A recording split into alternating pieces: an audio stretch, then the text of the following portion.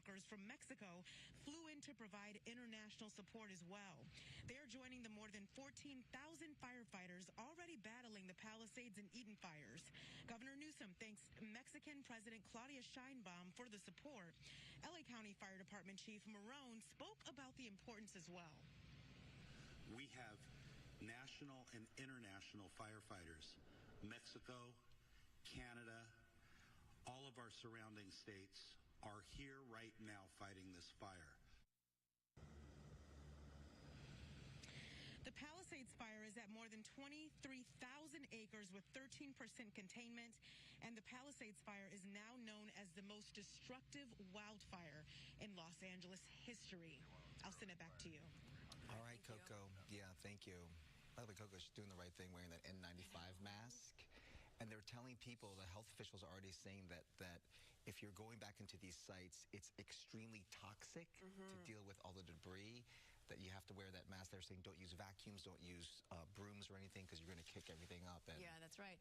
I mean, even where I live, which is, you know, outside of any of those zones, it's just there's ash and soot everywhere in the neighborhood. Yeah, myself as well. I just remember sitting in the driveway or drive-through getting my son some food yesterday, and just for that short time, I had the window down, and I just had all of the dust blow into my window, and I just rolled it right back up. So even if you're not in those zones, it's still going to impact you in some way. It definitely is, and you know that's going to be one of the reasons we do have that air quality alert in place. It is for all of the dust that is being blown around, but also for that wood burning ban that is in effect through noon tomorrow. We have a red flag warning. It is in effect right now. We're expecting the peak of this warning to be in place as early as tomorrow during the 4 a.m. hour through the noon hour. It is going to be for all of this highlighted area. We do have a chunk of portions of Los Angeles not included in this, but also stretching down through Long Beach and Orange County. If we take a look at our red flag warning, we are going to see that a big part of the area is under a wind advisory. That's when we could expect those wind gusts to get upwards of 55 miles per hour, and that's in place through noon. Now, for our high wind warning, that is for those winds that are expecting to kick up as high as 70 miles per hour. That is all of that darker highlighted orange area there, and this is going to be, again, during those peak hours overnight, so tomorrow morning through portions of Wednesday afternoon. And it's going to be not just for portions of west here, out east and south. You're also going to be included in this advisory, due to expire not until Wednesday. Here's a check-in on that air quality, making sure to get your mask on, roll those windows up, bring our pets indoors, because yes, they do matter as well, and check your air quality in your zone. We currently have an air quality alert for all of this gray highlighted region. It's going to include areas like Santa Clarita, Acton, Inglewood, Whittier, Covina. You're in this, Malibu, obviously, but also stretching through portions of our valleys, our high deserts, Orange County, down through Long Beach, and of course our air quality index today, it is coming in at a 77 for the Los Angeles area, which is moderate. All right, Star, thank you. Thank you, Star. So a lot of the fire victims in the Eaton fire have lived in Altadena their entire lives. Coming up, a photographer who calls Altadena his hometown documented the destruction. He's going to be with us to share some of those photos and his perspective. Next. I'm Jeannie Francine. As they go to a quick 2-minute commercial break, we are going to do the same. We'll be right back. Don't go anywhere.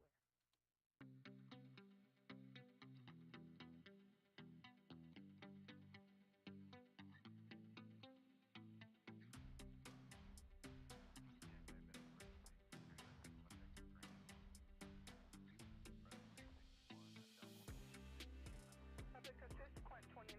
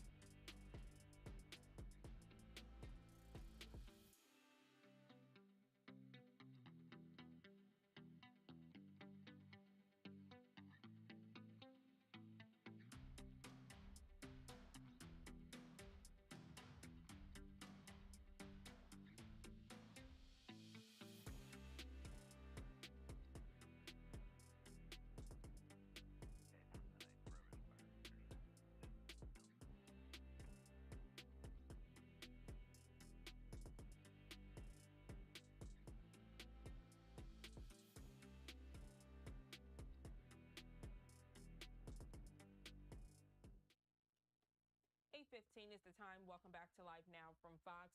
This new shot coming in as we see a chopper is out heading to get damage video, also to show us the very latest, as we know that many of these fires continue to burn only at a little percentage of containment compared to the Hearst, which is at 89% containment on this Monday. So as we get those visuals in, we'll share them with you in real time. Let's check back in, though, with our content partners at Fox 11. We do see they are back from a quick 2-minute commercial break.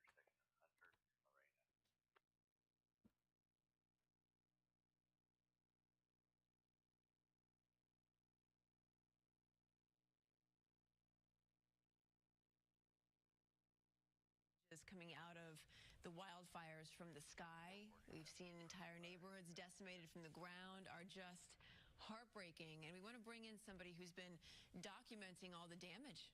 We want to bring in Will Lester. He's a staff photographer at the Inland Valley Daily Bulletin. He also grew up in Altadena, and he's joining us live this morning. Will, good morning. Good morning. How are you? This must be such a surreal experience for you, being a journalist and probably having covered wildfires for years and years, to actually now go into your own neighborhood, the neighborhood you grew up in. It just takes a different turn here. Yeah, after living there for 30 years, I haven't lived there in 30 years, but I lived there for 30 years, and going in there on Wednesday morning after the firestorm went through Tuesday night is just really surreal, and I never was expecting to see what I saw up there that morning. When you first stepped into the neighborhoods, especially where you grew up, what was your initial reaction? Well, the farther I went west across Altadena Drive, the worse it got. I just couldn't believe how destructive it was and how quickly it ran through the area. I was expecting, maybe a few houses here and there, but it was just complete devastation. All the areas I used to, ride my bike and skateboard and all that stuff back when I was a kid, their areas were unrecognizable. It's, the closest thing I can describe it to is what happened in Lahaina. It's, it's complete streets are block after block are gone, and it's just unrecognizable. I think we're going to take a look at some of the pictures that you have taken from there. You lived there for quite some time. You still have family and friends in the area. Again, what's it like to be able to see all of these areas? It's too many to shoot. Or blow up? Well, we can't really blend in. We don't look anything like them, except you, handsome. Thank you! Well, according to my calculations, the odds of a successful stealth operation in this scenario is 0%. Wow, you never see that. Well, I guess that's it then. Back to the truck, right? Did you factor in a distraction? Of course. I analyzed 16 million versions where one of you creates a distraction. Total failure. No, not one of us. Wait, who else is though? No.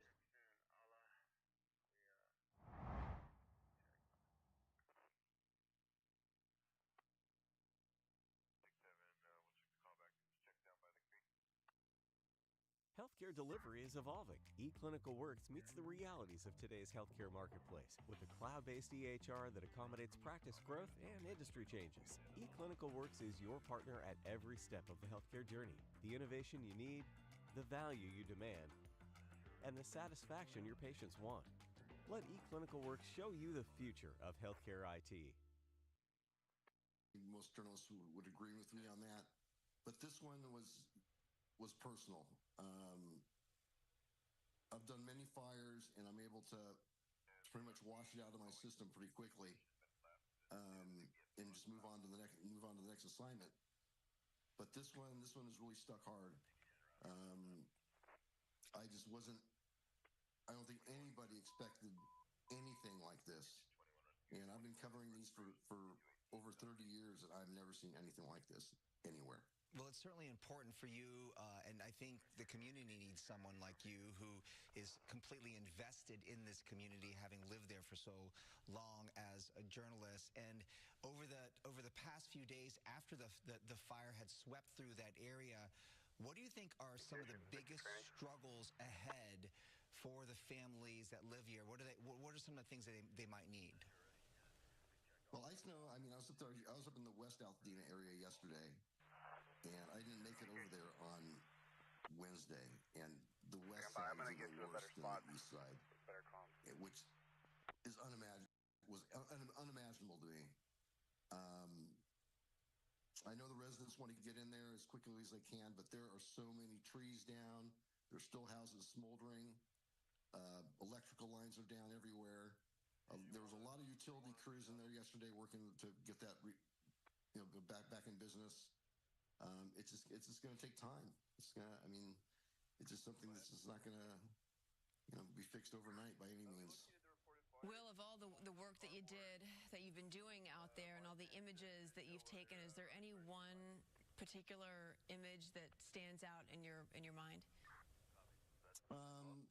The one you just showed there of the golf course, that one got wiped out pretty good. It's been like, again, another staple in Altadena. It's been there for decades. Going up Colorado Boulevard, Lake Avenue, which you showed right there. It's like I say, a lot of it's just so unrecognizable.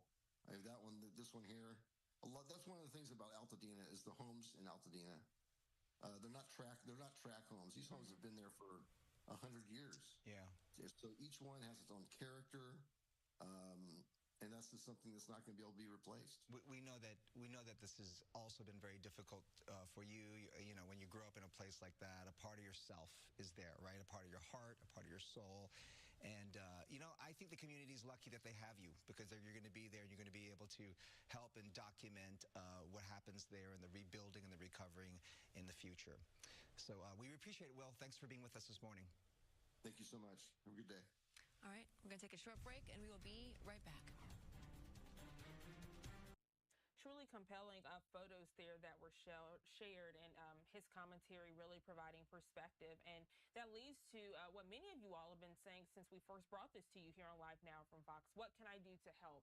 What can I do to help those people that have lost everything? Well, Fox Corporation, they've made a $1 million donation to the Red Cross's California wildfires relief efforts, and of course, a continuous partnership with the annual disaster giving program. This partnership allows the Red Cross to respond immediately to disasters, provide safe shelter, hot meals, emotional support, and of course, recovery resources. Now, here's how you can help. Visit go.fox/Red Cross, or you can simply scan that QR code on your screen. Your donation enables the Red Cross to respond and help people recover from this disaster. 8:23 is the time. Let's go ahead and go to our second 2-minute commercial break of the hour. We'll be right back.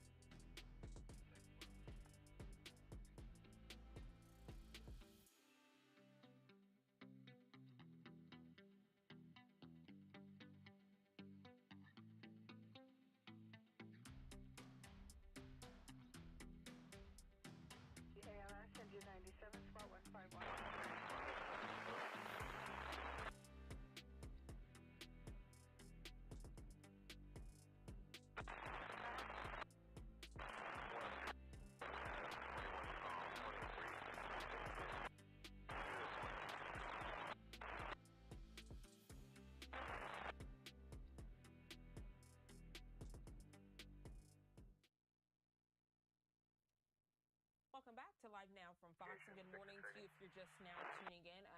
The photo on your screen, courtesy of Wildfires. We continue to keep a close eye on the developments as it relates to the Palisades fire, now at 23,713 acres.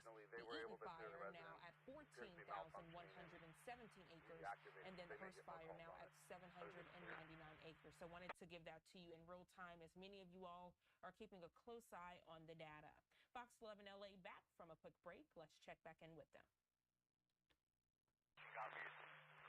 Welcome back. As the fires have ravaged through the city, the sports scene here in LA took a step back. But as our local teams will start playing today, they do so with the hope of bringing the community together. So the Rams will be playing the Minnesota Vikings today.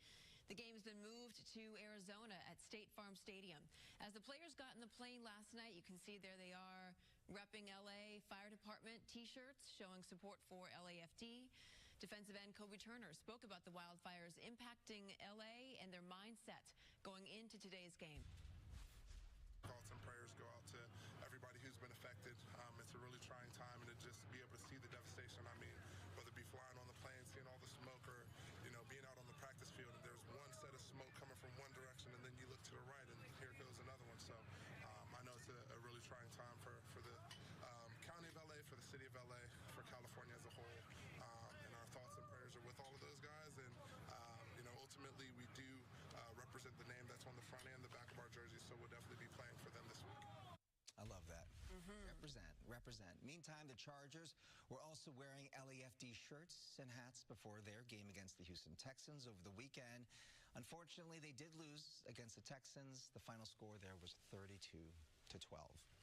NFL teams are stepping up to contribute their relief efforts. 5 organizations combined have donated $5 million. The Rams are donating $1 million to the LAFD. The Chargers are contributing $200,000 to several different organizations providing relief for fire victims. The Vikings, Texans, the NFL Foundation are donating $1 million each. 5:26 is your time. More coverage of the fires after the break. Yeah, so coming up, we're going to show you an Altadena family who narrowly escaped the Eaton fire before their home was destroyed, and they were carrying their wheelchair-bound grandmother out of the home. We'll have those stories and a lot more after a short break. Keep it here.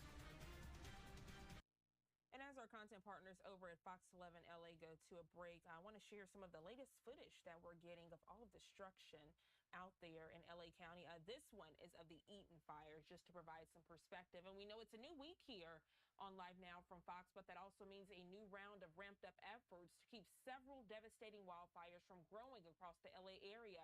Crews were assisted over the weekend by downgrading winds, but officials fear this Monday that changing conditions will actually elevate risks of new flames that could erupt.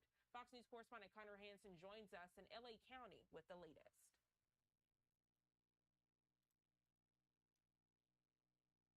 With entire neighborhoods looking like this one behind me, firefighters across the Los Angeles area are racing to put out hot spots ahead of another round of strong Santa Ana winds. On top of that, the death toll from these fires is rising. There's still heat. You're not going to see a lot of flame activity out there. The scope of several major wildfires burning in Southern California is changing as the battles press on. Crews are trying to bolster containment of the Palisades, Eaton, and Hearst fires, focusing on extinguishing remaining hotspots before dangerous Santa Ana winds are expected to strengthen throughout today. The National Weather Service issuing red flag warnings through Wednesday. These fires started amidst conditions where the winds were gusting to levels of 80, 90, 100 miles an hour. Firefighters fear elevated winds could cause thousands of already charged structures to flare up again.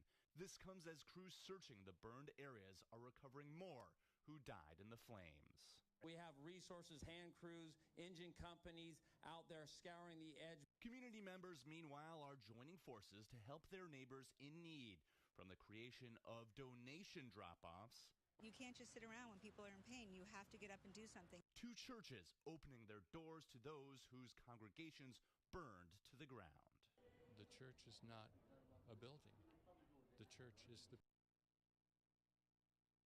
anywhere. Officials are warning that these strong winds can carry embers up to 2 miles from areas that have already burned and start new fires. In Los Angeles County, Connor Hansen, Fox News. Connor, thank you so much. The time now 8:30 here on the East Coast, and we see that Fox 11 LA, they are back in around-the-clock coverage. Let's check back in with them now. Up on 5:30 this morning. Good morning to you. I'm Bob DeCastro. And I'm Jen Lammers. Thanks for joining us on this Monday morning as we continue our wildfire coverage. Some of SoCal's wildfire flames may be contained, but the aftermath is just beginning. Fire victims are struggling to make sense of the situation and moving forward. Lots of frustration here. Mario Ramirez is live there in the Palisades with more on this. Mario, good morning. Good morning. That's right. The fire threat remains high with those dangerous winds moving in today, and that is why police escorts into these neighborhoods have been suspended. That started yesterday, and it was very frustrating for a lot of residents. You can see some already gathering here at San Vicente and 26, talking to the National Guard and LAPD, waiting for word on when they might be able to get police escorts into these areas. But the LAPD telling us here on the scene that it is not likely going to happen today, and they're asking people not to line up here on the street, which, if we show you, there are some vehicles already lined up with their lights off there in the distance. So a lot of people waiting for some answers. Mike Buskey, I want to bring you in here. You came in from Texas on Saturday, so you've been looking for a lot of answers, trying to get up into your 75-year-old mother's home. What has this been like? What are you trying to get? Well, first off, it's crazy, the destruction. I grew up here, and anyways, it's very sad. Just trying to get answers with, I understand the devastation. My understanding is my mom's home is there. We know people that are inside there and have gone up, and she's where the fire started off of Palisades Drive. Not going to name exactly where, but, the main concern is looters. Obviously, there's a lot of sentimental things going on there in the house. She just left with her phone and her purse, and that was it. And her clothes.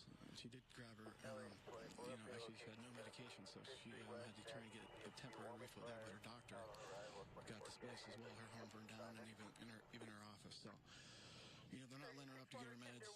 Obviously, they're important when you get those refilled, I'm sure, but, the more important things are the sentimental value of things, and, all she has is a California Fair Plan. That's not going to cover everything, so more importantly, things that have been in the family forever. We're just worried about the longer the time goes on. We know that the home's still there. If you're a looter, that's the first place you're going to hit, right? I totally get it. If you lost your home, I would have been here regardless if the house was burned down, trying to look for that stuff. But yeah, and if we know it's there, they should let people up. I mean, the fire started up in the Highlands there. I'm sure it's not still going. You would think they'd let people up. I understand your frustration. We talked to so many people, dozens, with issues about medications and pets. So I'm glad that your mother is okay. And first and foremost, absolutely. Yeah, and sorry to hear that she's going through this, and that all this devastation is impacting so many people. Thanks for talking to us. Yeah. So that is what we're hearing here. Residents are being urged again not to gather at these intersections because they're saying that they will not be escorted up into these neighborhoods today, and they're assessing as they go day by day. For now, live here in Brentwood, we'll send it back to you. Mario, I'm wondering, is it a personnel issue? Is it just a matter of, officers not being able to escort and be with residents and evacuees as they go back and look at their homes? No, that doesn't appear to be the issue. They were successfully doing these groups of 3 to 4 cars. That did become somewhat overwhelming, but the LAPD officers here on the scene telling us they basically don't want people in these neighborhoods with downed power lines, leaking gas lines when these winds pick up, because we know how quickly things can change, and that'll, of course, put people in danger in these vulnerable areas. Mm-hmm. All right, Mario, thank you. In fact, let's bring in Star Harvey to talk a little bit more about this intense and powerful wind event that is expected to happen pretty soon here, Star. Yeah, that's right. We're expecting that peak to kick off as early as tomorrow. So we are seeing those winds pick back up from what we did see yesterday. Yesterday, we had a little lapse in the wind activity, and so it did allow for our firefighters to get out there and be a little bit more proactive in the firefighting. As far as those peak winds, they're kicking up again tomorrow morning around the 4 a.m. hour, and they are expected to carry through Wednesday at around noon. At noon, that does not take us out of the red flag warning. In fact, that red flag warning is in place now and does carry past noon on Wednesday. Here's a few of those weather impacts that we are looking at with our conditions moving across the area. Not just that fire danger. With the winds pushing out of the northeast, we're expecting to see gusts in that PDS area, that particularly dangerous situation there across 45 to 70 miles per hour. And just to put things into perspective for you, winds for Hurricane 1 status are at a 74. So you'll see right there just how much danger that could cause once again. In that area, we're expecting our relative humidity to be anywhere between that 8 to 15% range. This is likely to cause more of those power outages, down trees and debris flowing across the area, and likely to also impact our travel, not just with closures, but those high-profile vehicles moving through some of these wind-impacted areas. We do have calmer winds this morning, waking up to temperatures on the cooler side. So cool and moist in comparison to what we have seen. Temperatures in the 20s across Lancaster, 43 in downtown LA, 54 in Ontario, 54 also in Riverside. Huntington Beach, you're at 58, and Long Beach, 37. Here's a look at our winds. You'll see right here, this is calm in comparison to where we've been. 3 to about 15 miles per hour. Our wind gusts still kicking up across portions of the Inland Empire, but also out towards portions of our valleys and the Santa Susana Mountains. I'll have more details on the winds we're expecting to coming up, but for now, back to you guys. All right, Star, thank you for that update. Some fire-ravaged communities are getting some help staying connected during this firestorm. Yeah, Coco McAvoy is live in Malibu with more on that, as well as the growing international effort to battle the wildfires. Coco, we saw firefighters from Mexico coming in on Friday to the Granada Hills fire. Good morning. That's right. More reinforcements are coming in, from cyber trucks for first responders to international crews stepping in to help, like you mentioned. And it's so important because firefighters are still battling these fires. Take a look at this video. We're going to start with the cyber truck showing you exactly what's happening here in LA and Malibu. Elon Musk says he's positioning cyber trucks with Starlink and free Wi-Fi in a grid pattern in areas that are in need. 2 Tesla cyber trucks were already seen deployed and utilized by first responders at the Palisades Fire Incident Command Post last night. And that's not the only resource. Teams from across the world have also stepped in to help. Canada has supplied support, and a crew of more than 70 firefighters and disaster relief workers from Mexico flew in to provide international support as well. They're joining the more than 14,000 firefighters already battling the Palisades and Eden fires. Governor Newsom has thanked Mexican President Claudia Sheinbaum for the support. And the Palisades fire is at more than 23,000 acres with 13% containment. The Palisades fire is now known as the most destructive wildfire in Los Angeles County history. I'll send it back to you. All right, Coco, thank you. One family looking to rebuild after the Eden fire is sharing how they narrowly escaped the flames. The Casu family lost everything last week when the fire engulfed their Altadena home. When we spoke to them, they were still wearing the same clothes they had on when they had to scramble from their house carrying their 92-year-old wheelchair-bound grandmother. The family made it out safely, but they are still haunted by the memories from that night. We left at 3 a.m.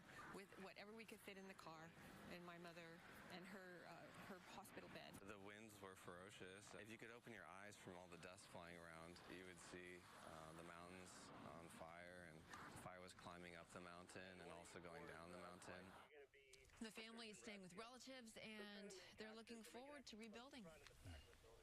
So many personal, individual stories, just one of thousands. Yeah.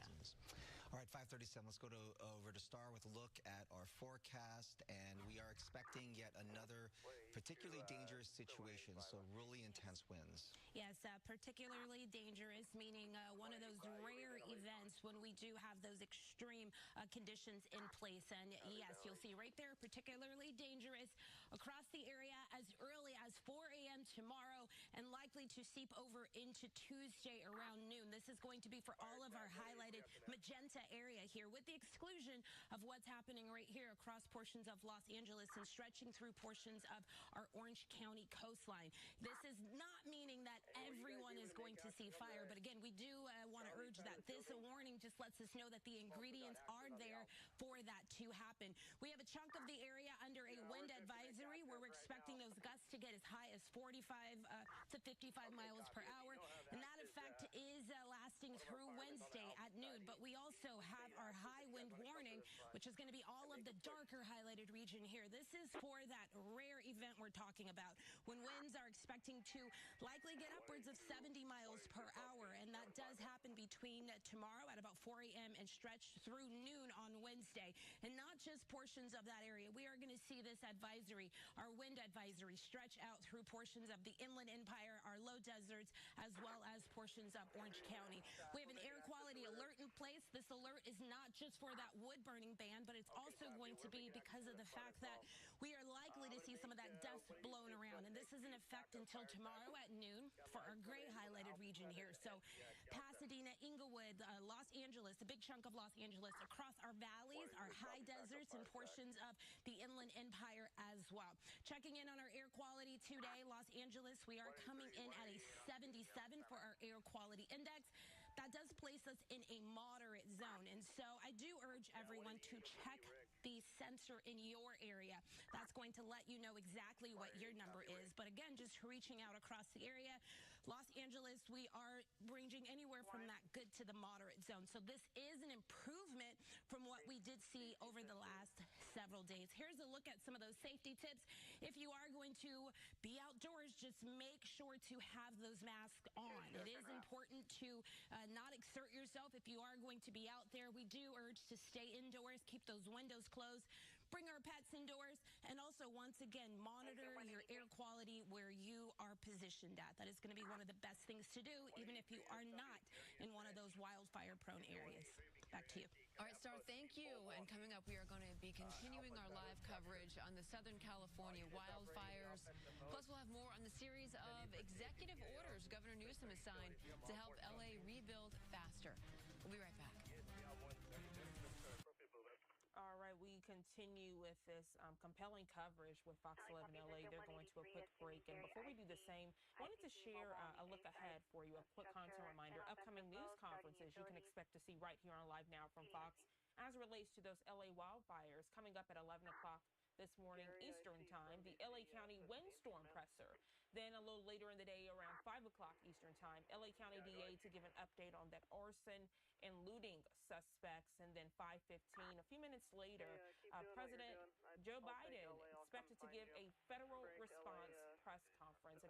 Other lawmakers and officials expected to speak as well. So as these get underway, and of course, if we're allowed to get a camera inside, we'll bring that to you live, raw, and unfiltered. 8:43 is the time. We have to take our third 2-minute commercial break of the hour. We'll be right back. Do me a favor, I can't get a hold of Pomona PD. Have them shut down Gary between Center and Holt.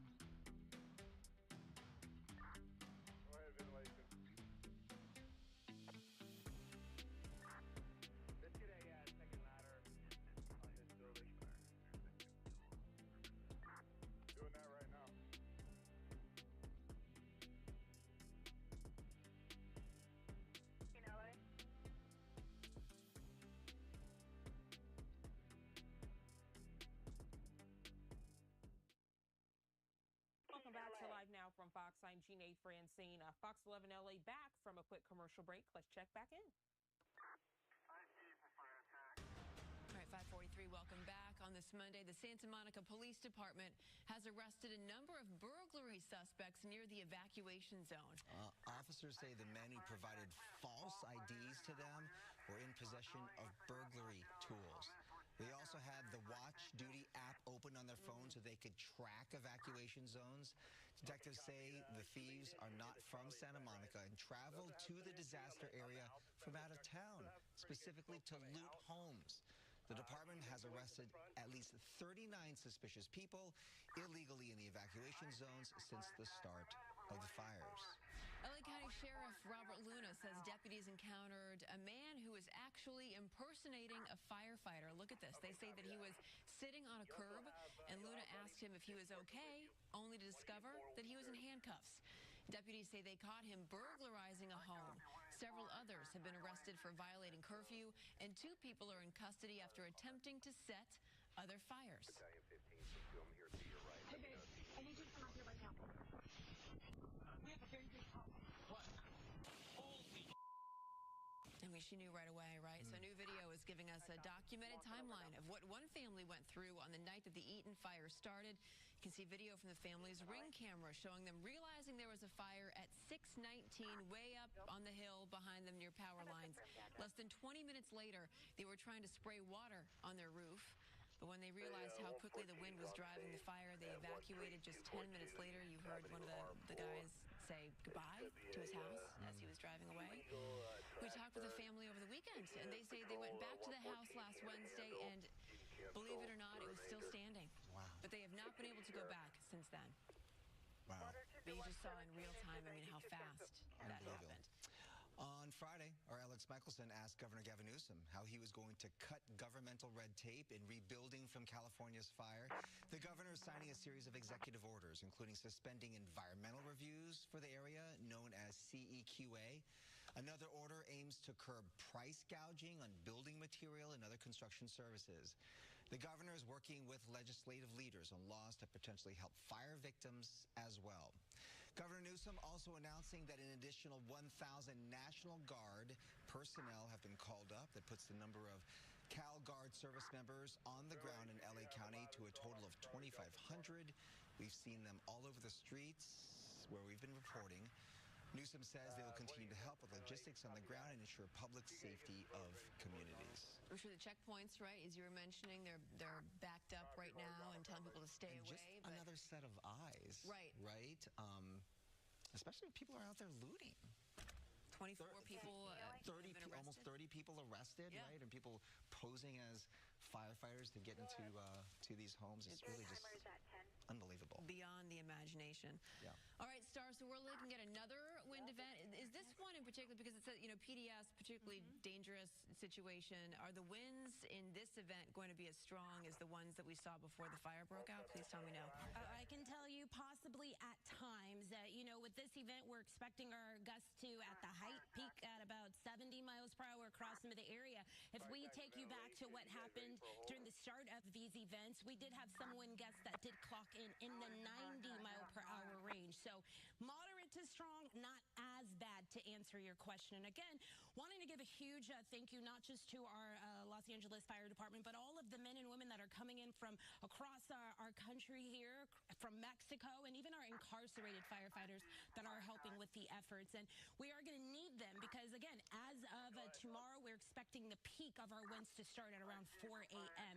This morning, winds on the calmer side. We do also have some of those cooler conditions, 20 degrees over in Lancaster, 54 in Ontario, Burbank, you're at 40, Pasadena at 46 there, Long Beach clocking in at 37 degrees. And here's a check-in on our current winds. I said calmer at 547 on your Monday. We're going anywhere from about 5 to 20 miles per hour across the area. Now, here's a look at our future gusts. We do have some gusts kicking up across a lot of our area, especially across portions of the Inland Empire, but also across our Santa Susana Mountains there. But rolling you through those peak hours, again, I said as early as tomorrow morning at that 4 a.m. hour, pay attention to the purples. The purples are letting us know that our winds are going upwards of 35 miles per hour or so, and you'll just continue to see this map highlight, contour through portions of Tuesday and into Wednesday. Wednesday at about noon is when we're expecting that PDS to expire. Our red flag warning is in effect from now, carries through Wednesday, and we are likely to still see some of that wildfire smoke across our coastline. Air quality has improved across a big portion of the area. We're going anywhere from about good to moderate, and temperature-wise, we'll be in the 60s along the coast, Los Angeles, inland Orange County area, valleys, as well as the Inland Empire. We are expecting to see temperatures in the 60s through a big portion of the week, with the exception of what's happening in the valleys as early as Wednesday. And I know you see it, all of these green numbers out here as early as Friday, stretching through the weekend. I do want to let you know that the National Weather Service is putting out the fact that we may see some precipitation. Although our models are not in agreement with that, I do have to let you know that the potential does stand. As far as our mountains, that red flag warning in place, temperatures in the 30s, likely to see some of that snow falling up there on Friday and some of those showers for the weekend. High deserts and low deserts not really looking to pick up any of that precipitation, but still with those sunshine and temperatures looking like they're going to be in the 50s and 60s for today. And we'll see a warm up, especially across the low deserts by the time we get to the middle of this week. I want to go ahead and get you out of the doors with your traffic this morning. We do have a few closures across the area, and this is going to include the Palisade area where those wildfires are burning, bringing you straight to it on our map here. Now, one of those closures is going to be on PCH in both directions there. This is going to be from Malibu Canyon Road to McClure Tunnel, and then also Topanga Canyon Boulevard, and this is from Mulholland Drive to PCH. So again, wanting to just avoid the area.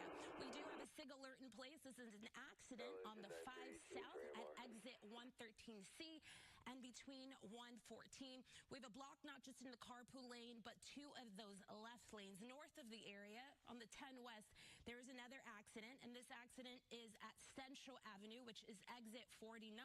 We do show some closures in the fast track, as well as one of those left lanes. A quick check out at the West 210 Santa Anita Avenue.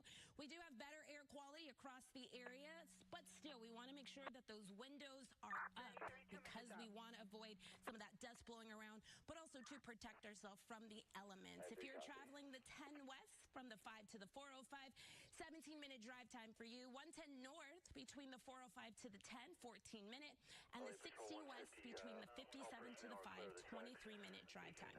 And now here's a look at some of your other traffic hotspots. Call Jacob. All right, so they're going to paid programming briefly, and as they do so here at 8:53 on the East Coast, I want to give you a wide-scale view of many areas of California. We have Santa Monica right below LAX, then to the right, Mount Wilson, California, right above a skyline view at Los Angeles. We're going to go ahead and take our final 2-minute commercial break of the hour. We'll be right back.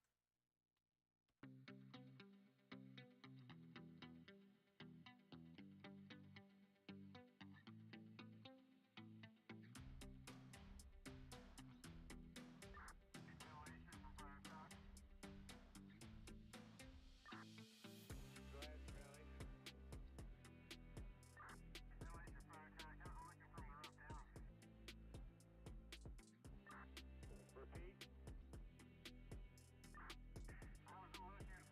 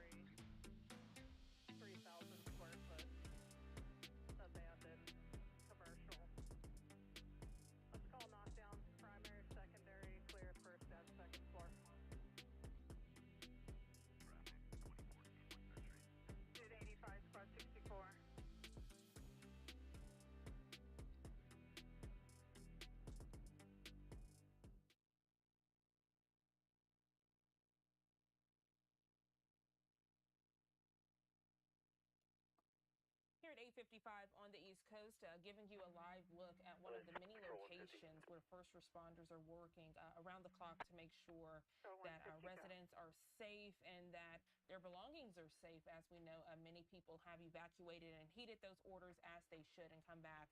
And for some, they are pleasantly surprised to see that their home is still standing. And for many others, they don't share that same sentiment.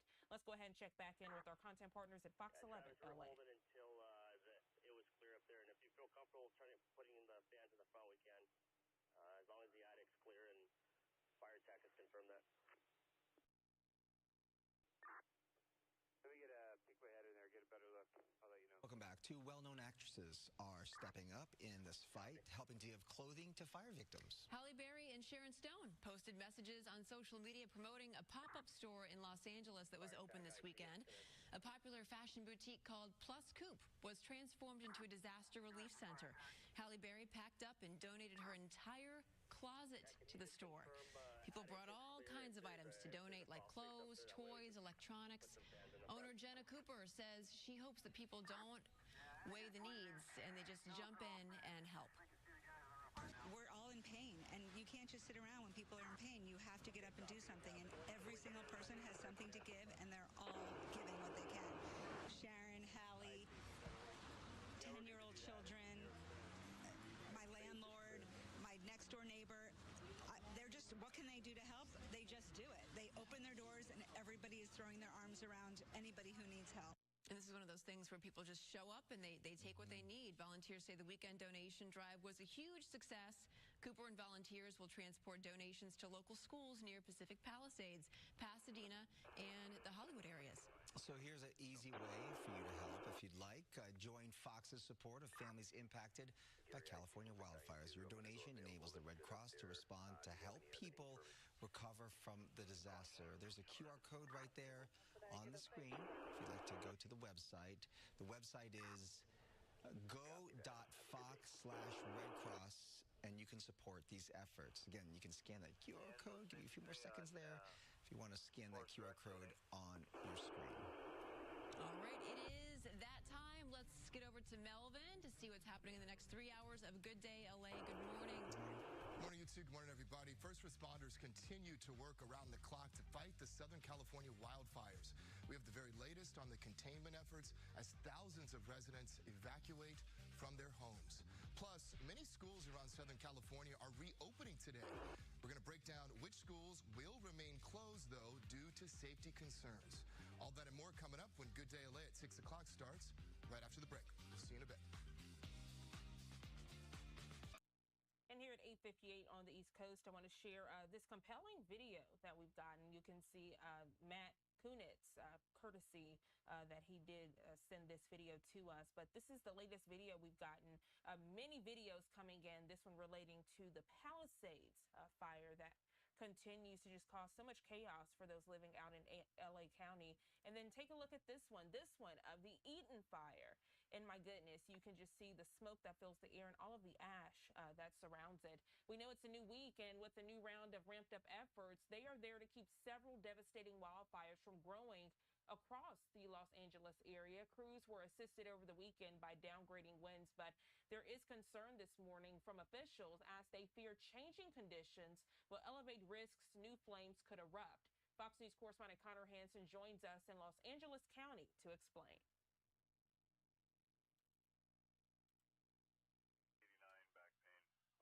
With entire neighborhoods looking like this one behind me, firefighters across the Los Angeles area are racing to put out hot spots ahead of another round of strong Santa Ana winds.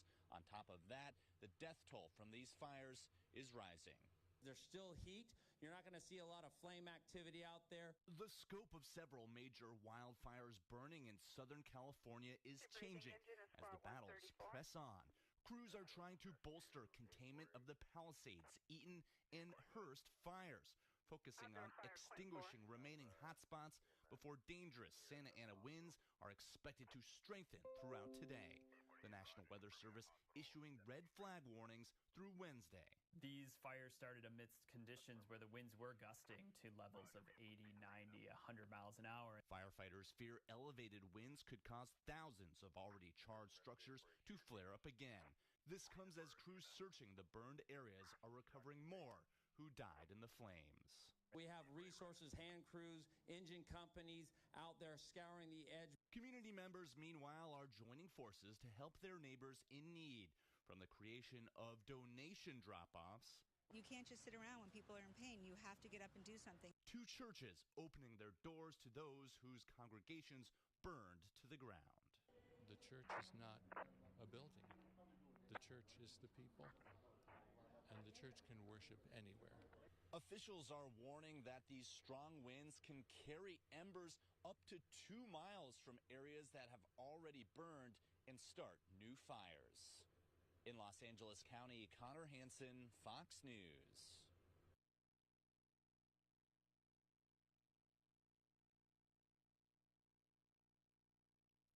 Connor, thank you so much. The time now 9:01 here on the East Coast. Good morning to you if you're just now tuning in. I'm Gina Francine. This latest image coming in from CAL FIRE, and you can see how many of these fires are not even close to being contained. You have the Palisades fire, the Eaton fire, as well as the Hearst fire there on your screen. Right now, the Palisades fire, 23,713 acres consumed. The Eaton fire, 14,117. And then the Hearst fire, 799. Let's get further analysis by checking in with our content partners over at Fox 11 LA.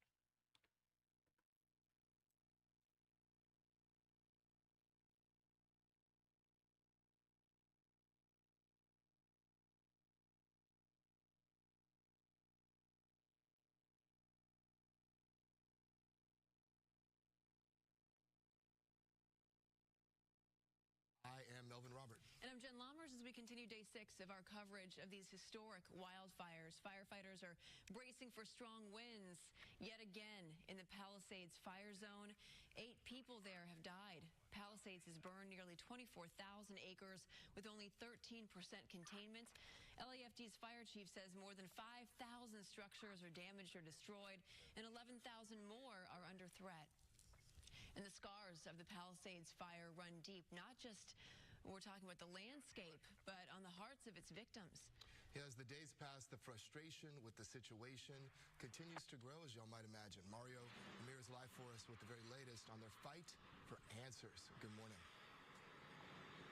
Melvin, Jen, good morning. That overnight curfew was just lifted at 6 o'clock this morning, and we've already seen some residents gathering here looking for more information, basically begging for access into their neighborhoods. Now, you see here behind me just some of the hundreds of California National Guard members stationed here at San Vicente and 26th in place to keep these fire zones secure as the Palisades fire continues to burn, with another wind event moving in that could make things worse before they get better. Take a look. Thousands of firefighters from across several states continue to battle the stubborn flames. With the break in the gusty Santa Ana winds, crews battled steep terrain as they tried to protect homes in Mandeville Canyon, northwest of the Getty Center and west of the 405 freeway in Brentwood, with some homes unfortunately overcome by flames. By 7 o'clock last night, the fire was 13% contained, up from 11% in the afternoon, but residents and officials are on edge with another strong wind event picking up, affecting West LA and much of Ventura County. LAPD Chief Jim McDonald, during a Sunday news conference, announced escorts would be suspended until further notice as crews start searching for human remains. We still tried to facilitate it, although we weren't able to do that for everyone. Today we need to suspend that practice effective immediately. We have search operations now beginning. We will have cadaver dog deployment, and that will result in crime scene preservation efforts, and then the recovery of remains, working closely with the LA County coroner. Now, in recent days, we've seen these long lines of cars waiting for possible police escorts into their homes. Dozens waited along San Vicente Sunday, only to find out that all of these escorts were canceled because of the fire activity and incoming winds. Now, these neighborhoods, even if homes are still standing, are still dealing with down utility poles and open gas lines and other public safety concerns surrounding these escorts. County officials say for those needing medications, they have Kaiser Permanente doctors working at the evacuation centers, and Walgreens has announced that it is filling medications without a prescription during the Southern California wildfires. For now, live in Brentwood, I'm Mario Ramirez. Send it back to you. Yeah, in some spots, it's almost too dangerous to just get back in there as much as people want to. especially with the winds that are potentially on the way, Maria? Yeah, big concern. We've been talking about yet again another round possible, and here we are with the peak winds expected to be tomorrow into Wednesday. I'll go over those details in just a bit. Good morning to you on this Monday. We do start with some breezy conditions where Ventura County, Camarillo, Oxnard, out in that area, particularly through parts of the 5 freeway and that Grapevine. This is where that bright color is at. So we're talking about 20, 35 miles per hour here. A little bit lighter down in the basin, downtown LA, near Compton, not so bad. But Malibu Hills, we're talking about 25 to 35 mile per hour wind gusts there. Up into San Bernardino, that drive up to the mountains will be quite gusty. That drive through parts of the Cajon Pass, the 210 freeway will be gusty, as well as parts of that San Gorgonio Pass. But not bad. Not bad when you consider what we are expecting it to be as we get to tomorrow morning, tomorrow night, and into Wednesday. Temperatures are chilly, so bundle up as you head out the door. We've got 18 degrees in Lancaster, 42 in Burbank. Look at downtown LA, barely out of the 30s, clocking in at 41 degrees right now, 54 in Ontario. Notice the arrows coming from that northeasterly direction. So yes, we have had consistently day after day of prevailing winds coming out of the northeast. And when we get those winds, these are drying winds. And that's part of the concern, is that all of that brush just continues to be very dry, very low relative humidity values, adding to the fire danger. Also adding to our danger outside, the wildfire smoke. Very poor air quality. We've been mentioning it all along. Please, we cannot stress enough about how harmful it is, particularly around the areas of our fires. Temperatures today will stay on the cooler side, below average in the 60s mostly. It should get up to about 69, I believe, in downtown LA. I'll fix that in just a bit. 30s up into the mountains, 67 in the Coachella Valley. We'll talk more about the particularly dangerous situation. That's the language from the National Weather Service. We'll talk about that in just a few moments. In the meantime, let's check in on that drive before you head out that door. We've got Stu flying up in Sky Fox. That's also a welcome sight. Stu, good morning to you on this Monday. Hey, good morning, Maria. And you know what? It is always a fluid situation up here in Sky Fox. We're going to talk a little bit of travel time, and then we're also going to take a little peek at the fire. Taking a look at that 101 freeway this morning. It is a Monday, and it seems like people are getting back to work. The 101 already starting to get busy. It's starting to build, especially over by the 405. If you're going north or southbound on the 101, give yourself a little extra time. That 405 drive, now there are a couple of off-ramps that are closed out there as you make your way through that Sepulveda Pass, but it is actually starting to fill up as well. The top of the screen there, that's going to be the northbound or southbound lanes making their way into the Sepulveda Pass. It does get slow as you get up towards Malibu Canyon. Of course, Sunset's still closed because of the fire and also the Mulholland off-ramp. Doing a big pan right there as Sky Fox is climbing up to 8,000 feet because we need to take a look at some stuff in Mandeville Canyon. But you know what? What we're not seeing this morning is all of that heavy smoke and haze. So that is a good sign for that fire. Of course, this is still a very tender situation, and we're going to be keeping an eye on it from Sky Fox and, of course, on the ground as well. Sending it back to you all in the studio. Stu, I can't tell you how good it is to see, traffic for once and the lights of the city as opposed to the lights from the fire. That's right. Along the ridgeline like we've been seeing every day. Yeah, a little glimmer of hope, that normalcy. So we'll keep an eye and keep watch, and hopefully things continue to move in a positive direction. All right, meantime, residents in some fire-ravaged areas are getting help staying powered up and connected to the internet. Coco is live in Malibu with more on that, as well as the growing international contingent of firefighters. Good morning, Coco. Good morning. More reinforcements are coming in with cyber trucks to help first responders and, as you mentioned, international help as well to really help the firefighters who are still battling these fires. Take a look at some of this video so you can see what we're talking about here. Elon Musk says that he's positioning cyber trucks with Starlink and free Wi-Fi in a grid pattern in the LA and Malibu areas that are in need. 2 Tesla Cybertrucks were already seen deployed and utilized by first responders at the Palisades Fire Incident Command Post last night. And that's not the only resource. Teams from across the world have also stepped in to help. Canada has supplied support, and a crew of more than 70 firefighters and disaster relief workers from Mexico flew in to provide international support as well. They are joining the more than 14,000 firefighters already battling the Palisades and Eden fires. Governor Newsom thanked Mexican President Claudia Sheinbaum for the support, and LA County Fire Department Chief Maroney spoke about the importance as well. We have national and international firefighters, Mexico, Canada, all of our surrounding states are here right now fighting this fire. 114 copies, thank you. And the Palisades fire is at more than 23,000 acres with 13% containment. The Palisades fire is now known as the most destructive wildfire in Los Angeles County. I'll send it back to you. All right, Coco, thank you. I know that firefighters this weekend were really trying their best to tackle the fire from overhead. You saw all of those helicopters. The effort was just extraordinary. It's almost like they went all out. Water drops, and then also the fire road that they built, you know, around the perimeter area to really contain that fire within the Mandeville Canyon area. I mean, I know we did lose one home, unfortunately, and to keep it out of the valley. Right. It was just one drop after the other. At one point, they had 10 aircraft overhead. Just trying to take advantage of the calm winds, right? Before things kick up again, Maria, at some point today. Absolutely. I mean, relatively speaking, right? It was definitely still breezy at times and gusty where those fires were burning, but there was that window this weekend where firefighters really took advantage of it. All the air assets were really plugged in and fighting these fires. What I'm concerned about are new fires. So the danger is still with us, and this is the kind of language that the National Weather Service does not use very often because it is reserved for some really extreme situations. And this situation again tomorrow into Wednesday is going to be one a day. Science that matters. Last week, Tuesday and Wednesday. However, that being said, we are still looking at these wind gusts potentially near 70 miles an hour. So they really emphasize do not do anything that could spark a fire, okay? And we want you to be prepared. Have multiple ways to receive the evacuation information. We want you to be prepared because under these weather conditions, you know, the smallest spark can cause a fire and it can explode and grow rapidly.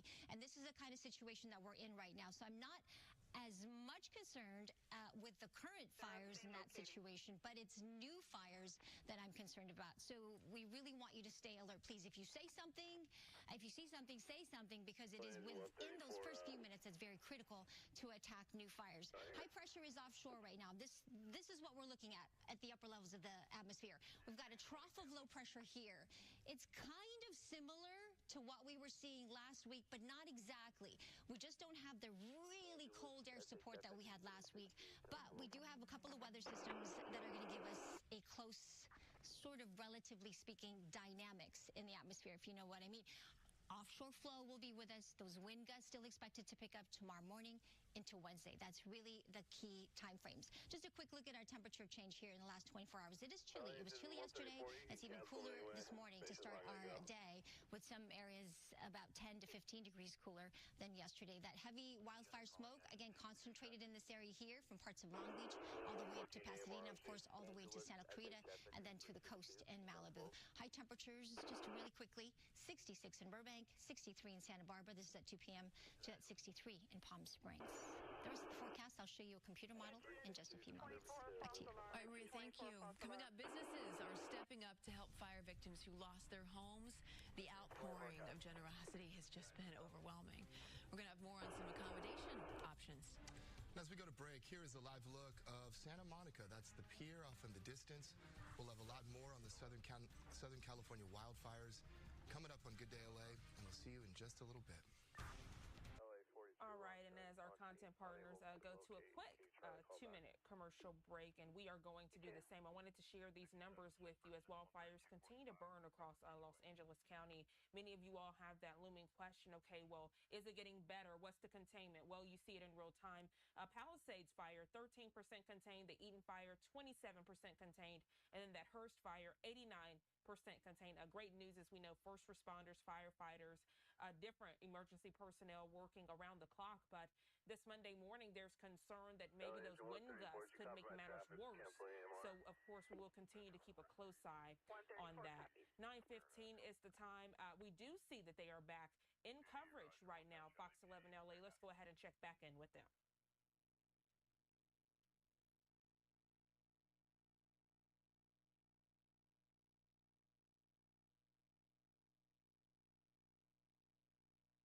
confirmed dead in the Eaton fire burning near Altadena and Pasadena. The fire has scorched more than 14,000 acres and is now 33% contained. CAL FIRE says an aerial assessment shows that more than 7,000 structures may have been damaged or destroyed. Evacuation orders do remain in place, with shelters set up for residents and also their pets. The cause of the fire, though, still under investigation. Meantime, almost every school and office in the LA Unified School District will be back open today. The only schools that will stay closed are the ones that are in those evacuation zones. We will reopen all sites based on an inclement weather protocol. What that means is that outdoor activity shall be restricted. Indoors, we expect air quality conditions to actually be better than the air quality condition in the vast majority of homes where our children reside. That is key and that is important. Okay, so here is that list of schools in mandatory evacuation areas that will remain closed today. Canyon Charter Elementary, Kenter Canyon Charter Elementary, Lanai Road Elementary, Marquez Charter Elementary, Palisades Charter Elementary, Paul Revere Middle School, Topanga Elementary Charter School, and both Palisades Charter and Marquez Charter will need to be rebuilt before they can open. Now, for the schools that are open, because of air quality issues, masks are recommended for students while on the way to school. Outdoor activities will be limited, and Webster Middle School will serve as a food distribution center for those impacted by the closures. It will open from 9 a.m. to 12 noon. Okay, we also have an update for kids in the Santa Monica Malibu Unified School District. All Santa Monica schools except Roosevelt Elementary will be open. Schools will be operating in inclement weather schedules with no outdoor activities. Malibu schools will remain closed tomorrow and Wednesday. Well, if you are wondering what you should do if you lost your home to the wildfires, there is one business that is helping to house people. El Monte RV, they're offering a 20% discount to people who've been displaced by these wildfires if you want to buy or rent an RV.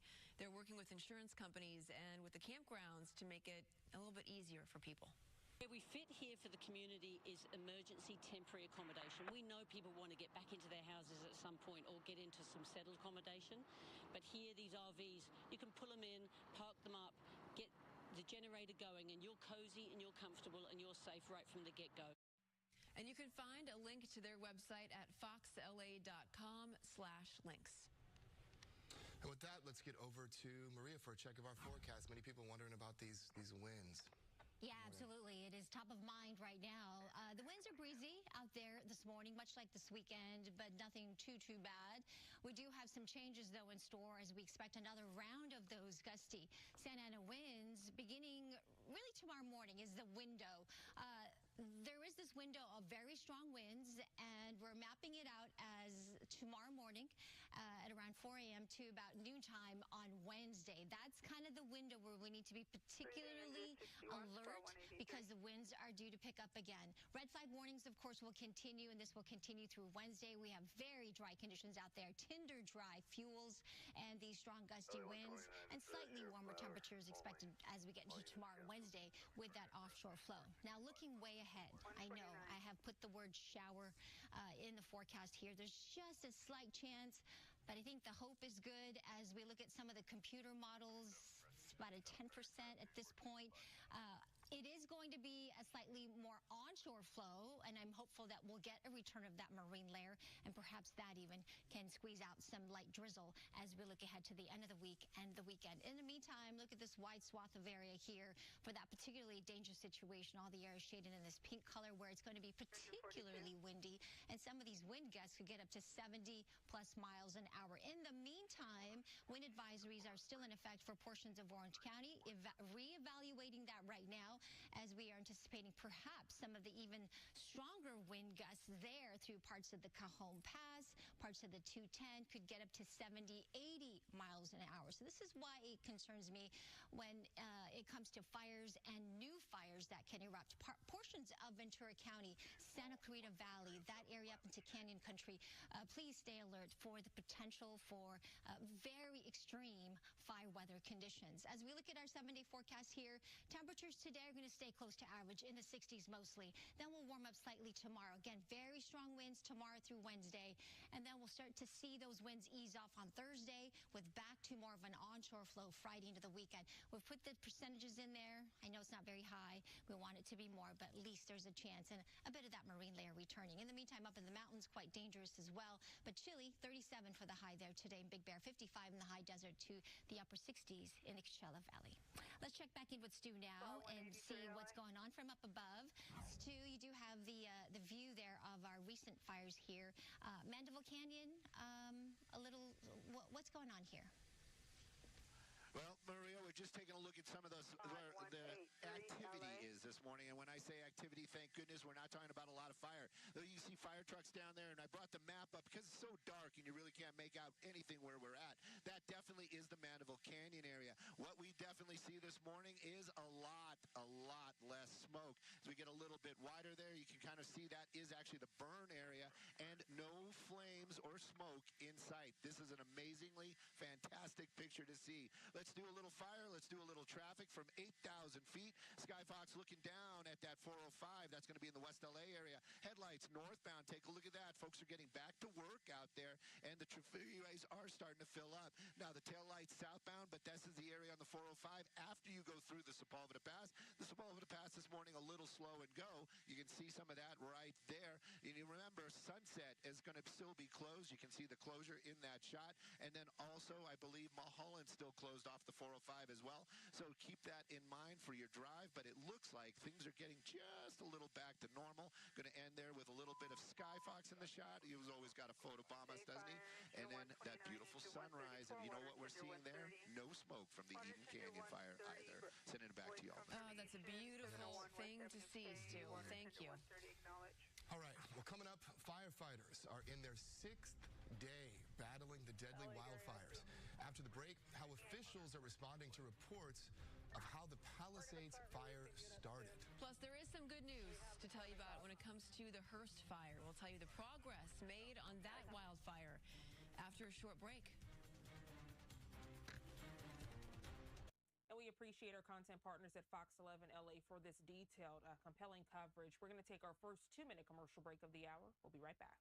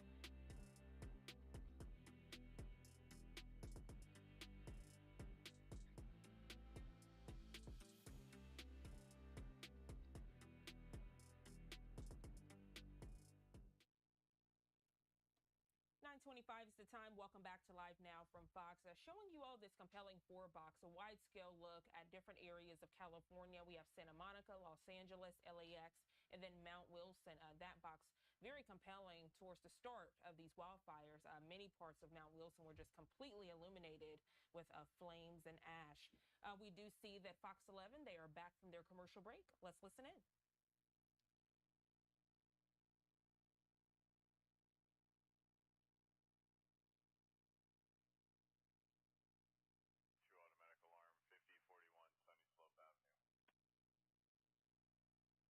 Of the Palisades fire. Residents have reported a New Year's fire close to where the Palisades fire began, but officials say there is no reason to believe that the two are connected. We do not have any information that there's any connections, but that's the good thing when we bring in an outside resource that is going to look into every single detail to make sure that the fire service knows, the community knows exactly where and how and when all of this occurred, and that's across the region in regard to all the other fires that occurred even outside of the Palisades. Officials have not been able to determine why the fire started, although as the weeks and months pass, I believe they will come to a determination. So Southern California Edison, meantime, announced that it has restored the majority of its outages. That is more than 500,000 households. More than 38,000 customers were still without power. However, Edison officials warn that severe equipment damage and access restrictions could increase the time for restoration by days and possibly even weeks. And some good news on the Hearst fire front in the Sylmar area. It's now 89% contained. It has burned nearly 800 acres. Evacuation orders were lifted on Saturday. The cause still does remain under investigation. However, several agencies are said to be investigating whether downed utility equipment might have started the fire. Well, wildfire relief efforts continue as families in Southern California find themselves without a home. Still ahead this morning, the massive donation from the Walt Disney Company. And as the Palisades fire continues to burn, cadaver dogs will resume the search for human remains. And we have an update on police escorts into neighborhoods as residents grow more and more frustrated. After the break. Good day, LA. All right, and we do thank our Fox 11 LA team for that continuing coverage as we ourselves continue to cover the 3 wildfires. And if you're just joining us right here, I did want to give you the very latest information as 3 main wildfires continue to burn across LA County. The Palisades wildfire so far just 13% contained, standing at over 23,000 acres. Then we have the Eaton fire, 27% contained at the moment, now more than 14,000 acres. And finally, the Hearst fire, standing at 799 acres right now, 89% contained. We are going to step away for a 2-minute break here on Live Now from Fox, continuing our live coverage of the LA County wildfires after that. Stay with us.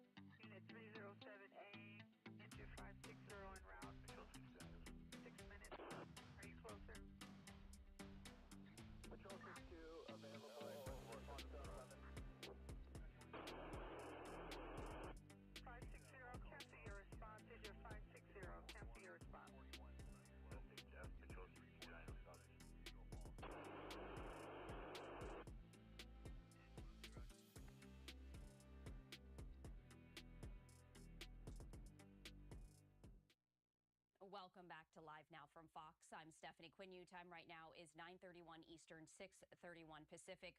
We continue to follow the breaking news out of LA County as 3 wildfires continue to rage.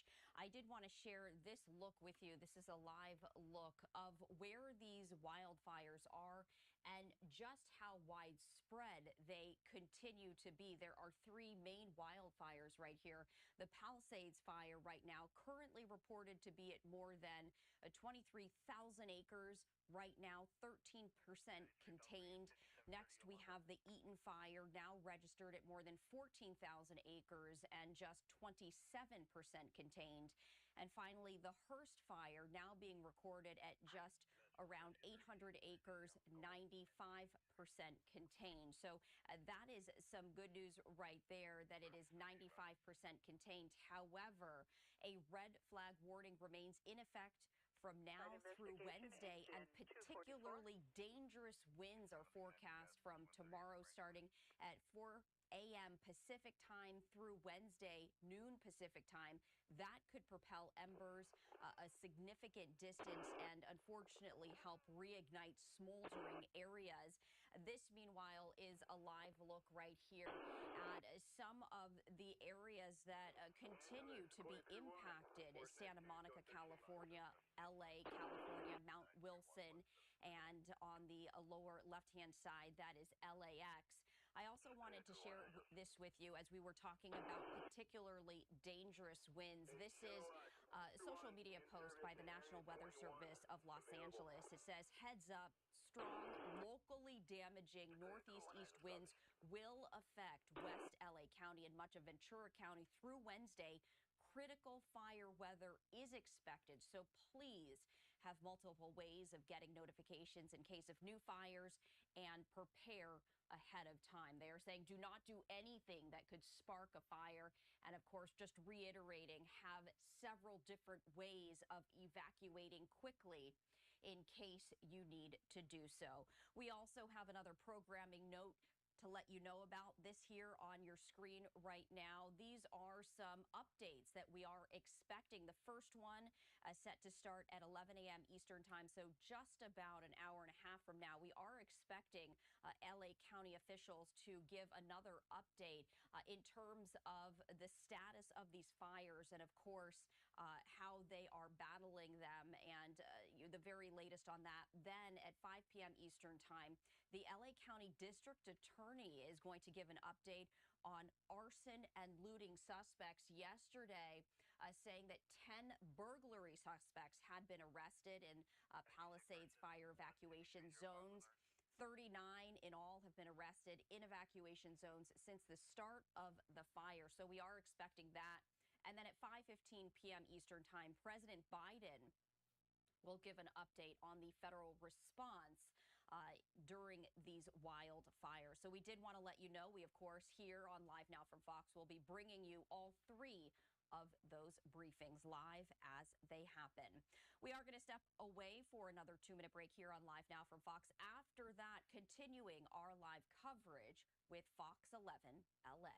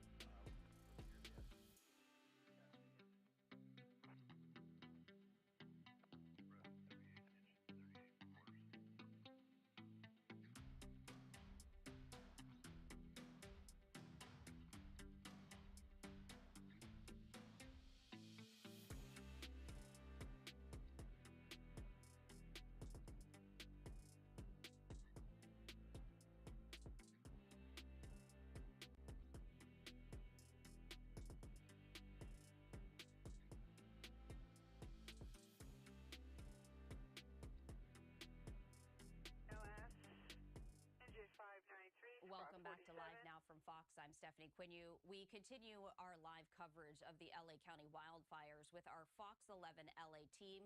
Let's pivot to them right now and listen in. All right, 6:30, welcome back, and thanks for joining us as we continue our coverage of the historic wildfires throughout Los Angeles. I'm Jen Lammers.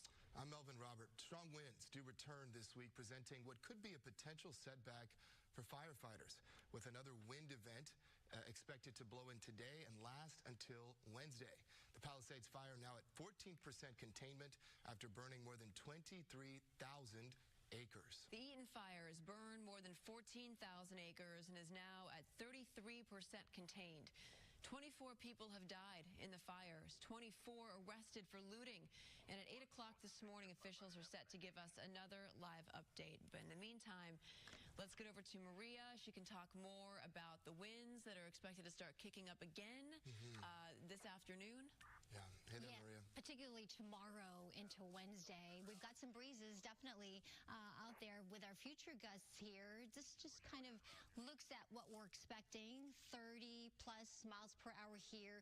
All of the usual wind-prone areas will get those stronger wind gusts up through parts of our mountains, parts of Pasadena, out towards the Cajon Pass and Fontana. And as we fast forward to this afternoon, yes, indeed, it is going to strengthen 40, 50 mile per hour winds here through parts of Camarillo, all the way down to parts of Oxnard. I think with the winds taking a more slightly northeasterly to easterly component to it, it's going to impact a lot of the Ventura County areas as well as up into the Santa Clarita Valley.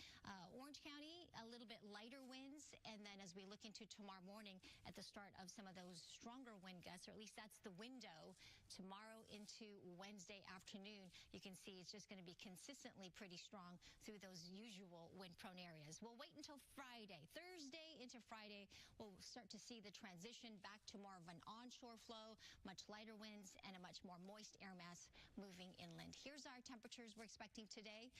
Warming up to the 60s, around 69 in Boyle Heights. This is at 2 p.m. 65 in Burbank, 50 in Long Beach, 69 in Buena Park, 62 in San Bernardino. All right, let's check back in with Stu now and see what's going on outside besides this really pretty sunrise coming up. Hey, Stu. Hey, good morning, Maria. We're going to start doing some traffic reporting once again. Take a look at that. That's going to be the 101 freeway. Sky Fox, well, just like everybody else, because of the fires, we have some areas that we can go into and we can't go into. So we're taking a look right now at the 101. This is going to be in the Valley Village area. You can see it right there, moving along pretty well. Going to pan a little bit, show you what's going on as you make your way into Hollywood. Seems like it is starting to get a little bit back to normal out here. Normal in our quotes as California normal. But the traffic getting into the Hollywood area through the Cahuenga Pass, you can see it right there. A little slow and go. And, of course, the northbound coming out of the pass, it's wide open. Sending it back to y'all in the studio. All right. Thank you, Stu, for that update. So fire victims are left grappling with a new reality we're talking about here. Loss, delays, and, frankly, a lack of clarity. Yeah. Mario Ramirez joining us now to share their stories and also the challenges that lie ahead. Hey there, Mario. Good morning. Good morning. We've heard from so many residents trying to get access back into their neighborhoods, some worried about pets and access to medications. Now, we can tell you that the curfew was just lifted at 6 o'clock this morning, and you can see here at 26th and San Vicente, these crews here from the California National Guard and LAPD. This is one of several areas blocked here. Residents here this morning, unfortunately, finding out that they won't be getting access up into Pacific Palisades or Mandeville Canyon. There are now over 5,000 fire personnel on the ground battling the Palisades fire, 44 helicopters and 60 water tenders, aircraft and ground crews. They've been securing the fire's edge, and that fire has been holding at Mandeville Canyon Road overnight here in this area. Resources also clearing out vegetation and conducting risk mitigation around structures. And in preparation of this next wind event, groups are being placed along the top side of the fire for structure protection. And residents we spoke to, some for days, have been desperately trying to get back into their neighborhoods via police escorts, growing more and more frustrated. Now, I want to bring in Chuck Hart. He's a contractor, also an evacuated resident. You've basically been helping out, you and your employees, with fighting the fire and cleaning the area over the last couple of days. And this morning, you're finding out you're not able to get through. Yeah, so up until just this morning, we were able to get some men in and out just so they could see their families. Other than that, we've been staying at my house, all of us. And chains, some hydraulic oil. We blew a line on my dump truck. So there's just some basic stuff that we need to continue clearing the streets. I'm not sure. I think it's just a matter of like not talking to the right people, or somehow there's like a disconnect or something that's going on. I've lived in the Palisades my entire life. Generations of my family have been there. I'm on the board of trustees at my church. I'm not one of the bad guys. We have no interest in doing anything other than helping. All this looting and nonsense that's going on, hey, I get it. They need to like make sure that that's not what's going on.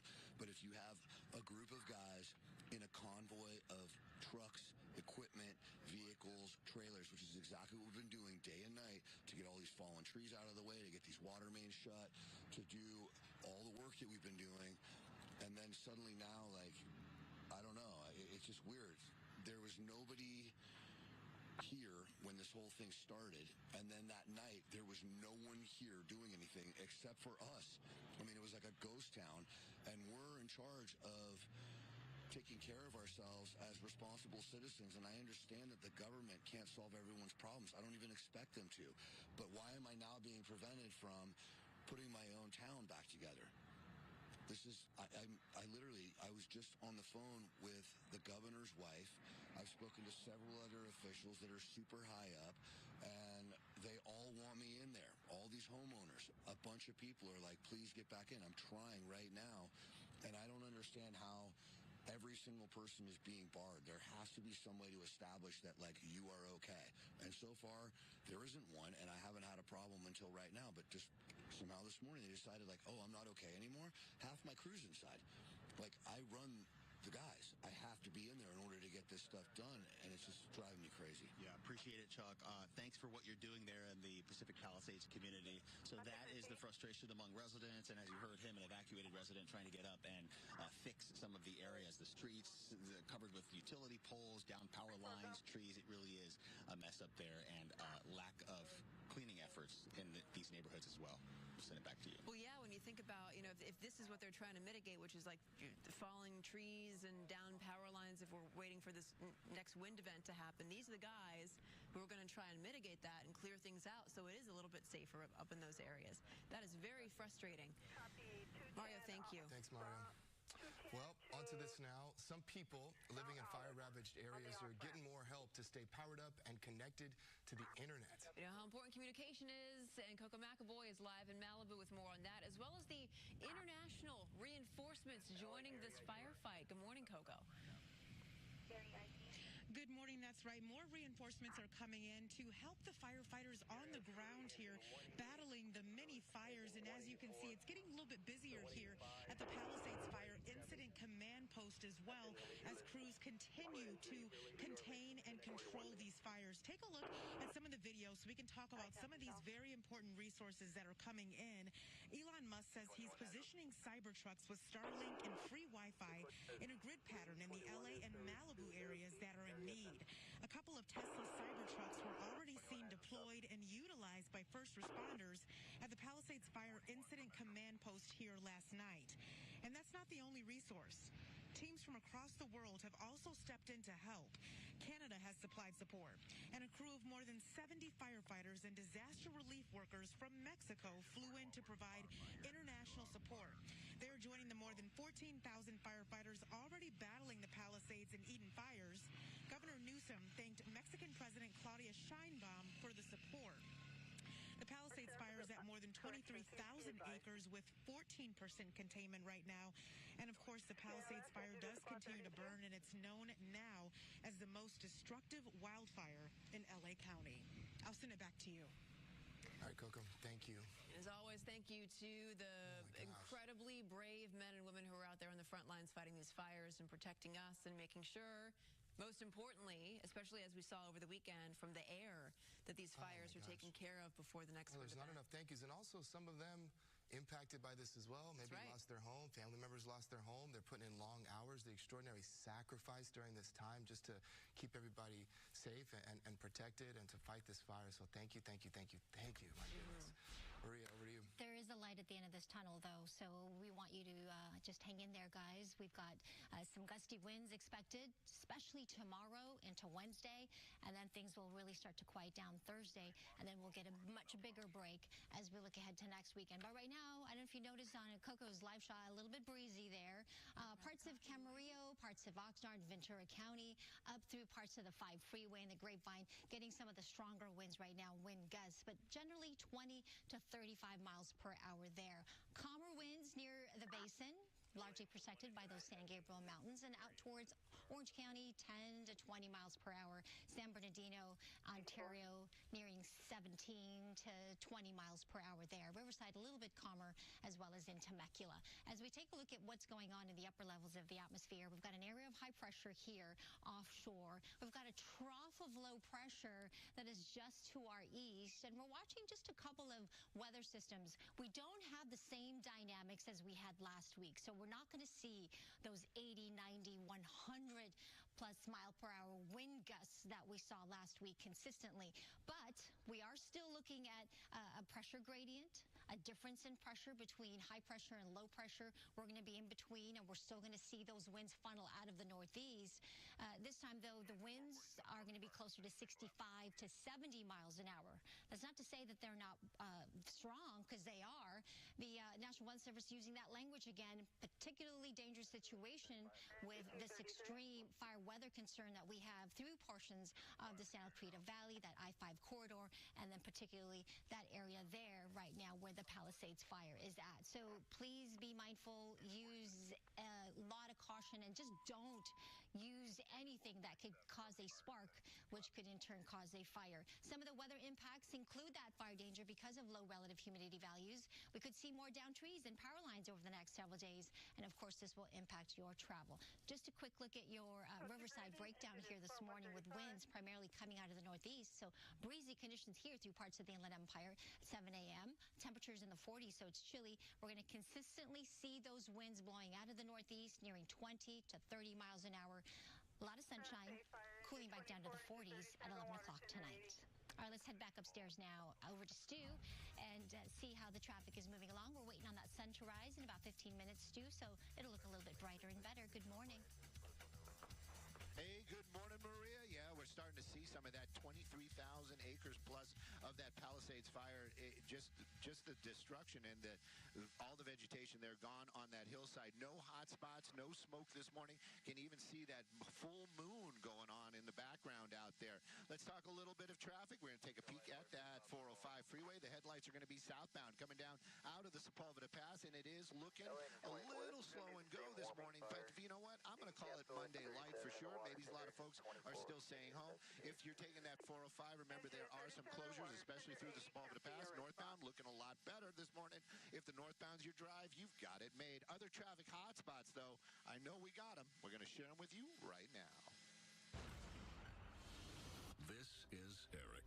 When he got injured in a car accident, he called Morgan & Morgan. And we do thank our Fox LA coverage for that as we continue to cover the LA wildfires here on Live Now from Fox. So we are going to step away for our final 2-minute break of the hour, continuing our live coverage after that. Stay with us.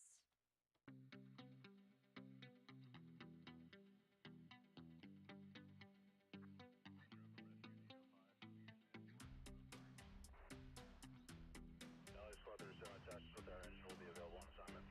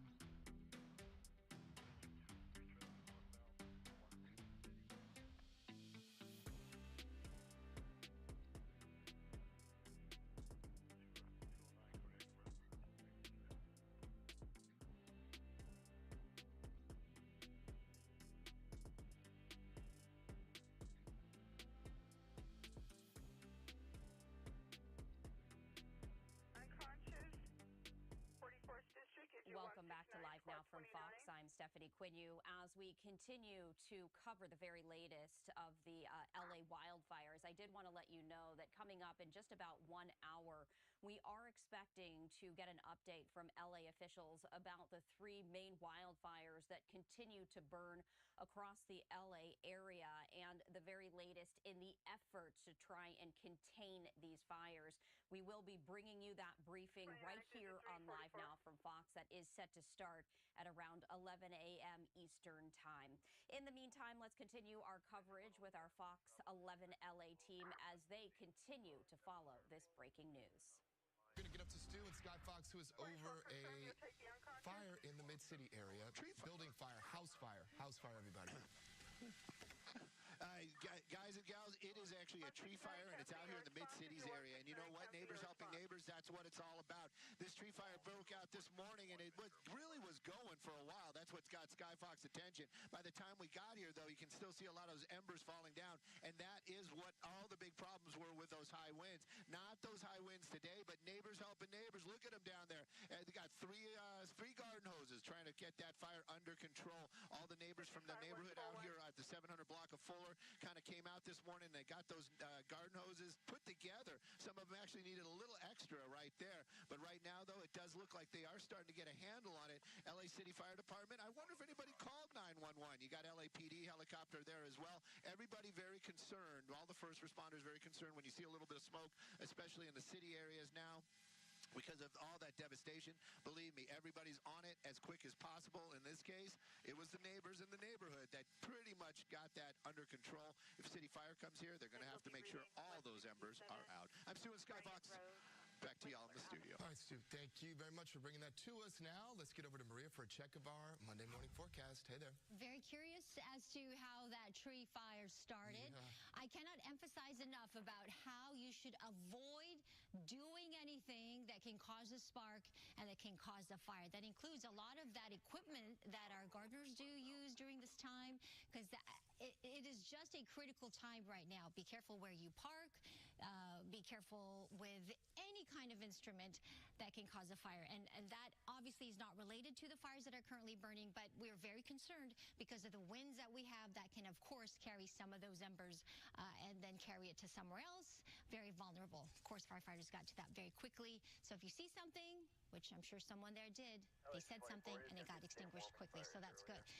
Winds right now, 20-mile-per-hour winds out in Bakersfield. Driving up through parts of the 5 freeway heading north, you're going to get some gusty conditions. 21 in Oxnard. Lighter winds right now through parts of Palmdale, but gustier conditions through parts of Fontana. Just a quick look at the temperatures across the country right now in case you are traveling. Very cold to start our Monday morning here in Norman. 21 degrees Oklahoma, minus 11 in Bismarck, 2 below in Minneapolis. Out in New York City, mild comparatively, 37 degrees. For us, we are expecting temperatures to be close to average today, mostly in the 60s, 65 along the coast, 69 for downtown, 63 in the valleys. We're going to warm it up a little bit tomorrow, again, due to that offshore flow, warming things up. We're going to get some very windy conditions tomorrow, particularly starting tomorrow morning into Wednesday. And then it looks like a chance for the onshore flow to return and maybe some drizzle related to that, and possibly some very, very light shower chances on Saturday and Sunday. Percentages aren't too high, but we'll hold hope that that will happen. 30s eventually up into Big Bear, 52 in the high desert, 67 in Palm Springs today. All right, let's head back up to Stu now and see what else is going on out there. Stu, you've been busy. Good morning. Hey, good morning, Maria. Sky Fox loves the busy. I can tell you that for sure. Taking a look at that 101 freeway that's going to be in the Hollywood area, and this is where that slow and go always starts, and it looks like we're getting back to a normal type of traffic pattern. That's going to be that split over there by Vermont. That's going to be those southbound lanes, and you can see it right there. It's very slow and go. That's where you're hitting the brakes all the way out to the 101. Now, in the northbound lanes, besides this row of officers making their way somewhere this morning, not really sure what that's all about. Definitely not a pursuit, though. Might just be a shift change maybe over at the fire, but that's happening on the northbound lanes, and you can see it right there. It's a good drive from the 101 with the 110 freeway on the 101 all the way out to Studio City. Sending it back to y'all in the studio. All right, Stu, thank you very much for bringing that to us. Coming up, everybody, the Rams are making a game-changing donation to wildfire relief efforts. After the break, how the Rams are honoring the LA Fire Department ahead of their big game. Stay with us. We'll see you in just a little bit.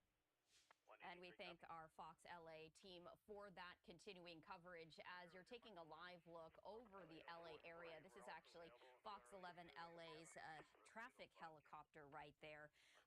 Taking a look now that the sun is coming up on the Pacific Coast. Time right now there, 6:57 a.m. And you can see as the sun is rising, a better look at the continuing damage right there from the wildfires. In fact, take a look at just the damage right there of what used to be homes right there. And this is the reality for thousands of residents here in the LA area. Their homes just absolutely gone. This is another live look of that devastation as these rows of communities of homes are just rubbles of ashes right there. And so we do continuing our live coverage right here on Live Now from Fox, as we also wanted to let you know about this. We are partnering with the American Red Cross for donations. And if you would like to help make a donation to help those impacted by the California wildfires, you can scan this QR code right there on your screen. All of the donations going directly to the Red Cross to help the thousands and thousands of individuals who many have lost everything. And so we did want to let you know that this is a resource to do what you can if you're interested in helping those affected by the California wildfires. This is another live look from our Fox LA coverage as they are continuing to give us these live looks of this devastation continuing. And we are expecting to get an update from LA officials in just about 1 hour, talking about the three main wildfires, the containment, and of course the ongoing efforts as we take another live look at the devastation, the destruction left by these wildfires. I did want to give you the very latest statistics when it comes to the three main wildfires right here. The Palisades wildfire right now standing at more than 23,000 acres right now, just 13% contained. The Eaton wildfire, 14,000 acres, 27% contained. And the Hearst at 799 acres, 89% contained. Our Live Now from Fox, we do want to head now back to our Fox 11 LA team as they are continuing their coverage. It is 7 a.m. Pacific time, 10 a.m. Eastern time. Let's head back there now live so we can listen in. It could be buildings, it could be businesses. It's not just all, and I'm not saying that to minimize. I'm just a point of clarification. Right. And the Eaton fire has taken at least 16 lives. More than 1,400 structures have been damaged or destroyed. It's burned more than 14,000 acres and it now stands at 33% contained. More than 14,000 firefighters are on the front lines of the wildfire fighting. That's right. Absolutely. But even before the fires subside, a new struggle emerges for victims of all the devastation, one of loss, one of confusion, and an uncertain future. Mario Ramirez is live in Brentwood with the latest. Good morning to you, Mario. Good morning. We were just talking to a resident here off camera. She was in tears. She didn't want to speak with us on camera, but she did say that she's been out of her home since Tuesday, desperate to get her medications, and pleading for more help now, not tomorrow, not in a couple of days. They are desperate to get into their neighborhood. So you see here behind me at San Vicente and 26th, these are California National Guard members joining LAPD officers, and they are in place here to keep these fire zones secure as the Palisade fire continues to burn, with another wind event moving in that could make things worse before they get better. Now, thousands of firefighters from across several states continue to battle the stubborn flames with a break in the gusty Santa Ana winds. Crews struggled with steep terrain as they tried to protect homes in Mandeville Canyon. That's northwest of the Getty Center and west of the 405 freeway in Brentwood, with some homes unfortunately overcome by flames. By 7 o'clock last night, the fire was 13% contained, up from 11% in the afternoon. But residents and officials on edge with another strong wind event picking up, affecting West LA and much of Ventura County. The LAPD Chief Jim McDonald, during a Sunday news conference, announced those escorts would be suspended until further notice as crews start searching for human remains. But the frustration here in these areas continuing to build. devastation's being compounded by the chaos of not knowing anything. They don't care about us as a public. They have no interest in keeping us informed. There's thousands and thousands of people who have been affected by this, who've lost their homes. And the government is showing no compassion for us. We're just waiting in these lines of cars, and just trying to understand when we can get in to see our homes. I understand that the military is here, or I guess the military lockdown is happening. So we're hoping that they're keeping the looters out. And that's like one of the, I think a lot of people's concerns too, is like they can't get any kind of private security up there, any confirmation of what's going on up there. In the past couple of days, we've seen these long lines of cars waiting for possible police escorts into their homes. Dozens waiting here on San Vicente Sunday, only to find out that they were all canceled because of the fire activity and incoming winds. And keep in mind, these neighborhoods, even if homes are still standing, are still dealing with downed utility poles and open gas lines and other public safety concerns surrounding these escorts. Now, coming back out here live, more residents trying to get access, pleading with law enforcement here. County officials say Kaiser Permanente doctors are assisting residents with medications at evacuation centers. And we told you a little earlier, Walgreens has announced that it is filling medications without prescriptions during the Southern California wildfires. We'll keep you posted here in Brentwood. I'm Mario Ramirez. We'll send it back to you. Thank you, Mario. Yeah, he was talking to a contractor, as you heard earlier, who was just trying to get in there to get stuff cleared out, and he can't even do that. There's a lot of confusion, but hopefully that will be cleared up at a news conference that's set for 8 o'clock this morning. They've been doing, of course, daily briefings there. But in the meantime, let's get to Stu over in Skyfox. He is over the Palisades fire. I mean, Stu, you can attest to this. I was driving into work this morning, for the first time, did not see a glow on the ridge. It does seem like there's been substantial progress made, thank goodness. You know, Jen, we cannot speak for the fire departments and or any of the fire management out here for the Palisades area, but I can tell you just from visually, it definitely looks like we have turned that corner, and hopefully those flames are going to stay at bay. Take a look at that. We're showing you some of that destruction right there, but what do you not see in this picture? You don't see any of that smoke. You don't see any of that haze or any of that firefighting activity in the air, and that is a huge positive. Even this morning when Skyfox took off early in the morning and it's very dark outside, these cameras are designed really well, and any kind of small ember would really pop against that black background, especially up in the hillsides. We didn't see any of that. Now, of course, this is just visual from us. Like I always say, I'm just a guy in the back of a helicopter, but we're also taking a look at some of that devastation once again. That's that Palisades neighborhood that we once saw when we were making all that crazy effort to see through the haze and smoke. This morning, we don't have any of that, but all that devastation definitely remains out there. But we do see law enforcement. That's what we saw in the very first shot. And they are out here in force. They are definitely keeping an eye on all these people's properties. They don't want to add insult to injury with some sort of looting type of situation. But right now, as the fire goes, I'm really very hopeful and positive that when this next wind event comes, we're just going to start dealing with the ash and debris blowing off these hillsides. But take a look at that. 23,000 acres burned, most of it up in these hillsides, and it is completely void of any kind of vegetation. Everybody that lives in Los Angeles, we know what's coming next. But right now, we're just dealing with what we're dealing with, and hopefully this next wind event will not see any fires. Sending it back to you, Almas. Oh, my God. When you just, I mean, it's still really hard to wrap your head around when you see all that. Just unrecognizable. Destruction. Unrecognizable. It is. You think about all the people, man. Good Lord. I've heard from people who were able to go early on, and just it's so different. What we're seeing and we're feeling, it's unimaginable walking through the aftermath of this. I can just imagine. I've shared, I have some family members that have lost homes, and I just, my heart, for not just for them, for everyone who have been impacted by this. And we're looking at it through the lens here, and it's so impactful. Especially right now, Maria, I can imagine too, if it can seem so insurmountable, like where do I even begin? Yeah. To pick up the pieces of and move myself through a new reality that I've been forced into. One step at a time. Yeah. That's all you can do. That's right. Really. It's got to be where you are right now. Yeah. I spoke to my sister-in-law and I said, "What did you do?" She said, I went to Target and I went to get some underwear. Right. Yeah. And just some stuff, just perspective, just one at a time. That's right. One thing at a time. It's going to be a long road.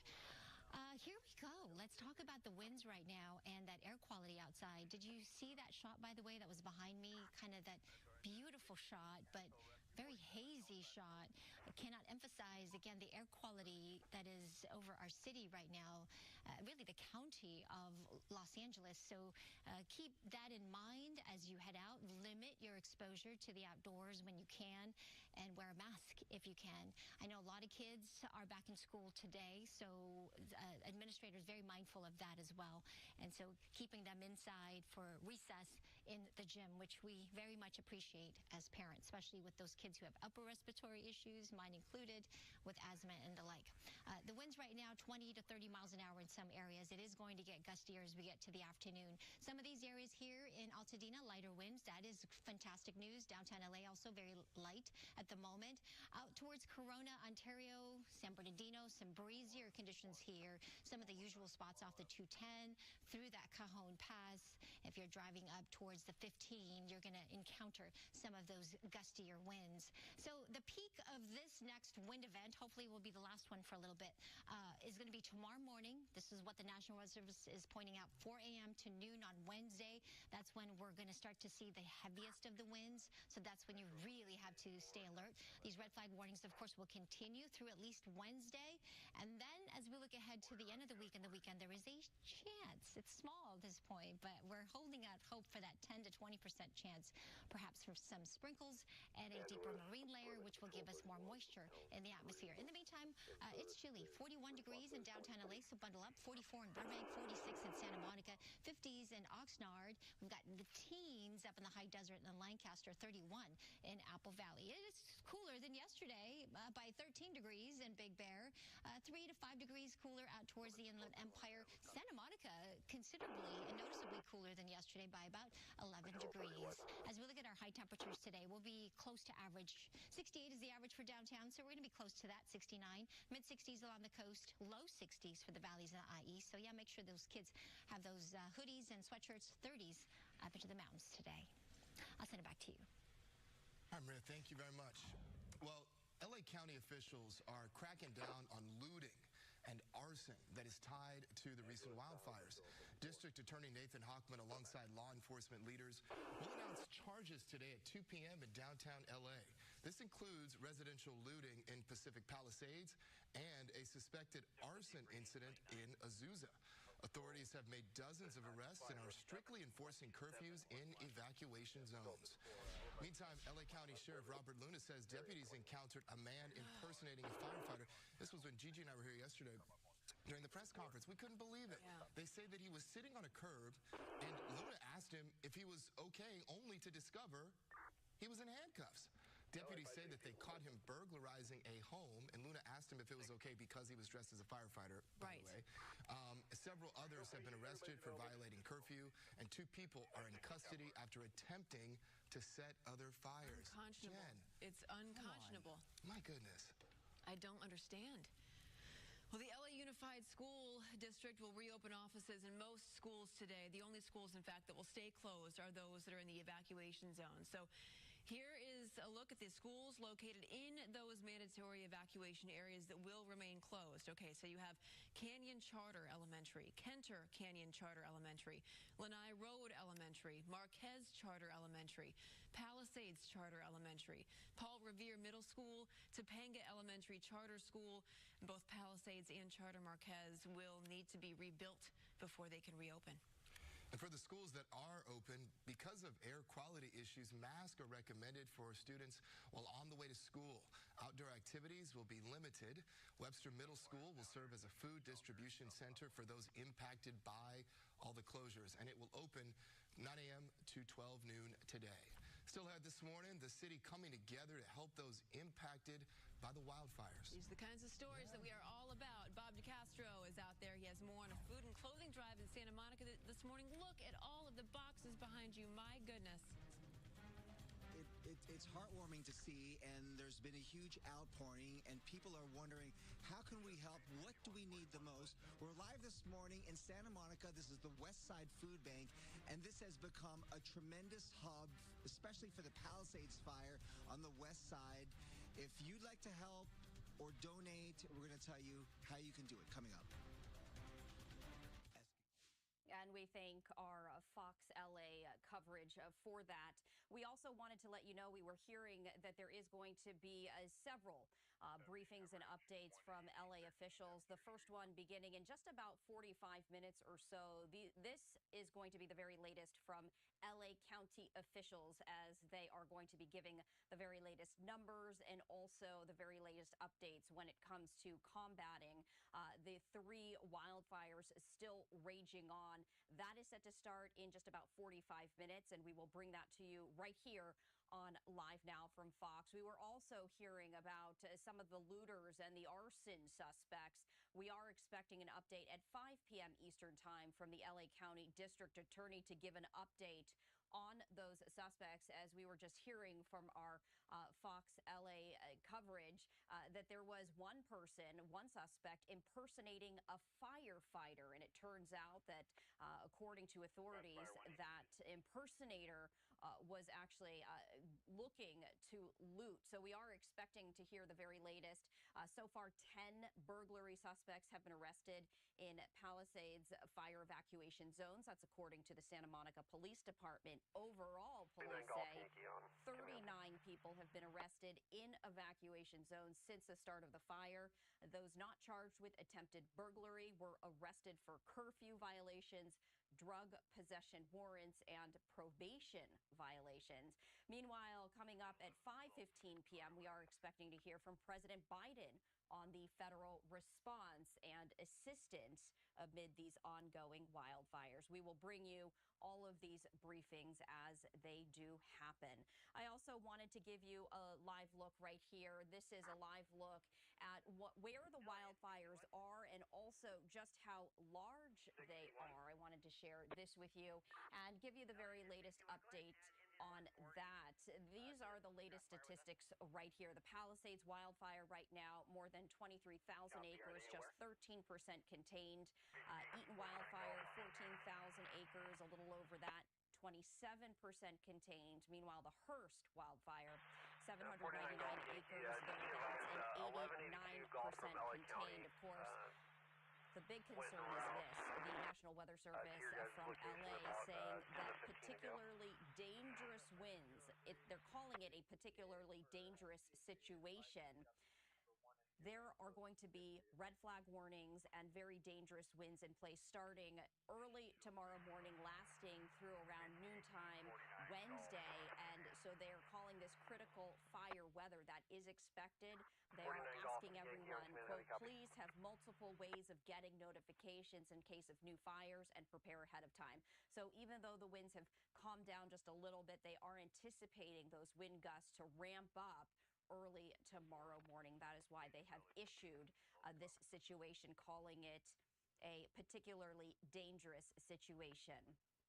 We are going to step away for our first 2-minute break here on Live Now from Fox, continuing our live coverage. But before we do that, I did want to share this live look with you. This is from our Fox LA team. This is the helicopter right there as the sun is now up over the Pacific coast, and you can just see another just very powerful image of the devastation left behind by these destructive wildfires. So many people, thousands of people right now really having no place to go. This is what's left of their homes, just rubbles of ashes. And because so many people, more than 100,000 people, are under mandatory evacuation orders, many of them don't even know the status of their home, if they have anything to go back to. This is really as close as they are being allowed to go right here, because it's just too dangerous for residents to try and go back into their neighborhoods. And you can see the line really very starkly drawn between the residences on the right-hand side of your screen that have been saved and those that have not. And as the sun continues to rise, we will be continuing to share these live looks with you. You can see a red fire engine right there on one of the streets. Earlier, Stu from Fox 11 LA was taking a live look over the Palisades as we continue to follow along with them this live coverage. We're going to step away for that 2-minute break, continuing our live coverage after that. Stay with us.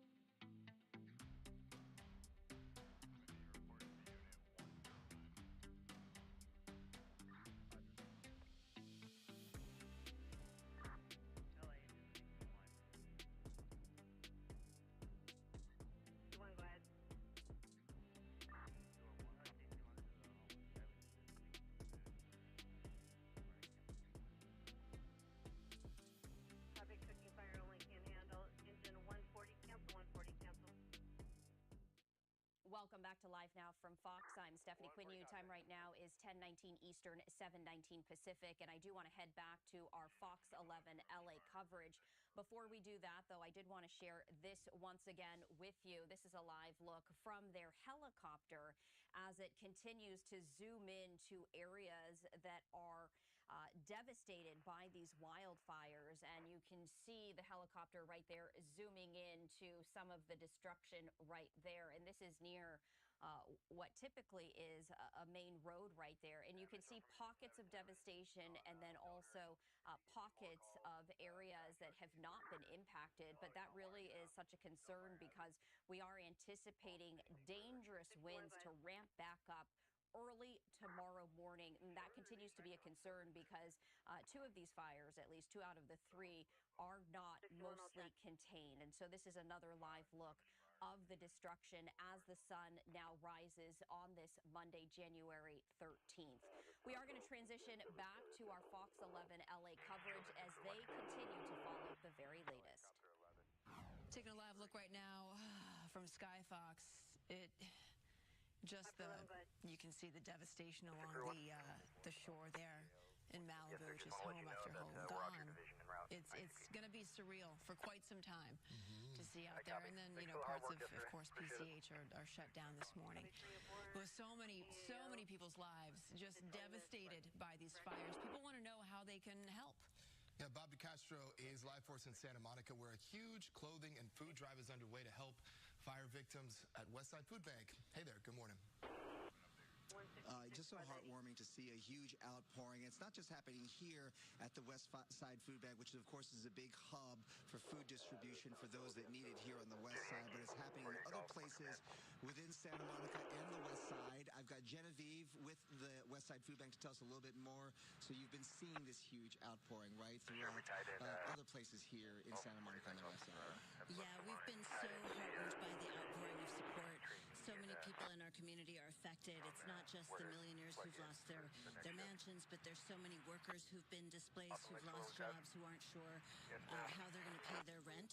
And we've seen so many people donating.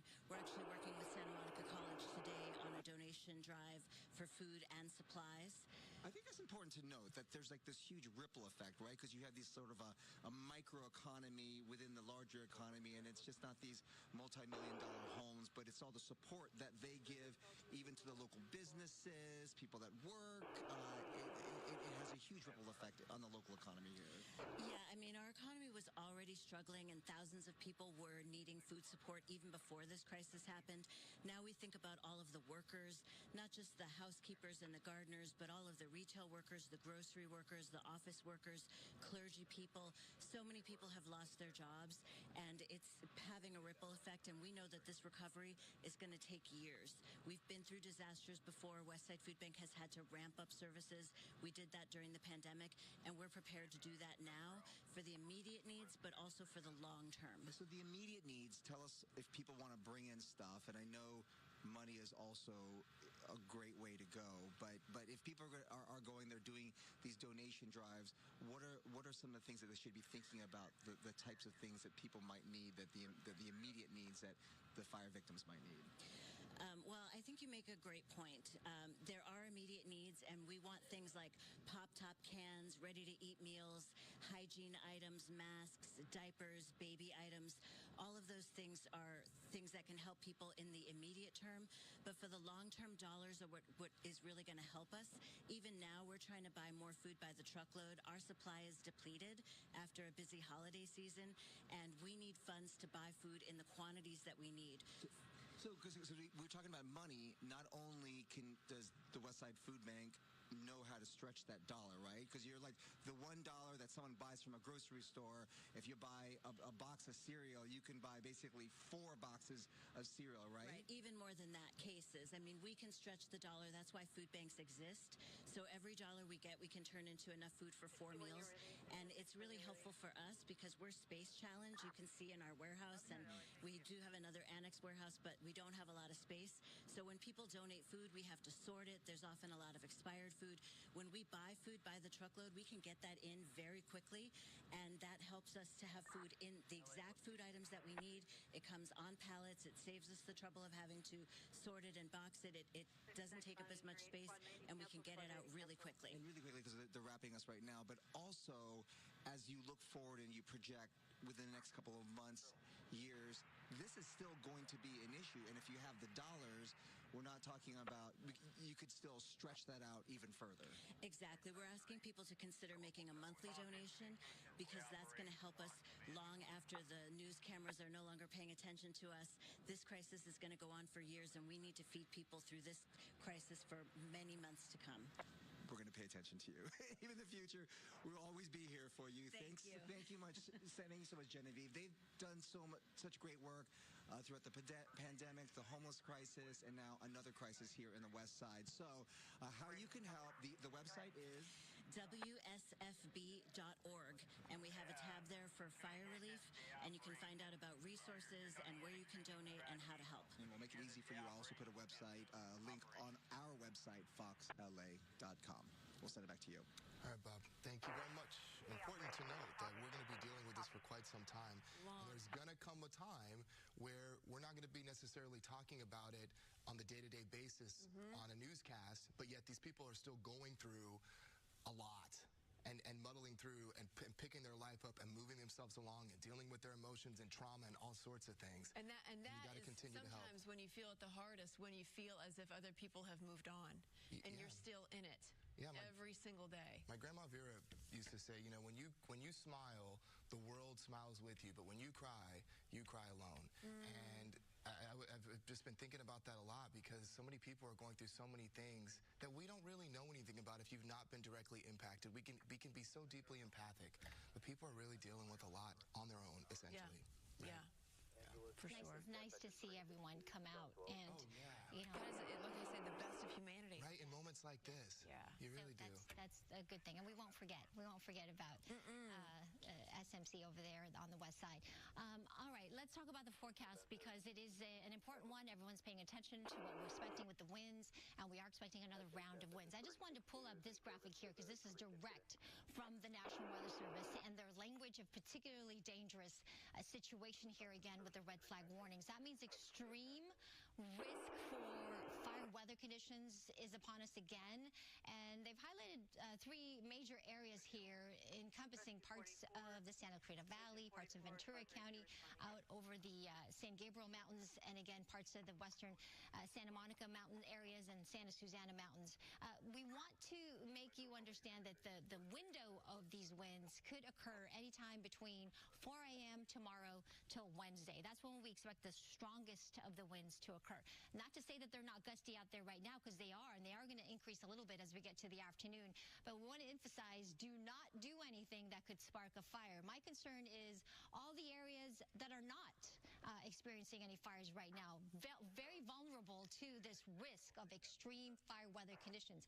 That includes portions of the Santa Clarita Valley, out towards Canyon Country, out towards Orange County, and the Inland Empire. Please be very careful and mindful of these weather conditions, explosive fire growth potential once again. All these areas shaded in the pink color where it is particularly dangerous during this time. As far as winds, we do have some high wind warnings, some of the breezier conditions right now through parts of LA and Ventura County up into the mountain locations. Gusts still expected to be between tomorrow and Wednesday, nearing 60 to 70 miles an hour. These are powerful wind gusts, not as strong as what we saw last week when we talked about those 80, 90 plus mile per hour wind gusts. Even some areas got up to 100 mile per hour wind gusts. So those are hurricane force winds. However, this is very strong in and of itself. And as you know, if you've lived here for a while in Southern California, even 35 to 45 mile per hour wind gusts can spread a fire quite rapidly. So that's why we have to stay alert. The air quality is very unhealthy. We have heavy wildfire smoke, and especially with these winds really kicking up, that's going to push all of that smoke into places where you're not really seeing it right now. So just limit your activity outdoors and try to just get in your car and go get to where you need to go and not spend any time outside.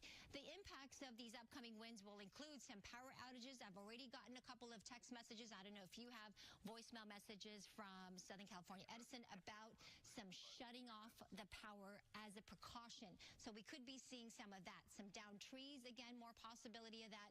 And then, of course, travel will be impacted by these strong crosswinds. And of course, the fire danger because of the relative humidity values lowering to the teens and even single digits. So be very careful. I'll show you the extended outlook. We'll talk about hope and light at the end of this very windy and dry tunnel in just a few moments. In the meantime, I'll send it back to you. Okay, Maria, thank you. Well, still ahead this morning, more help for victims of the Southern California wildfires. And local shelters, they are overwhelmed with pets who've been displaced by the wildfires. How rescue groups from across the country are stepping up to help and how you can help when we come back. And we do thank our Fox 11 LA team for that coverage. I also wanted to share this live look with you as we continue to share these live looks of the devastation left behind. And you can see right there, just along what appears to be PCH, just what used to be homes right there, no longer is standing or barely standing right there. We do want to give you the very latest. At least 24 people have been reported dead as 3 fires continue to burn in LA County. According to officials, the Eaton fire has killed 16 people. The Palisades fire has killed 8 people. According to the LA Sheriff Robert Luna, at least 16 people remain missing.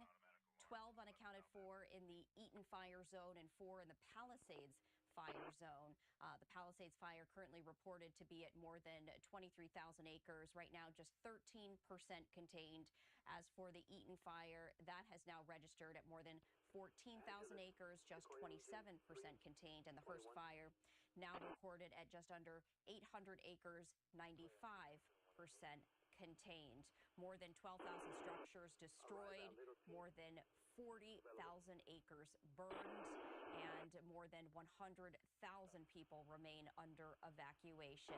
I also wanted to share the very latest that we are anticipating an update from fire officials and county officials coming up in just about 30 minutes. We're going to be bringing you that as it happens right here on Live Now from Fox. Later on today at 5 p.m. Eastern, we are expecting to hear from the LA District Attorney talking about arson and looting suspects. And at 5:15 p.m. Eastern Time, President Biden will address the nation talking about federal assistance. We're going to step away for a 2-minute break here on Live Now from Fox, continuing our live coverage after that. Stay with us.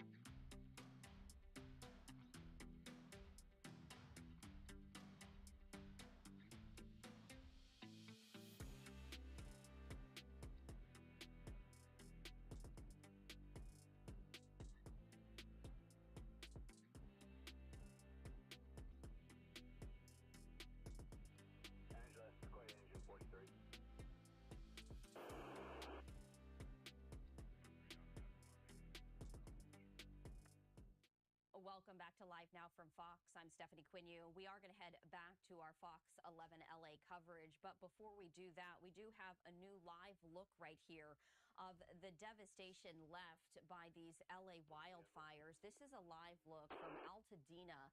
This as firefighters continue to battle wildfires tearing across the LA area.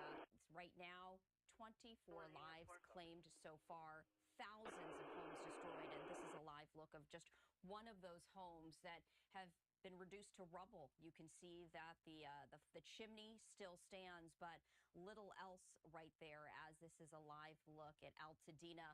We are expecting fire officials and LA County officials, including Mayor Bass, to be giving an update in just about 30 minutes or so. We're expecting to hear from LA County Supervisor, the mayor, the fire chief, the sheriff, and the police chief, among others. And we will be bringing that to you live right here on Live Now from Fox. But you can see that the camera is panning and just giving you perspective in terms of just how large of an area this destruction is. More than 40,000 acres have burned so far in different locations. This is not isolated to one area, but right now 3 wildfires continue to burn. And I did want to give you the very latest numbers, as we are expecting to receive an update on these fires in just about 25 minutes or so. Right now, the Palisades fire around 23,000 acres, 13% contained. The Eaton wildfire, more than 14,000 acres burned so far, 27% contained. And the Hearst wildfire, just around 800 acres burned, 89% contained. The concern is this, and this is according to the National Weather Service. There is a particularly dangerous situation. This is what they're sharing with everyone. They're actually saying, heads up, strong, locally damaging winds will affect West LA County and much of Ventura County through Wednesday. Critical fire weather is expected, so please have multiple ways of getting notifications in case of new fires and prepare ahead of time. The specific timing, according to the National Weather Service, is 4 a.m. to noon Wednesday locally. And because of that, they are asking everyone not to do anything that could start a fire, and then also have multiple ways to receive evacuation information. Sometimes people have just minutes to evacuate because the fire is spreading so quickly. They do also want everyone to note that the peak winds for this next event tomorrow morning through Wednesday will be weaker than those last week. However, they say that wind gusts could be between 45 and 75 miles an hour, with locally damaging impacts right there, as we once again take another live look right here at the Altadena area. As you can see, some homes remain standing, but so many others are now completely damaged. More than 100,000 people under mandatory evacuations, and so they have not been able to go back and see if they have a home to return to. And that really has caused a lot of anxiety, as people simply don't know, is my house standing or is it completely gone? All right, we do want to head back to our Fox 11 LA coverage, as they have teams across the area covering all aspects of these 3 main wildfires. Let's head back there right now. Welcome back, everybody. 7:27 here on a Monday morning. Dozens of animals from local shelters are getting a new lease on life in Seattle, and this is all due to the ongoing wildfires. A small silver lining here. So nearly 40 dogs and 18 cats touched down in a private plane yesterday. The animals were flown to Seattle to make space at shelters in LA. They're overcrowded, with pets waiting to be reunited with their owners. Almost immediately upon landing, a mobile conveyor belt was attached to one side of the plane to help offload the furry passengers. Volunteers say it was hard work, but you know what? I'm really grateful they have the assembly line and the conveyor belt. We're taking dogs anywhere from 15 pounds all the way up to 90. And so it is hard work, and it is like a team effort. After health checks, these animals could be ready for adoption as soon as tomorrow. It's amazing. Yeah. Sure is. All right, coming up, we continue our live coverage on the Southern California wildfires, the latest on containment efforts and numbers there as thousands of residents evacuate from their homes. Del Taco's new Chipotle chicken burrito. We do thank our Fox 11 LA coverage for that. I did want to share this a live look with you. This is the Altadena area as we continue to receive all these different perspectives of the various areas that have been impacted by these raging wildfires. And the threat isn't over yet. The National Weather Service saying that there is going to be a particularly dangerous situation. The time frame, 4 a.m. tomorrow through noon Wednesday locally. And even though firefighters have been making progress, there is concern that these high wind gusts could impede that progress. And we are expecting to receive an update in just about 20 minutes or so as we take a live look from Altadena, California.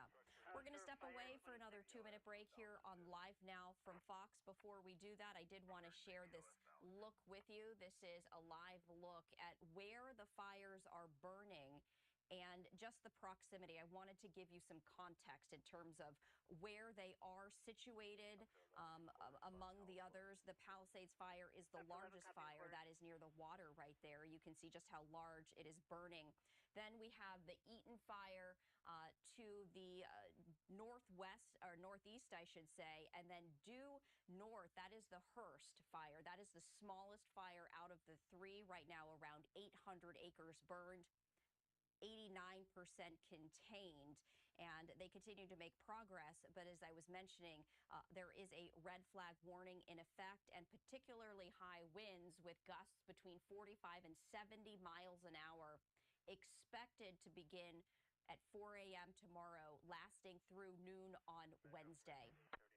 We are expecting to hear from fire officials and county officials in just about 20 minutes or so, talking about the progress made so far and also likely the strategy as they are expecting more dangerous wind gusts to ramp up tomorrow morning.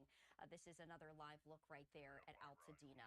We're going to step away for a 2-minute break here on Live Now from Fox, continuing our coverage after that.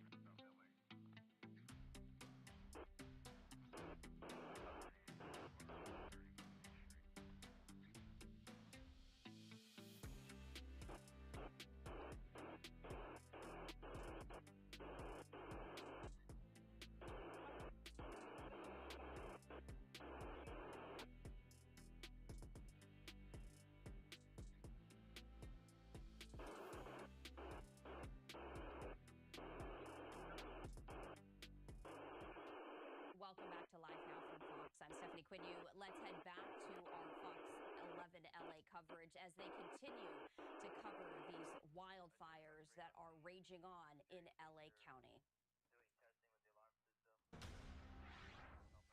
Everybody, let's get up to Stu and Sky Fox. He is over PCH. This is a live look of some of the devastation. I mean, for many people, as you're taking that turn, driving through PCH, much of that is not recognizable as a result of the Palisades fire. And it's this new normal that many people are now faced with, folks that are directly impacted by the fires by no choice of their own, and others that weren't, but are, right? I mean, the entire infrastructure, the entire landscape has changed because how many people remember, driving down PCH, seeing home after home, thinking, oh my gosh, how great would it be to live there? And then now driving through, you can see straight through the coastline. Straight to the water. And there's this other piece here too. I was thinking about this over the weekend, that as I was driving around, I was in the Mid-Wilshire area. There's cars everywhere. Life is still happening in the midst of extraordinary tragedy. Life is still happening, and even that piece, I was like, this is so unfair. It's so unfair. It really is. It's just a complete erasure of individual family histories when you're talking about losing your home like that. It's not just a home. It's all the things inside of it and all the memories and all the things that you cannot replace. Yeah. Our hearts go out to man. So many people. All right, so after a brief lull yesterday, winds up to 70 miles an hour are renewing fears that the Southland's wildfires could spread. With a total of 24 dead and many folks missing, the wildfires are being called the deadliest in state history. Mario standing by for us in Brentwood with the latest from the Palisades fire. Hey there, Mario. Good morning. Good morning. With those winds expected to pick up, that is a major concern in some of these fire zones and across Southern California. Now, that overnight curfew was lifted at 6 a.m. You can see behind me, we've got LAPD officers and the California National Guard. This is just one of several intersections here in this area, keeping these fire evacuation zones safe, protecting them from looting, as there have been dozens of arrests. Now, we've been continuing to hear the plea, the begging from residents to get back up into their neighborhoods. I have two separate residents here trying to get access. Gretchen, let me start with you. What are you trying to get up and get, and how has this been like for you? Well, our house is in the Palisades, and we're so thankful that it survived, but my daughter's having a baby in 2 days, and we need to get all kinds of things for her. And they've just not been helpful. They haven't been listening, and we really just want to go in for like 5 minutes. They won't let us in. Yeah, and we know that escorts were suspended yesterday, and the LAPD Chief Jim McDonald said that they might not continue until after this wind event, possibly Thursday. They're taking it day by day. John, let me ask you, what has this been like for you and your reaction, your message to city officials? Well, the whole thing's been a nightmare, and I understand that the city has reasons to not let us into our area, but we have reasons to go there too, and they need to accommodate us. We're under tremendous stress, and we feel people that I see around here are getting very angry that we don't even get the courtesy of getting communication. I mean, here we are at this major checkpoint, and if you try to ask the people standing here, the National Guard, they don't know anything.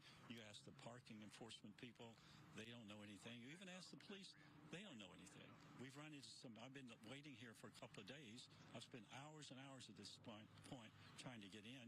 I was here 5 hours yesterday when they finally announced, oh, we're not going to let you in at all. So why are you telling me this at this late date? Why don't you have somebody here to tell me? So it's just an awful situation. And my heart really goes out to the thousands and thousands of people who lost their homes.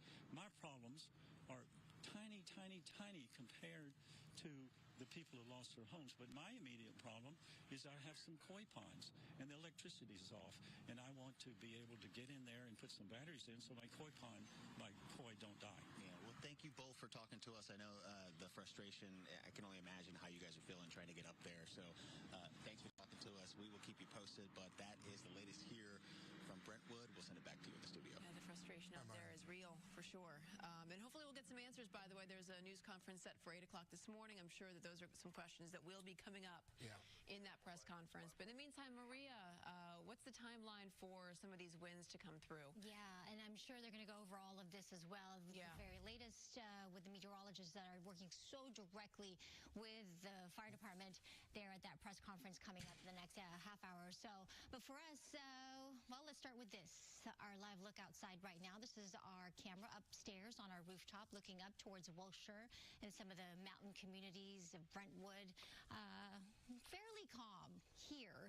However, as we take a look at the wind situation, I'll show you that in just a few moments. There are some breezier spots and pockets where the winds are stronger. It's chilly. It's still just 41 in downtown, 44 in Burbank, 51 in Pasadena. Out towards Big Bear, it's just 12 degrees, 50s in San Bernardino and Coronas in the low to mid 50s. As we take a look at what's going on from space and what's going on with our dynamics here in the atmosphere, we've got an area of high pressure that is offshore. A trough of low pressure here across the southwest. We've got a couple of low pressure systems, not really that impactful at the moment, but it is not the same scenario that we looked at last week. However, that being said, there are some similarities. High pressure near an area of low pressure. Wind and air tends to want to go and run towards an area of low pressure. So we are expecting some pressure gradients, but not quite with the support that we had last week. So while we are anticipating these strong gusty winds, at times getting to those wind gusts between 50, 60 plus miles an hour, even some areas getting up to 70, it's not going to be near what we saw last week when we were talking about 80, 90 plus miles per hour. That being said, it can do enough of damage in terms of helping to spread a fire, certainly. So as we look at our future gusts here, this is one of the computer models that we like to look to. And as we look at this morning, some of these wind gusts are definitely in the 30 to 40 mile per hour range as the forecast is reflecting. As we get to the afternoon, we're going to continue to maintain this here as we get into tomorrow, when we expect to start to see the peak of these winds tomorrow into Wednesday. And you can see it's just kind of consistently there, especially in those wind-prone areas. It won't be until Thursday when we start to see that onshore flow again, and Friday in particular when we see that dramatic change in our weather and perhaps more of that marine layer, and even at this point a slim chance for some showers. Here's your fire weather potential as we kind of look at some of the areas again highlighted where some of those stronger winds are at.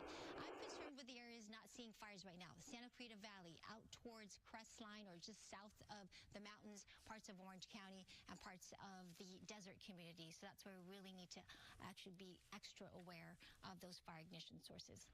I'll show you the 7-day forecast, and we'll talk more about the changes coming up for the weekend in just a few moments. Back to you. Amrit, thank you. Now to this, residents in some fire-ravaged areas are getting help staying powered up and also connected to the internet. Yeah, Coco McAvoy is live in Malibu now with more on that, as well as the growing international contingent of firefighters. Good morning. Good morning, and there is a briefing underway right now for firefighters as they continue to battle these fires with the Palisades fire and the Eden fire as well. And as we've been talking about, we do expect more winds to come in. It's a little bit windy this morning, but nothing compared to what we are expecting to see. And so it's great that we're seeing more reinforcements as well, from cyber trucks to also international help like you've been talking about. Let's take a look at some of the video so I can show you what we're talking about. Elon Musk says he's positioning Cybertrucks with Starlink and free Wi-Fi in a grid pattern in the LA and Malibu areas that are in need. A couple of Cybertrucks were already seen deployed and utilized by first responders at the Palisades Fire Incident Command Post here last night. And as you can see, that's really not the only resource. We're also seeing fire crews from around the world stepping in to help with these fires. Canada has supplied support, and a crew of more than 70 firefighters and disaster relief workers from Mexico flew in to provide international support. They are joining the more than 14,000 firefighters already battling the Palisades and Eden fires. Governor Newsom thanked Mexican President Claudia Sheinbaum for the support, and LA County Fire Department Chief Maroney spoke about the importance as well. We have national and international firefighters, Mexico, Canada, all of our surrounding states are here right now fighting this fire. The Palisades fire is at more than 23,000 acres with 14% containment. And of course, the Palisades fire does continue to burn and the devastation does continue. I'll send it back to you. All right, Coco, thank you very much. We appreciate you being out there for us and also appreciate your coverage all last week. You were out there on the front line for us in Altadena. Okay, now to Stu up in Sky Fox. All right, so we do thank our Fox 11 LA team for that. I also wanted to share this live look with you, as in just about 7 minutes or so, we are expecting LA officials to give an update on these wildfires. You can see right there on the screen, it says LA County / City Windstorm and Wildfires One Voice press conference. That is set to get underway in just about 5 minutes or so. We have a rundown to share with you on the expected speakers. We're expecting to hear from LA County Board of Supervisor Chair Catherine Barger, LA County Supervisor, LA City Mayor Karen Bass, as well as the LA County Fire Chief, the City Fire Chief, the County Sheriff, and the City Police Chief. So we are anticipating hearing from all of those speakers. That is scheduled to get underway in just about 5 minutes or so. And as soon as that does happen, we will bring that to you right here on Live Now from Fox. Meanwhile, we're going to step away for our final 2-minute break. We'll be right back.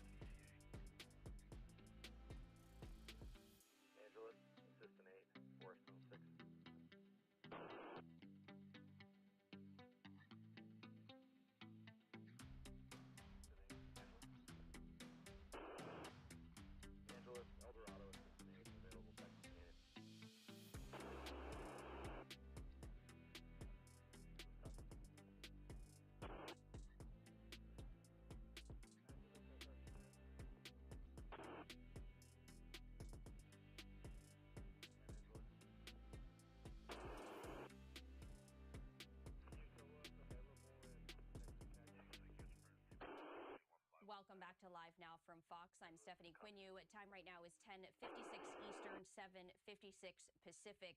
You're taking a live look right here at a press conference that is scheduled to get underway any moment now. It is scheduled to start in just about 3 minutes or so. We are expecting LA officials to give updates on the wildfires that continue to rage in the LA area.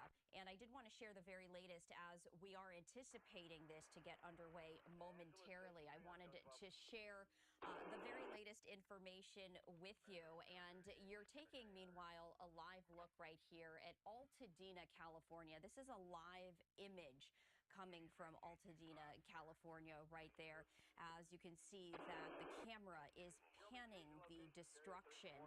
At least 24 people have been declared dead. 16 remain missing at this hour. And we may be getting those updated numbers at this press conference scheduled to get underway any moment now. According to officials in the latest update, the Eaton fire has killed 16 people. The Palisades fire has killed 8 people. And according to the LA Sheriff, Robert Luna, who we are expecting to hear from at this briefing, at least 16 people remain missing, 12 unaccounted for in the Eaton fire zone and 4 in the Palisades fire area. More than 12,000 structures destroyed, and you're taking a live look at just some of those structures that we're speaking of. You can see these homes as well as businesses reduced to rubble. Now, there does remain a mandatory evacuation for at least 105,000 people. So many of these people have no idea if they are able to return to a home or not. They're not allowed to actually go back into these neighborhoods because, as you can see, it is too dangerous for people to travel through. There are continuing to be down power lines, and of course, there remain potentially some hot spots. We are also expecting that at around 5 p.m. Eastern time, there is going to be an update from the LA County District Attorney. We've been sharing with you, alongside our Fox 11 LA team, the issue of looters, people taking advantage of this tragedy, trying to loot properties and steal from them. And that is becoming an increasing issue as there are mandatory evacuations, and so residents simply cannot be there to defend their properties. And so that is just an added strain on limited resources here in the LA area. So we're expecting to hear from the district attorney on that issue. Over the weekend, yesterday, in fact, they announced that 10 burglary suspects have been arrested in evacuation zones, and 39 people in all arrested in evacuation zones since the start of the fire. So I did want to share the very latest. We, of course, are going to be bringing you that live update. President Biden, he is scheduled to speak and address federal assistance when it comes to these wildfires right here. That is scheduled for 5:15 p.m. And we will be bringing you all of that as it happens. I did want to transition once again to this live look right here, as we are expecting this briefing to get underway momentarily. And of course, as soon as we see any sort of movement towards the podium, we of course will bring that to you live, as we are expecting to hear from a number of speakers. And you can see that folks are now entering into the room right here. And we are going to be sharing all of those updates with you. 7 speakers in all, at least that is on the schedule. No doubt there's going to be a lot of questions from media. There's been a lot of concern over the county response, the ability to access water, of course, the insurance concerns and questions. What happens to homeowners if they didn't have any insurance? So we do see the sheriff right there, Sheriff Luna. And we see him, the first person on the schedule is also right there, Board of Supervisors Chair Catherine Barger. She is in the jacket speaking with the sheriff, so we are anticipating this to get underway. I'm just going to raise the audio to see. I know no one's specifically at the microphone, but I did just want to raise the audio so we can listen in.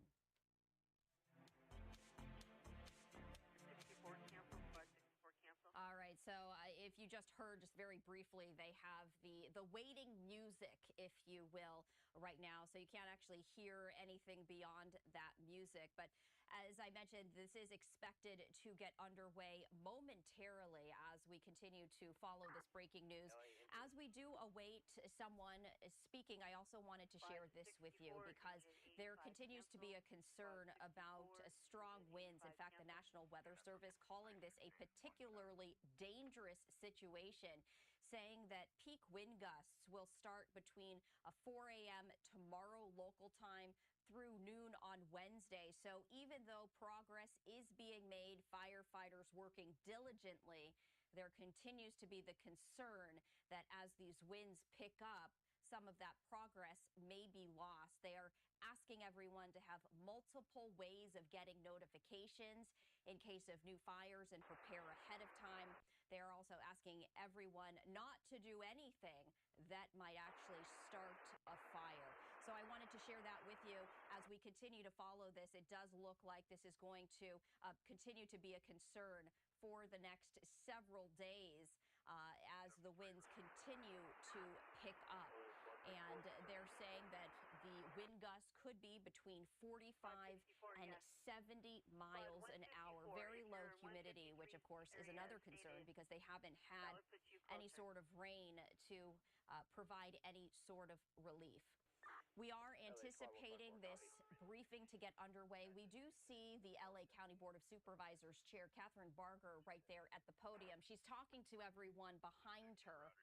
And directly behind her, we do see the county sheriff, Robert Luna, as he has previously addressed a lot of concerns, including looters and, the potential for arson. Now, the cause of these fires remain under investigation, but arson continues to be one of the possibilities, as well as utilities.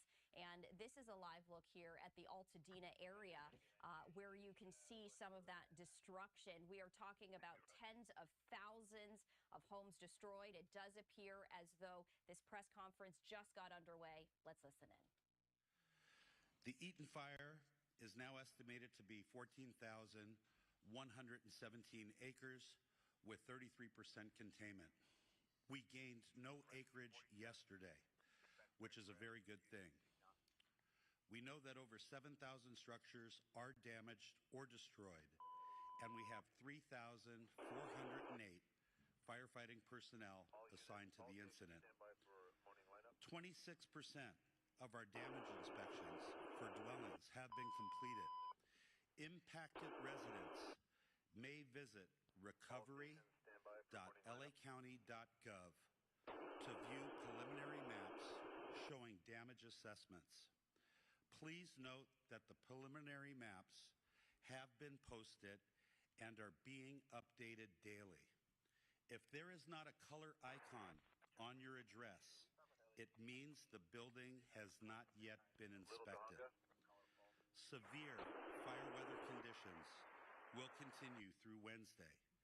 Please be assured that all fire departments and all law enforcement agencies in the area will be prepared. The anticipated winds, combined with low humidities and low fuel moistures, will keep the fire threat in all of Los Angeles County critical.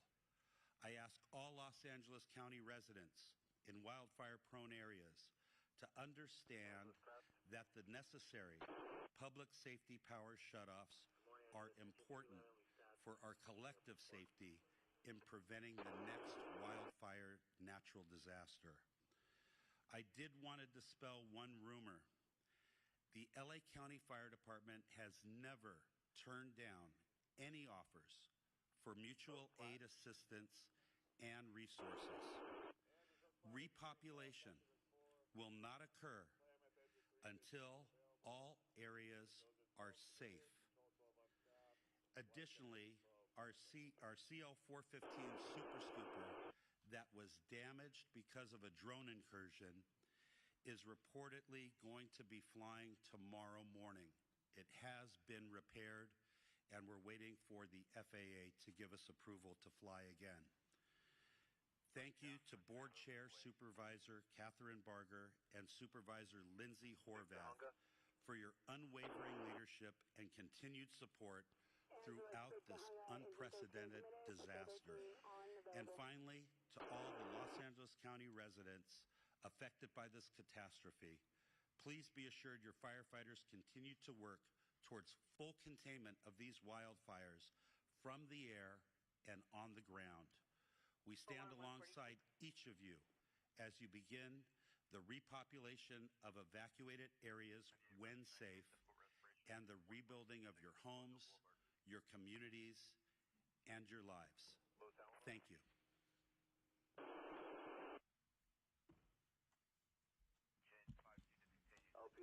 Good morning, everyone. Kristen Crowley, Los Angeles City Fire Department Fire Chief. But to start off with just a moment to share with everybody out there that's been impacted by these wildland fires that the entire LAFD family, sworn civilian, our city family, Mayor Bass, city leadership, everybody, our thoughts and hearts and prayers go out to you as we continue to push forward and mitigate this emergency. We understand the impacts, and we're working and will continue to work very, very, very hard for everyone. Another point I want to make is that also we are so very grateful for the firefighters and the first responders that have already arrived and continue to arrive in the Southern California region. We absolutely know that we cannot do this on our own, and we are tremendously appreciative of all of your continued support. As the increasing wind event is upon us as we speak, the Los Angeles City Fire Department has maximized our resource capabilities and response capabilities. All available LAFD resources have been staffed. I have strategically pre-positioned engine strike teams and task forces which are dedicated to rapid response for any new fire that breaks out in the city. In addition, I've directed the Fire Prevention Bureau to augment wildfire patrols in high hazard areas. The Palisades fire. Your LAFD remains committed to this fire, and we have a significant number of engines that have been dedicated to this fire.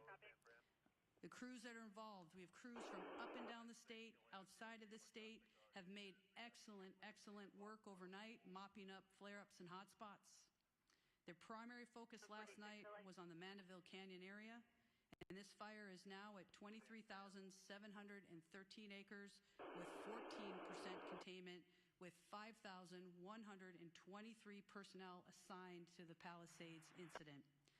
Firefighters will continue to work diligently throughout the day to increase containment and prevent further fire spread. Again, I want to focus my comments on the amount of resources that are here in the Palisades, from the first responders all the way up to our incident command teams. Again, we're going to keep working really hard for you. Just a brief comment on the Hearst fire. It's been held to 799 acres with 95% containment. Again, thank you to the community members that are out there for remaining vigilant. We are not in the clear. I want to make sure of that. We are not in the clear as of yet, and we must not let our guard down. As we have right now extreme fire behavior, and we need to make sure that the community is staying updated with the most information, updated information as well. Follow all evacuation warnings and orders without delay. And please stay safe. I would now like to introduce our next speaker, and that is Sheriff Luna. Thank you. Robert Luna, Sheriff of Los Angeles County. Regarding our deployment, we still have well over 1,000 of our Los Angeles County deputies out there working on 12-hour shifts. We have 172 California Highway Patrol officers. I'd like to thank the commissioner who was with me yesterday, Sean Dury, for all of his assistance. I also want to thank Major General Beavers. I was with him as well, and he has fortunately been able to increase the amount of National Guard assistance that he is giving us to up to 600. And he told me yesterday if we need more, we can ask for more. And we are strategically looking at that, analyzing it, and we'll ask as needed. Evacuations, we have approximately, and this is some good news because it's dropped, we have over 92,000 people who are under evacuation orders and approximately 89,000 people who are under evacuation warnings. I want our community to know this, and Chief Maroney did talk about this for a second. In every conversation we're having about evacuations, warnings, whether they're going to implement them or take them away, the conversation about repopulation is on all of our minds. I know that we are attending, staff's attending community meetings, whether they be out in the Palisades Fire area in Malibu for us at LA County Sheriffs. In the Altadena area, we are hearing our community loud and clear, and we want to get you in there as soon as possible. But I want to reiterate what is holding us up. This is very important. We are still, for the Altadena area, we are in the third day of grid searching. It is a very grim task, and we, unfortunately, every day we're doing this, we're running across the remains of individual community members. That is not easy work, very sad to report, and I believe that work is not only going to continue, but I believe will continue to find remains. So please be patient with us. People are saying, I just want to go look at my house and I want to see what's left. We know that, but we have people literally looking for the remains of your neighbors. Please be patient with us. There's a lot of hazards in the area still. The area has not been rendered safe. Please be patient with us. And then we have the potential of crime scenes. And I'm not saying that's what it is. I'm just saying we have to think ahead because we can't go back from that. So please be patient with us. The curfew is still in effect, 6 p.m. To 6 a.m. for specifically the mandatory evacuation areas in both the Palisades impacted area and the Eaton Fire impacted areas. Those are subject to change depending on need, one way or another. We understand, again, that people want to go back, but it is dangerous to do so, and we will not put anybody's safety at risk. I want to talk about arrest for the LA County Sheriff's area. Overnight, we had several other arrests. It brings it up to a total of 34 in our geographic area. We have 30 in the Eaton Fire area, and we have 4 in the Palisades area. Last night specifically, again, for LA County Sheriff's jurisdiction, we arrested 4. 2 were for curfew violations. 2 were arrested for 1 drone incident. To my knowledge, we have now had 2 specific drone incidents that have resulted in 3 arrests. So as I talk to our community again, if you do not have business in the evacuation areas, do not go there. Please, you're infringing upon the work that our first responders need to attend to. And I do want to say, when I talk about these arrests, I want to clarify not all of them are for burglary or looting or for curfew violations. But it is very important when I say stay out, we are arresting people who are not supposed to be there, who do not live there, who are in possession of narcotics. We've arrested several with guns. And yeah, I'm going to tell you something. If our deputies being very proactive in these areas, stopping people in a constitutional manner as always, making sure that they're supposed to be there and you have narcotics on you and you have a gun on you, in police work we call that a clue. Something's wrong there. So that's why we're arresting people. Our search and rescue missions, through the 2 days, we have searched 1,874 properties. In regards to deaths, and again, I want to clarify, this is for the Los Angeles County area of responsibility. We have confirmed 21 deaths, 16 in the Eaton Fire area, and 5 in the Palisades area. And sadly, yes, unfortunately, I anticipate the number to go up. Missing persons, we are actively have 23 active missing persons reported, 17 in the Eaton Fire area, 6 in the Malibu area. All of them are adults. Thank God there's no juveniles. But if you believe you have somebody who's missing, make sure you report that to us as soon as possible. For any updated information that anybody may have, questions, very important questions regarding evacuation orders or warnings, or any road closures, please go to lacounty.gov/emergency for assistance. The American Red Cross is doing an amazing job. Please contact them. And again, for some of the negative things I talk about, there are some amazing stories of community members coming forward to donate items. It's very inspiring. For donations, go to Emergency Network Los Angeles. And now it's my pleasure to introduce Assistant Chief Dominic Choi from the Los Angeles Police Department. Okay, good morning. I want to start by just assuring everybody that our primary focus still remains the safety and well-being of our residents. These fires have caused significant disruptions, but we are working tirelessly with our partners to protect lives, property, and secure critical infrastructure. So as of this morning, LAPD has, in the city, 266 officers deployed to the Palisades fire. We also have support from our National Guard partners who have deployed 200 soldiers assigned to the incident, and we're very grateful for their support. We also have dedicated resources investigating our missing persons reported.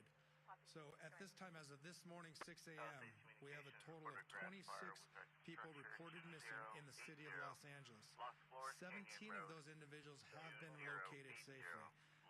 9 of the 9 remaining, 2 most likely were found in the fires deceased, but they haven't been positively identified by a coroner's office yet, so those are still waiting to be identified.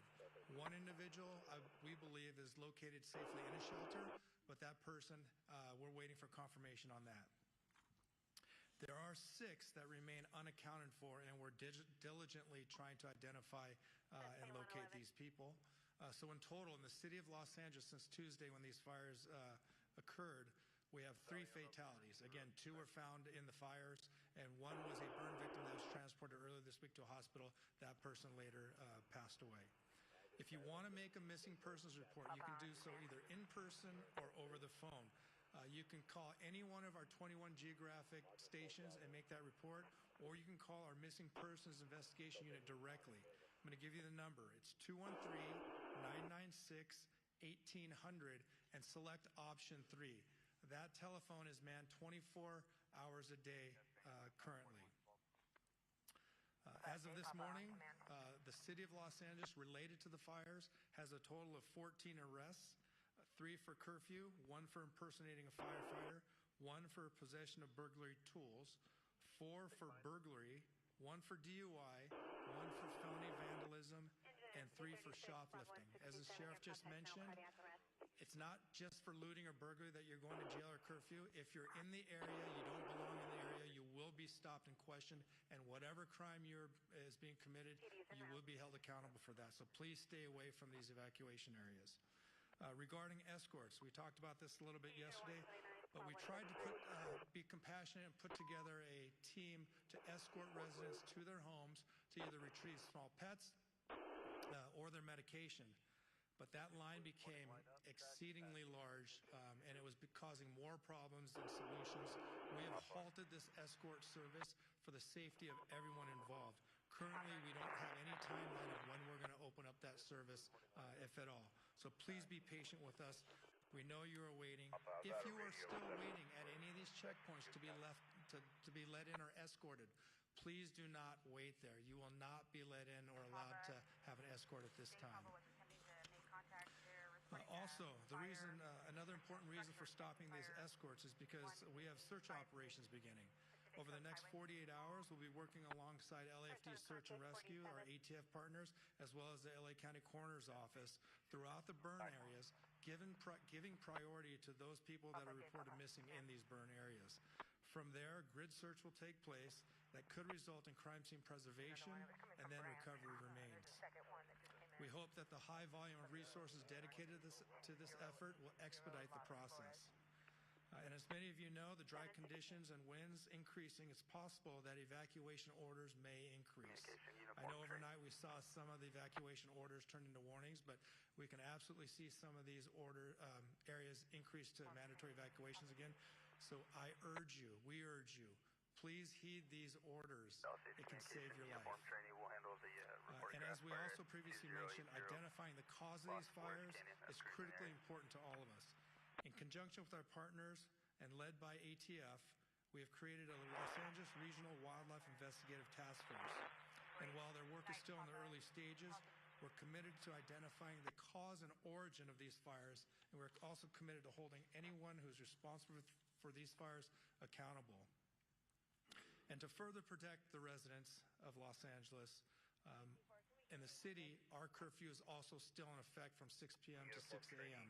In short, if you don't belong there, don't be there. In closing, I want to reiterate that our department and all of us standing here this morning are with you. I want to express my deepest gratitude to the firefighters, our fellow law enforcement partners, and volunteers who are putting themselves in harm's way to protect our communities and help people recover. Their bravery and dedication are truly inspirational. We are also grateful for the patience and cooperation of our residents during this difficult time. We know this is not easy. Thank you and be safe. At this time, I'd like to introduce Los Angeles County District Attorney Nathan Hochman.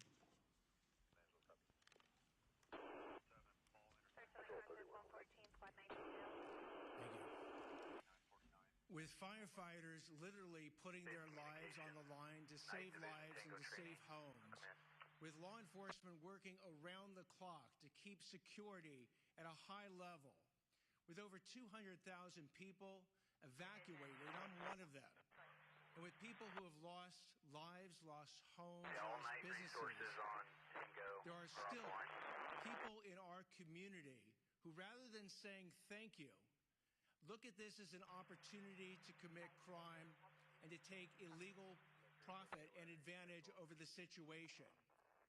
We've seen this come up, and you've heard law enforcement describe the arrests that have been made, whether those arrests are for looting, burglary, grand theft, whether those arrests are for arson, whether those arrests will eventually be for price gouging, because we have been seeing price gouging with hotels, people offering residences well above the 10% addition that they can charge.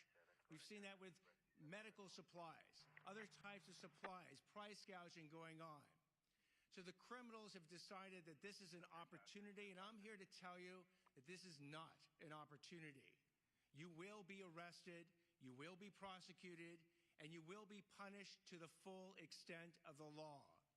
At 2 p.m. today, we'll be holding a press conference to announce the first charges in a looting case and the first charges in an arson case. This is not an arson case tied to the major fires. It was an arson case that was done on the side, in essence. You will hear that these people who've committed these crimes are facing very significant sentences. I am working with over 750 deputy district attorneys and in the entire law enforcement community to bring these people who are despicable and disgraceful to justice. And we're not only going to see what's happening right now in connection with bringing stability to our community, whether it's, again, going after the looters, the arsonists, or the price gougers, but we're starting to see the criminals emerge who are going to go after the recovery efforts. These are people who are contacting people and pretending to be GoFundMe operations to help people who have suffered. And GoFundMe, by the way, actually is an excellent organization that has put in place protections that if you use their site, you can use it safely. But these are people who are creating fake GoFundMe sites. I tell people to be very, very cautious when you give your money away, to check out the organizations that you're doing it to. I applaud anyone who wants to donate to these causes, whether with money or services, but make sure that they are going to the right operations. Again, you can go to Emergency Network LA, that's enla.gov, or you can go to recovery.lacounty.gov to see the types of operations that you can have confidence in. And we're also going to see scams coming up with insurance proceeds. We're going to see scams coming up with government benefits, because we are going to literally have billions of dollars come into Los Angeles County over the next months and years. And for the criminals who view this as an opportunity, let me again give you this warning, an absolutely unmistakably clear warning, that if you go ahead and you want to rip off people and the system and governments that are trying to help the people who have suffered from these tragedies, you will be arrested, you will be prosecuted, and we will seek maximum punishment against you.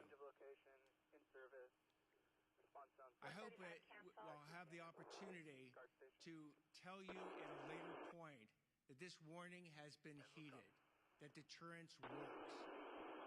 Because if we are going to actually have the stability and the rebuild, it's going to be based on everyone contributing.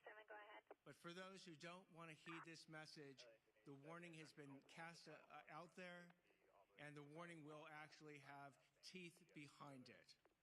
I'd now like to introduce Los Angeles Board of Supervisors Chair, Catherine Barger. Thank you. As I discussed yesterday, FEMA relief is essential to getting our impacted residents back on their feet. Today and yesterday, FEMA staff have been at 7 county libraries, plus the Alhambra Library, providing support to individuals who are seeking FEMA relief. Tomorrow, these services will transition to centralized assistance centers, one at Pasadena City College and the other at UCLA Research Park. These centers will be in-person venues where all impacted individuals can receive direct support for FEMA's assistant program, which helps residents access lodging, essential items, and other large financial needs. You can visit recovery.lacounty.gov for all the details.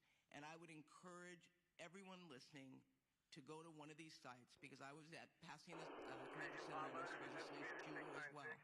And I saw people handing out cards. I don't know who they are. I don't know who they represent. But people are looking for an opportunity.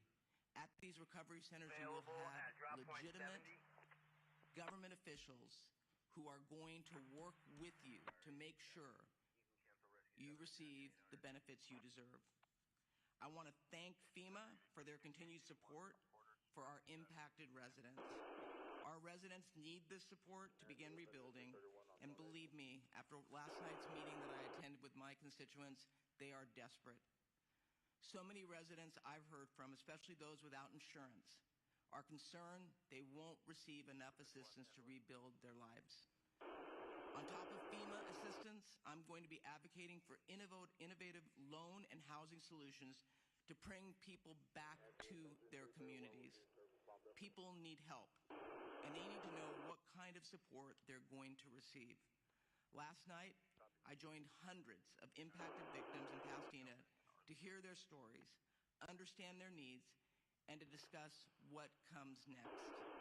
Many wildfire survivors I've met, spoke with, have repeatedly told me they're worried about the rebuilding process. Specifically, many have mentioned that they are eager to begin clearing debris and seeing what valuable possessions survived this devastating fire. I want you to know that yesterday, the governor issued an executive order to streamline this rebuilding process. This executive order is going to make rebuilding homes easier by cutting red tape and make it as affordable and efficient as possible for our residents to clear debris. Yesterday's executive order, along with the previous order to waive the CEQA requirement in rebuilding, are two unprecedented actions that will be essential to making our community whole again.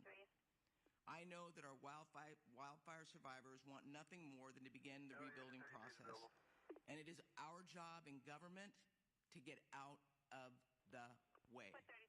Our neighbors deserve nothing less. To all the residents in our county, we must maintain diligence over the next few days as winds increase again. Please listen to law enforcement and their evacuation notices. And believe me, I heard last night, many are frustrated. These next few days are crucial in our fighting of the existing fires and also preventing any new fires. Thank you for taking it seriously. I'd now like to introduce LA City Mayor Karen Bass. Thank you, Supervisor. Angelenos, as we continue to experience the shock, the grief, and the anger, we have to stand together, and it is in that spirit that we have seen hundreds, if not thousands, of Angelenos traveling all around the region to deliver supplies, clothes, whatever they think might help the victims of these fires. As we've mentioned, the National Weather Service is predicting close to hurricane force level winds, and so we're making urgent preparations. My top priority and the priority of everyone else is to do everything we can to protect lives. As these winds approach, LA City firefighters and firefighters from across the county, state, and nation, and even overseas, are in a proactive and strategic posture to save lives. Firefighting resources from LAFD and fire departments from all over are positioned in strategic holding locations. DWP is deploying water tankers to augment water supply for firefighters. The emergency operations centers remain activated at the highest level to rapidly coordinate emergency response. As we prepare for more wind, we're also urgently working to provide people with much-needed resources. This week, as Chair Barger said, our city and county will launch in-person local assistance centers that are tailored to those affected by specific fires. These local assistance centers is for Angelenos impacted by the Palisades and Hearst fires, and they will open at the UCLA Research Park, which was formerly known as the West Side Pavilion. It will operate from 9 a.m. to 8 p.m., 7 days a week. These centers will help people who have lost vital records like birth certificates, driver's license, Social Security documentation. They will help people who've lost their homes or businesses apply for disaster relief loans, and they will provide referrals for mental health counseling and other services. We anticipate that there will be representation for over 20 city departments. There will be representatives from the state and federal departments and agencies. Later today, we are also going to be releasing policies on the city level that will help with the rebuilding process. So as we continue to go through these next few days, where the fires are still a serious threat, we also want to begin to help people put their lives back together and to prepare to rebuild our city. I also want to again remind Angelenos that lacity.gov is now a one-stop shop for assistance for those who are impacted and a place to help Angelenos find a way to get involved. As the winds pick up, please stay safe. Please heed the call to evacuate should you receive that. And remember to heed all public safety guidance. The rest of the fire, not seen much need for any rotor wings, so if there is a need later today, go direct to communication. I'm Lindsay Horvath, Supervisor for the 3rd District of Los Angeles County. The latest Palisades fire updates, as you've heard, more than 23,000 acres have been impacted by this fire, and it is 14% contained. We have over 5,100 personnel, including 44 helicopters and 540 engines. The fire continues to hold along Mandeville Canyon, and we are grateful for our first responders and all those on the front lines fighting in this area. We know it is critical, and you are doing a great job. We've also made significant progress in Topanga Oaks, Sylvia Park, Temescal Ridge, to Mulholland. All of these areas have been under threat, and we are continuing to hold. Santa Monica has lifted their evacuation orders and downgraded to warnings in North San Vicente, moving from order to warning at 8 a.m. today. All of the warning areas have been lifted. A particularly dangerous situation has been issued. Strongest winds from Tuesday morning until Wednesday. We strongly encourage caution and vigilance. This is the weather prediction that the National Weather Service had going into last week's event. So these conditions are significant, they are serious, and we need you to follow all orders. All Santa Monica Malibu United School District schools will remain closed today. All Santa Monica campuses, except for Roosevelt Elementary, will be open. All LAUSD schools will be open today, except Canyon Charter Elementary, Kenter Canyon Charter Elementary, Palisades Charter Elementary, Marquez Charter Elementary, Topanga Charter Elementary, Lanai Road Elementary, and Paul Revere Middle School. Our Department of Mental Health has resources for how to speak with our young people about wildfires at dmh.lacounty.gov. We need to support our children in this time and make sure they're able to talk about this tragedy. Our DMH helpline is 800-854-7771. Metro fares continue to be suspended for as long as conditions remain the same. We thank our chair of the Metro Board, Janice Hahn, and our CEO, Stephanie Wiggins, for their assistance. Palisades Post Office has been relocated to Rancho Park Post Office. Residents can pick up their mail at 11270 Exposition Boulevard on the first floor. Recovery.lacounty.gov has launched.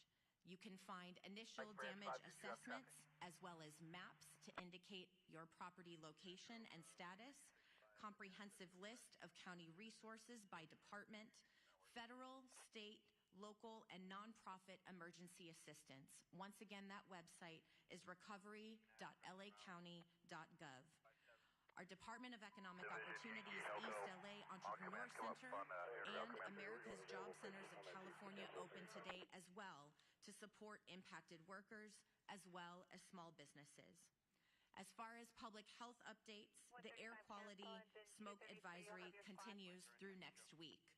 Please wear N95 masks outdoors. Fine particulates are airborne even in areas not impacted by the fires, especially children and older adults, especially those with serious health complications, are particularly at risk. LA County Department of Public Health is providing N95 masks at all evacuation shelters and to community-based organizations. When you are at home, please close your windows and doors, run the air conditioning or air purifiers if you have them, and check your filters regularly. In your car, close the windows and vents, turn your air conditioning on to recirculate. Do not, in any way, use leaf blowers or other actions that will push ash into the air. Santa Monica, Follow all drinking water advisories. And due to ocean contamination, avoid the following beaches: Malibu Point at Surfrider Beach, Solstice Creek at Dan Walker County Beach, and Inner Cabrillo Beach in San Pedro. To stay informed about the latest emergency orders, you can go to emergency.lacounty.gov. And I want to once again thank all of those who are on the front lines, keeping us safe through this very difficult time. All of our volunteers who have kicked into action to ensure that our community members are supported.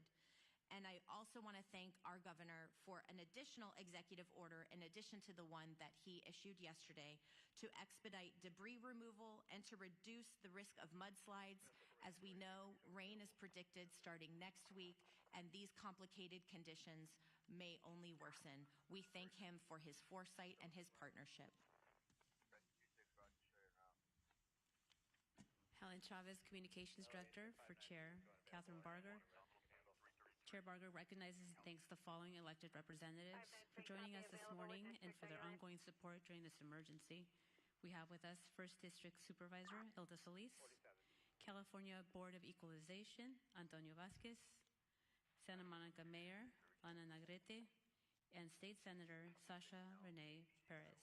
We are now going to transition to the Q&A portion of our press conference. Please raise your hand and wait to be called upon.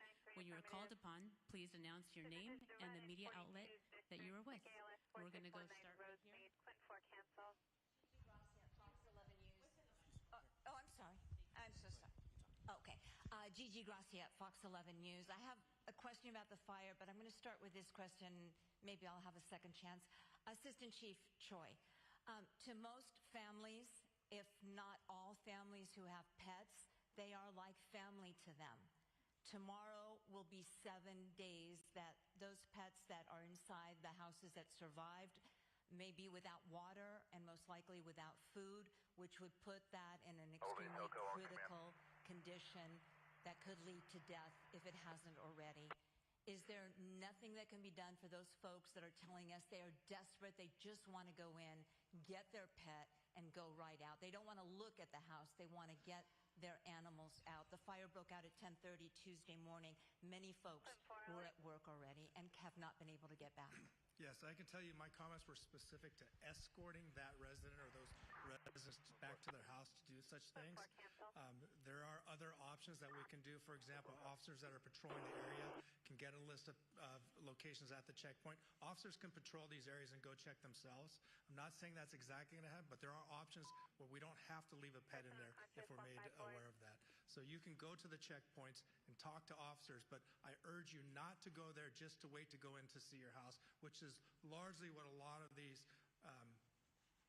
individuals are doing. They're waiting to be escorted to see their property, which we can't do. We still aren't doing medication and pets. However, we can come up with a way where if somebody knows a pet is in the residence, that we'll do everything we can in our authority to go in there and get that pet. And then, Gigi, on that note, Pasadena Humane Society is actually going into the Altadena area that's under evacuation orders and feeding pets. So there is, we will link up and see if we can duplicate that. right there in the right here. Yep, and then we'll go. Oh, you've got to hold on to great. Sorry. Hello, Jane Secker, Sky News. A couple of questions. One to Fire Chief Maroney. More bad winds on the way. We know the conditions, as we've just heard, are going to be the same as last week. How confident are you that you're better prepared this time? And also a question for Mayor Bass, if I might. Our correspondent David Blevins asked you last week if you owe the people of Los Angeles an apology for cutting the fire budget. You didn't respond to him then. Would you like to respond to us now? So for the fire question, thank you. We're absolutely better prepared for this coming PDS, the severe fire weather event. You've heard the statistics, number of personnel assigned to the incidents, over 5,000 firefighters assigned to the Palisades fire, over 3,000 firefighters assigned to the Eaton fire. The state, under the leadership of Governor Newsom, has set up a mobilization center in Banning where we have resources staged that can come into LA County to assist with a new fire start or the expansion of one of our existing fires. We also have numerous aircraft, local government aircraft, helicopters, we have water bombers, we have retardant fixed-wing aircraft from the state and federal government, we have military aircraft. So we've not only augmented the ground resources, but also the air resources. I think that we're very well prepared for the next event, but that's never going to be, we're never sure that we're going to be able to catch the next fire and keep it small. They said 70-mile-an-hour winds. It's going to be very difficult to contain that fire. That's why we ask all residents in a brush-prone area to be prepared to evacuate if you get the evacuation order and start those preparations before the evacuation warning comes. Thank you. There was a two-part question to that, correct? My focus is on us being prepared as a city for tomorrow. As you began, we could face another very difficult situation for thousands of Angelenos. When we are past this period, there will be an evaluation of everything that went on. And at that point in time, we will see there is not agreement as to whether or not the budget was cut. All of those issues will be resolved when we are clear that Angelenos are safe and we are ready to rebuild our city. Thank you. Thank you. We're going to go right here in the middle. Next. Jonathan Bigliotti, CBS News for Mayor Bass. Please.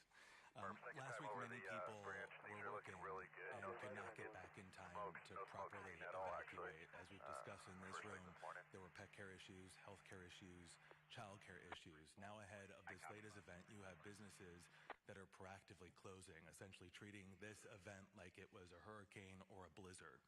If they are taking those steps, why are you not implementing broader closures right now to keep your constituents safe?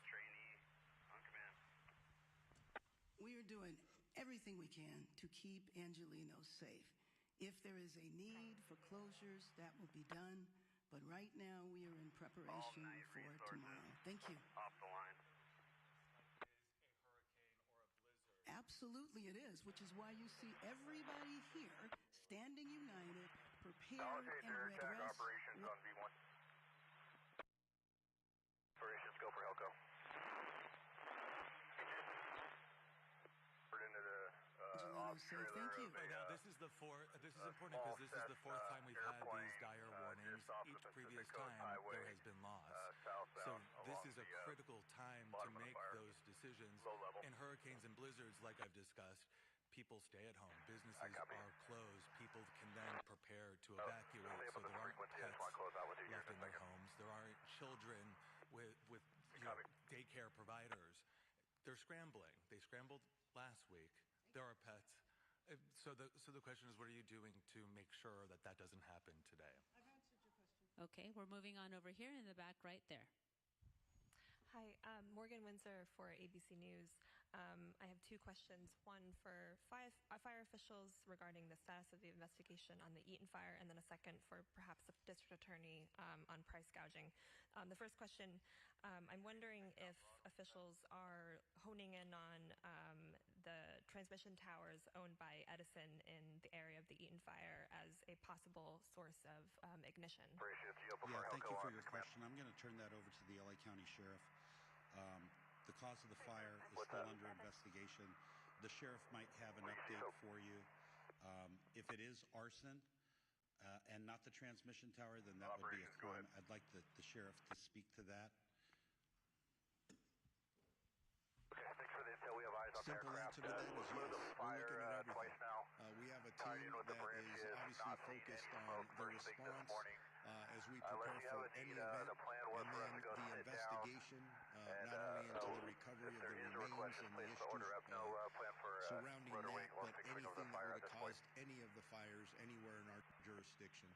I think the chief or the assistant chief from LA talked about a task force. We're on that as well. We're working together, and we expect to find answers. We give it about 3 hours and we'll pop up and take a look when the sun gets on it and report back. Good morning. Lauren Coronado with NBC4 News. This is for Chief Crowley. You mentioned wildfire patrols in high-risk areas. Can you identify those high-risk areas? Sure. So, and that's that lean forward posture as we're looking just to confirm a small fixed wing is in the TFR, confirming the last seen location and direction. The resources that we have, which is 3 fixed wing that we saw were south of the TFR, over the ocean, outside of the TFR, no factor to us. Air operations, copy. You copy direct with ops, recon the whole fire. Indeed, we're going to go sit down and check back in about 3 hours. We're able to reestablish the shot. So once again, let's listen. Air operations, copy direct. Very specifically, anywhere it's in the wildland area, that's where we're going to be putting our patrol out. Thank you. Fire alarm 44. Public assist 93. There air resources this time around, military. With the high winds, I know a big issue is that they're able to be utilized because of the high winds. Talking military equipment, change things. Can you do those aerial attacks with these kind of aircraft? It's not going to change it. So we still have good cutoff speeds. Tankers, bombers, and helicopters. The helicopters that we have in LA County Fire helicopters are after the Black Hawk, and still do have speeds, not only for the safety of the helicopter, but what happens is wind speeds increase. FML and 37, engine squad 131, 3855 0, 22nd Street East. Resources are no longer efficient or effective. That's the unfortunate truth. We do have a lot of people on the ground that can fight the fire. You saw our fighters, 100-mile-an-hour winds, in canyon, and altitude that kept fighting the fire even in those strong. Thank you. We're going to go over here, and then we'll go over here. Thank you. This is Dave Zappanzer with the Los Angeles Times. I was wondering if you could go sort of fire by fire and tell you where you are on determining the origin. Are you guys looking at whether or not New Year's Eve fireworks might have been a trigger for the Palisades fire with something then flaring up later? I know you mentioned the Eaton Canyon fire, but can you tell us, for example, is arson being viewed definitely as the cause of the Sunset fire? Could somebody just walk us through each of them?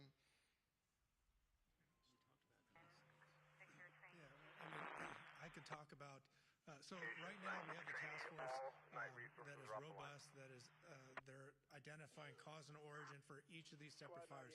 There's so many of them. None have been ruled out of arson. They're ongoing investigations, but also the Palisades fire specifically, since that's the one that's still rampant in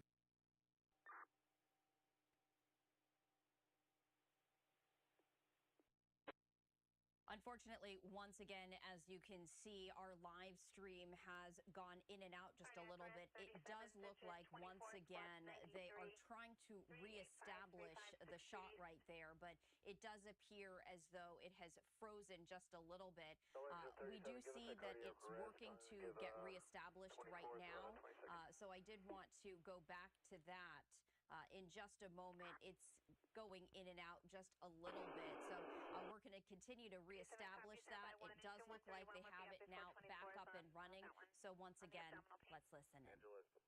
When people are trying to all get out at once, have you guys worked on addressing that issue if people do have to evacuate tonight from an extremely dense area like we saw with the Sunset Fire? Folks just couldn't get out because traffic was jammed. How do you address that? Yeah, so to answer the first part of your question, there is a specific threshold. And I don't remember what that threshold is, although I used to work at air operations. 30 to 40 miles an hour is beginning, I believe, to be that threshold. I'll see if our CAL FIRE partner from the state of California remembers what that threshold is for helicopters and fixed-wing air tankers. Please say your name and your Good morning, Jerry Magana with CAL FIRE representing Incident Management Team. So with the specific aircraft, they all have a different limitation. The problem is when you have sustained winds over 40 miles an hour is the issue. The problem is the gusts. So the gusts peak and the aircraft limitations or capabilities are then limited based on approach and departures, as well as Chief mentioned, the drop accuracy. So each aircraft will have that limitation based on the manufacturer's recommendation, and then as far as the safety component, usually the limiting factor is gusts over 30 miles an hour, but the sustained winds, anything over 40, is pretty much going to ground most aircraft. So again, each one of those aircraft have those specific limitations, but as an overall general rule, safety rule, the gusts is what is the issue, and this is what the gusts that we've been having. Thank you. Can you restate, please, your name and spelling? Yes, Jerry Magana, Gerry. Last name is Magana, Magana, representing the CAL FIRE Incident Management Teams. Thank you. Thank you so much. We have two last questions. There's a clarification over here. I'd like to answer the second part of the question regarding community congestion and people leaving all at once under the evacuation order. We really want residents in LA County to be prepared. If you don't have a wildfire evacuation plan for your family and your home, please make one today. Visit www.fire.lacounty.gov/RSB. That stands for Ready, Set, Go. I would recommend, in an abundance of caution, if you get an alert on your telephone for an evacuation warning, leave then. Don't wait for the order, because we know from experience that if you wait for the order, you might get caught up in the congestion that you referenced. And please do not silence the emergency alerts on your telephone. If we send out an alert at 3 a.m. on Tuesday night or Wednesday morning, when you're sleeping, we want you to wake up and evacuate. We know we had some issues earlier, but please do not turn off those wireless emergency alerts on your telephone. Fire alarm 244. Accurate.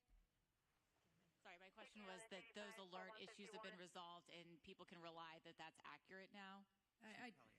Yes. I just think it's very important that Chief Maroney and I stand together and have the exact same message, which is the Ready, Set, Go piece is ready, set, go. The community needs to also understand you don't have to wait for the order. Knowing what we know and what we saw, if you're in any of these particular areas, that lean forward posture, we keep talking about it. We saw the impacts, extreme impacts of the winds when what happened in Palisades. Our professional advice to anybody out there is to make sure you're ready, to make sure you have a plan. We talk about the pets, we talk about the medications, put your plan together, be ready, and you do not have to wait. You do not have to wait for the order. And I think it's really, really important that everybody hears what Chief Maroney and I are saying. And in fact, the the rest of the region, the rest of the fire chiefs are saying the same thing. Thank you. And Kevin, you were going to address the WE alert issues? Kevin McGowan, Director with the LA County Office of Emergency Management. In partnership with the state, we have the wireless emergency alert system ready to go with state partnership. Thank you. And we are at time. We will have one-on-one interviews. If you have any unresolved or unanswered questions, please approach to the front and we will connect you to the appropriate speaker. Thank you for today.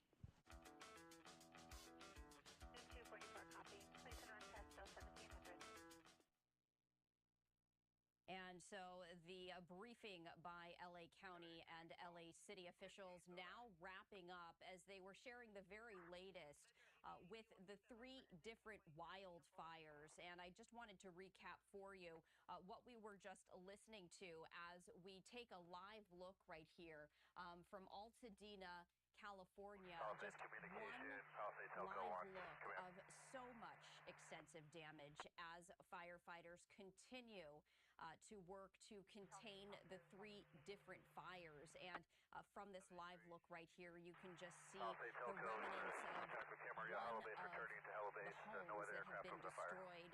Tens of thousands of structures have been destroyed in the days of these wildfires right here. And we were hearing from this live press conference a reporter asking officials to go fire by fire, giving the very latest update as this remains a very active investigation to determine what are the causes of these fires. And we were hearing from officials not being able to provide those exact details.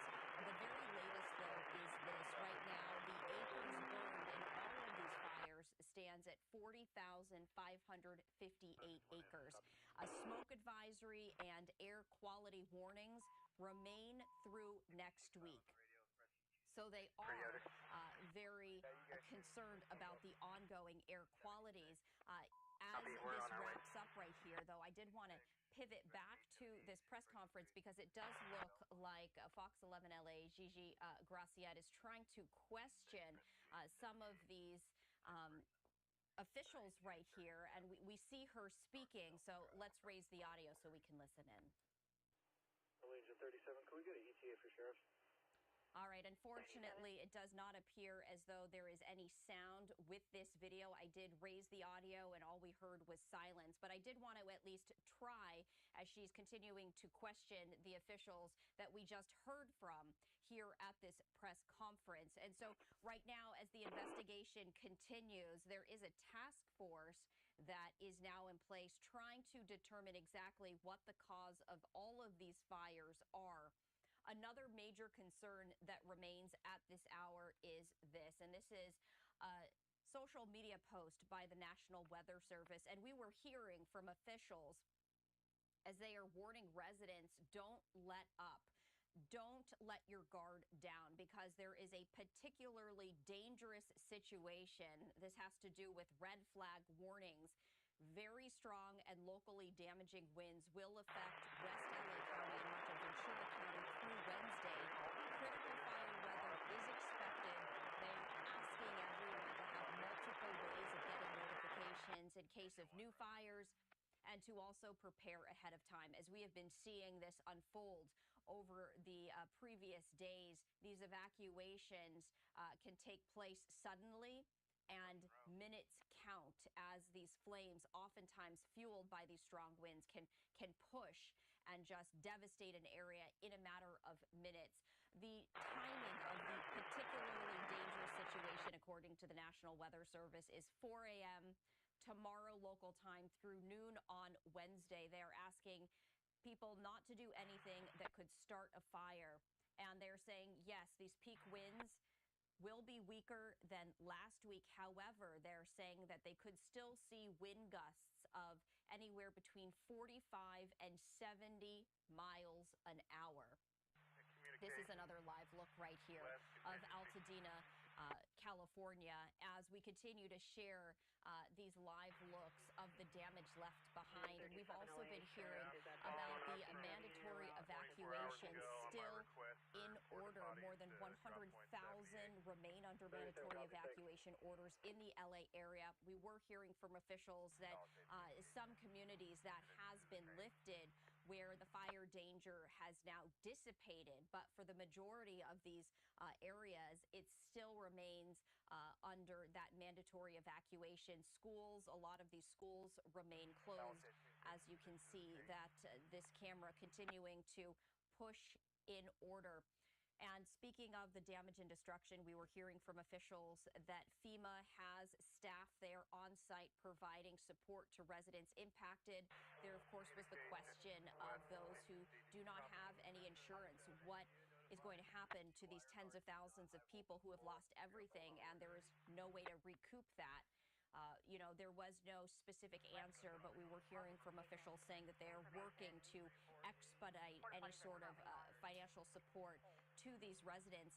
We're also anticipating hearing from President Biden talking about federal assistance, and that update from President Biden is scheduled to begin at 5:15 p.m. Eastern Time. We'll bring that to you as we continue to share these live looks. And one says a picture is worth 1,000 words, but you take a look at the damage left behind, the shell of a car in the background, and the rubble that once was a home in the foreground. So many people have lost everything, and many don't even know, and that is really hard because the mandatory evacuations remain in place.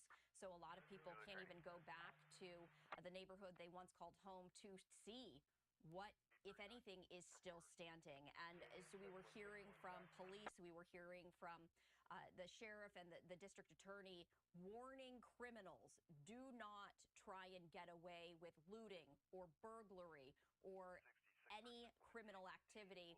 We will prosecute you to the fullest extent of the law. We're, in fact, going to be hearing from the district attorney at 5 p.m. Eastern Time, talking about, he says, the first arson charge as well as the first burglary charge. He was also, we were hearing from the LA County Sheriff, Robert Luna, saying that they have just arrested 4 additional people in LA County, one involving a drone. He says there have been 2 arrests, or 3 arrests, I should say, involving 2 drone incidents. The sheriff also saying right now they are currently grid searching, so that means they are going block to block to search for community members. Right now, the death toll remains at 24 individuals, and dozens of others remain missing. But as we were hearing from the LA County Sheriff, Robert Lunar, he is telling people to anticipate that the death toll will likely rise as they are continuing to meticulously go through these devastated communities and check on those who remain missing. So we did want to share that with you. A larger look, though, just to give you a bit of context and perspective, this is a look at the map of those 3 different fires, the Palisades Fire, the Eaton Fire, and the Hearst Fire, as they continue. The average person sees around 10,000 online ads daily. Here's how a man's life would change if he used Pi. Day 1, he would install Pi on his computer without spending a dime because it's 100% free. Day 2, he realizes how clean and clutter-free his browsing experience has been since he got Pi. He doesn't have to deal with annoying cookie pop-ups or targeted ads. Day 3, he can finally binge YouTube and Twitch without interruption because Pi works on every website you visit on Chrome. Day 4, he discovers that when he does see ads, he can get paid to see them. Day 5, his life has improved 1,000 times because of the peace he gets from experiencing an ad-free internet. He decides he never wants to go back to life without Pi and tells all his friends and family to download it. See how Pi can improve your life today.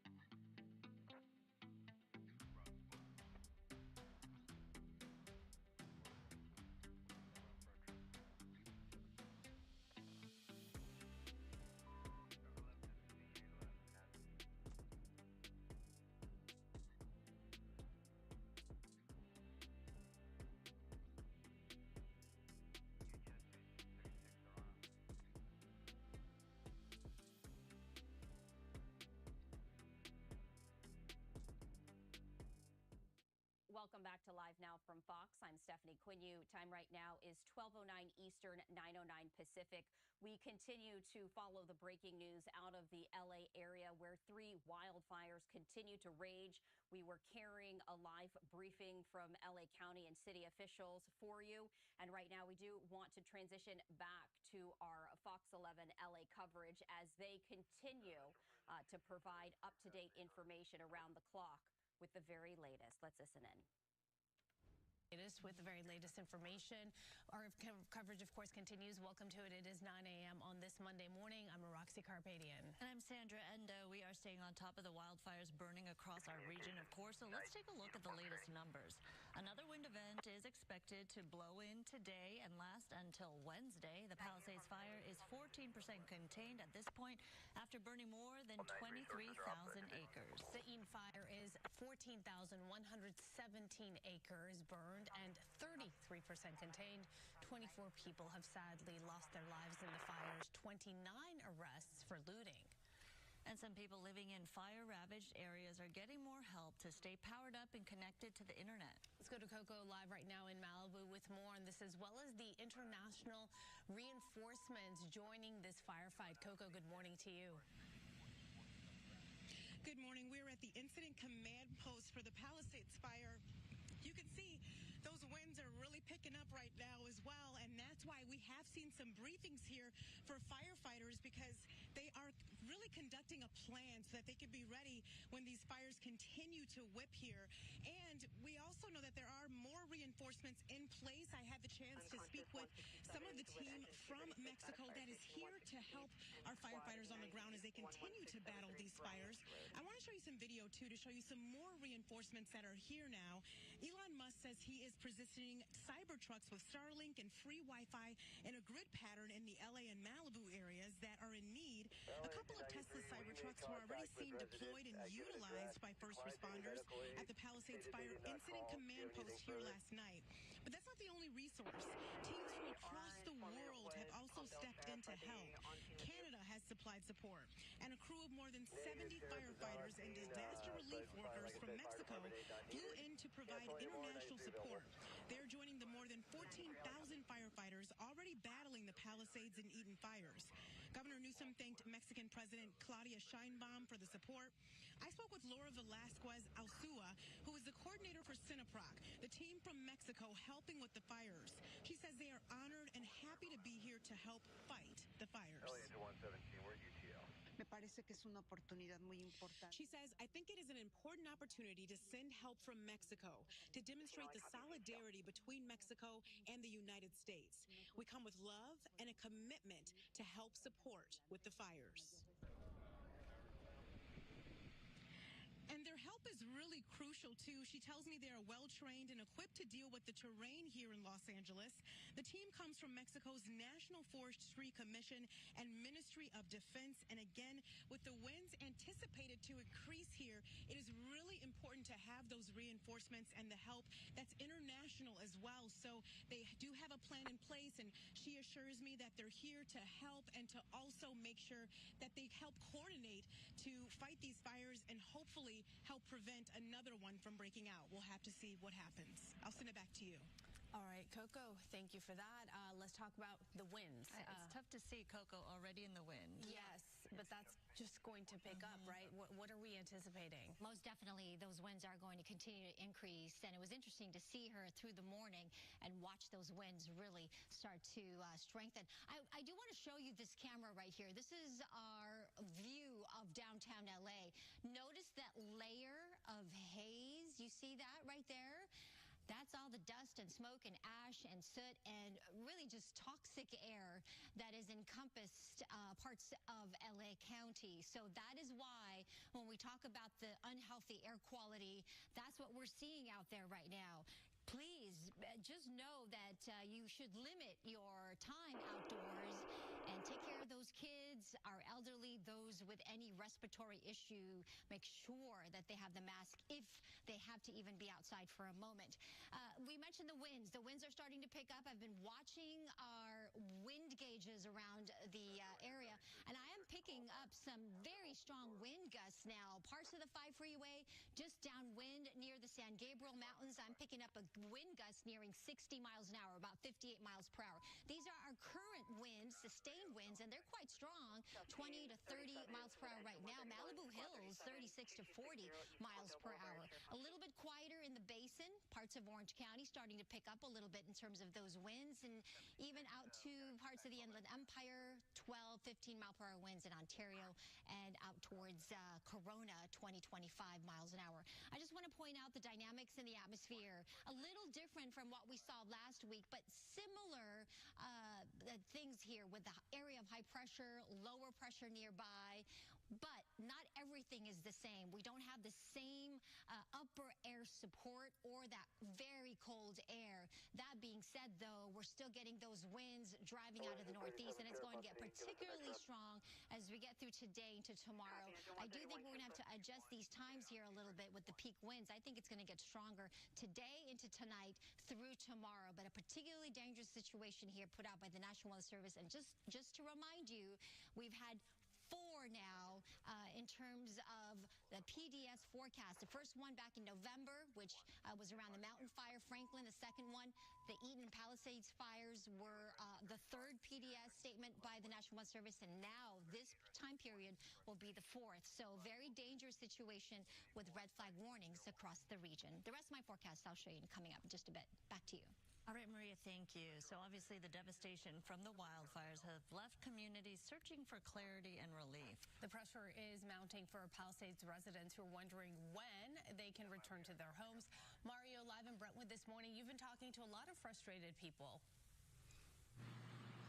Yeah, and they're growing more and more frustrated. We got an important update during that news conference in the last hour from the LAPD that there's no timeline on when they'll be able to continue and accommodate these police escorts into the neighborhood. And you can see here behind me just some of the hundreds of California National Guard members stationed here at San Vicente and 26th in place to keep these fire zones secure as the Palisade fire continues to burn, with another wind event moving in that could make things worse before they get better. So let's go to some video here, the latest firefighting activity. Thousands of crews from across several states continue to battle the stubborn flames. With a break in the gusty Santa Ana winds, crews struggled with steep terrain as they tried to protect homes in Mandeville Canyon, northwest of the Getty Center and west of the 405 freeway in Brentwood. Well, we learned this morning evacuation orders and warnings for some parts of Santa Monica and Brentwood were downgraded, but residents and officials on edge with another strong wind event picking up this week, affecting West LA and much of Ventura County. Now, during the news conference this morning, Assistant Chief Dominic Choi gave this update on those police escorts. Officers that are patrolling the area can get a list of locations at the checkpoint. Officers can patrol these areas and go check themselves. I'm not saying that's exactly going to happen, but there are options where we don't have to leave a pet in there if we're made aware of that. So you can go to the checkpoints and talk to officers, but I urge you not to go there just to wait to go in to see your house, which is largely what a lot of these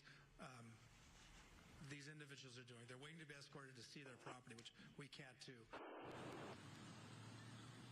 These neighborhoods, remember, even if homes are still standing, are dealing with downed utility poles and open gas lines and other public safety concerns surrounding these escorts. Now, county officials say for residents who've evacuated and are in need of medications, they have Kaiser Permanente doctors working at the evacuation centers to help residents with refilling those prescriptions. So that is one resource as residents continue to struggle with gaining access to some of these neighborhoods that have been destroyed by the fire. For now, that's the latest here in Brentwood. We'll send it back to you. All right, Mario, we certainly do understand everyone's frustration at this point. Early this morning, Elon Musk announced that on X, that is, that Tesla Cybertrucks will be positioned in Malibu areas. They're actually equipped with Starlink internet and free Wi-Fi to support wildfire response. 2 Cybertrucks were spotted at the Palisades Fire Incident Command Post, and they're already in use by first responders. Musk says that the vehicles will create a grid to help connect communities in the hardest hit areas. And connectivity is a big problem. Another is, of course, looting. The Santa Monica Police Department arresting a number of burglary suspects near the evacuation zone. Officers say the men who provided false IDs to them were in possession of burglary tools. They also had the Watch Duty app open on their phone to track evacuation zones. Detectives say thieves are not from Santa Monica, and they traveled to the disaster area from out of town, specifically to loot homes. The department has arrested at least 39 suspicious people found illegally in these evacuation zones since the start of the fire, and one there impersonating a firefighter. Yeah, that is someone using fake identification. LA County Sheriff Robert Luna is saying the deputies encountered a man who was impersonating a firefighter. They say he was just sitting there on the curb. The sheriff asked if he was okay, only to discover he was in handcuffs. Deputies say they caught him burglarizing a home. Several others have been arrested for curfew violation.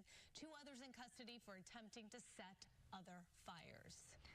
Now happening today at 2 o'clock this afternoon, District Attorney Nathan Hochman, alongside law enforcement leaders, will be announcing charges against those accused of looting or starting fires across LA County. This includes residential looting in Pacific Palisades and a suspected arson incident in Azusa. Authorities have made dozens of arrests and are strictly enforcing curfews in evacuation zones. Well, with so many people's lives devastated, of course, by these fires, people want to know, how can they help? That's right. And Bob DeCastro is live in Santa Monica, where a huge clothing and food drive is underway. We've seen so many like these pop up. Bob, it looks pretty stocked where you are. It is. There's been a huge outpouring of support. Lots of people want to help. Perhaps you still want to help. So what is needed most? What can you do to help?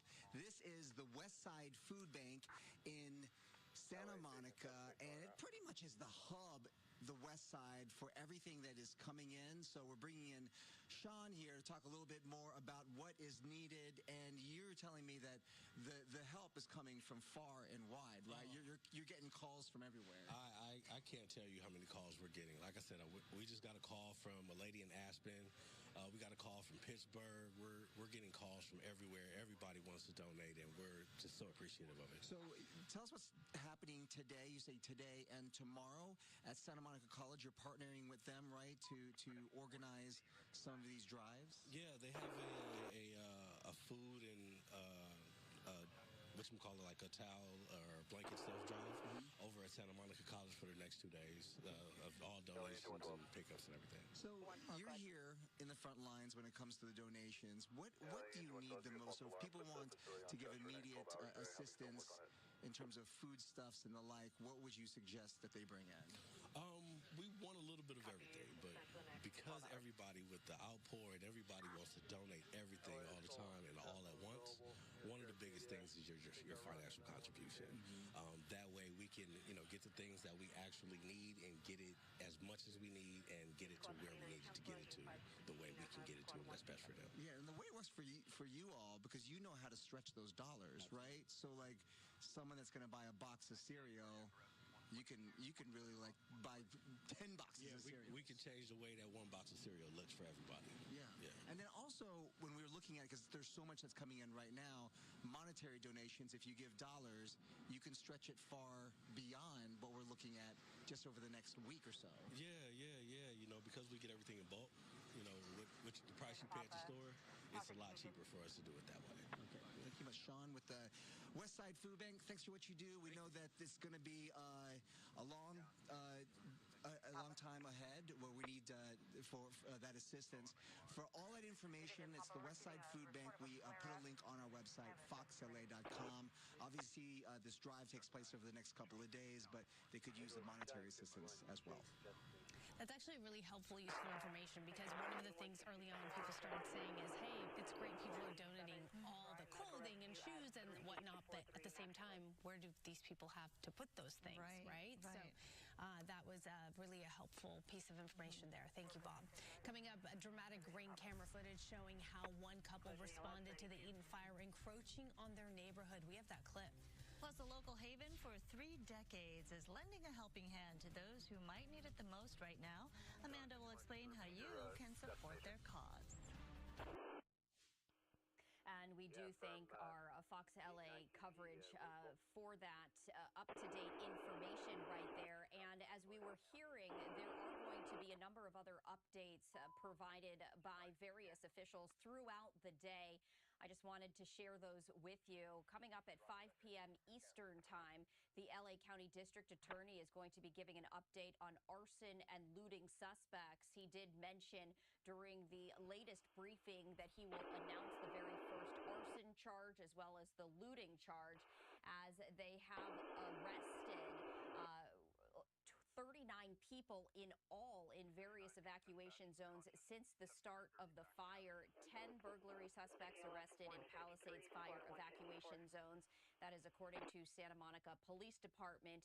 But it's not just arson. It's not just looting. Burglary, drug possession, probation violations, and curfew violations are included.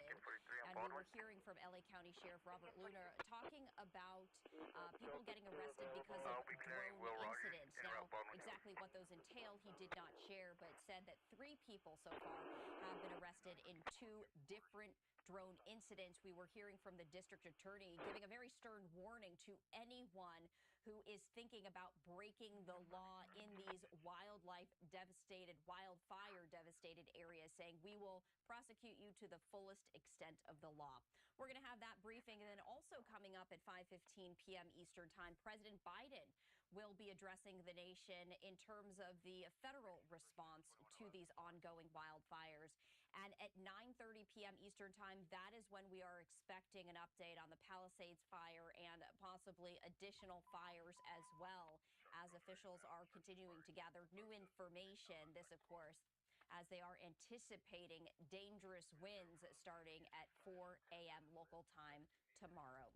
We're going to step away for a 2-minute break here on Live Now from Fox, continuing our coverage after that.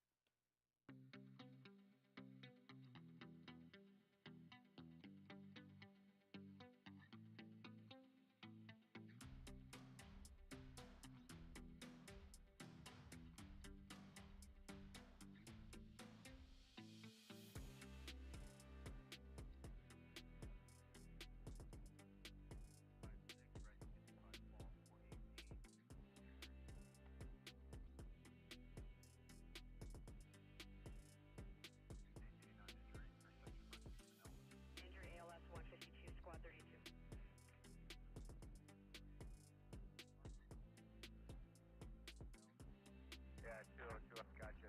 Check. 203, go ahead and take back up. Truck, go ahead and take the lobby.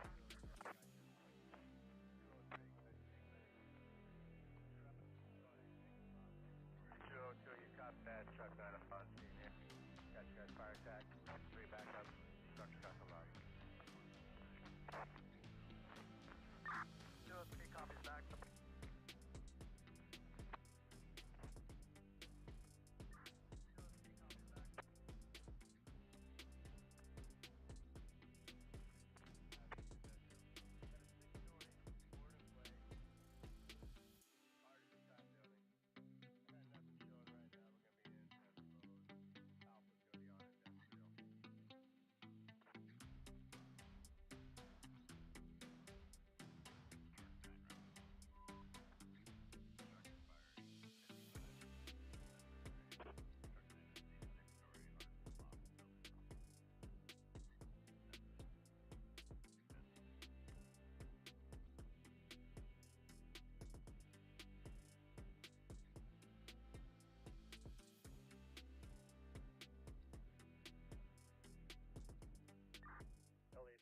Welcome back to Live Now from Fox. I'm Stephanie Quinu. We continue to cover the devastating LA wildfires, and I wanted to share this look with you. This is a look of 4 different live perspectives from around the California area. I want to start in the upper right-hand side of your screen. That is a live look at Los Angeles, and you can see what appears to be haze surrounding the city. That haze is the poor air quality, the smoke, and everything involved with the wildfires that continue to burn. That is why there are air quality warnings in effect through next week, as firefighters are working around the clock to try and contain these wildfires. We also see a relatively clear shot from Mount Wilson, California. That certainly wasn't the case last week as these wildfires began. So perhaps some good news as it does appear to be a little bit calmer. We also have some live looks from LAX and Santa Monica, California. However, while these do appear to be relatively calm right now, that will not be the case tomorrow, as the National Weather Service is warning of a particularly dangerous situation when it comes to wind. There are red flag warnings with the worst, the extreme risk happening at 4 a.m. Tuesday morning local time through noon on Wednesday, with wind gusts between 45 and 70 miles an hour. And that is a major concern as firefighters are continuing to try and make progress when it comes to battling these wildfires. This is a live look right here. This is from the Associated Press. This is a driving live shot as the photographer is driving through areas in LA destroyed by the wildfires.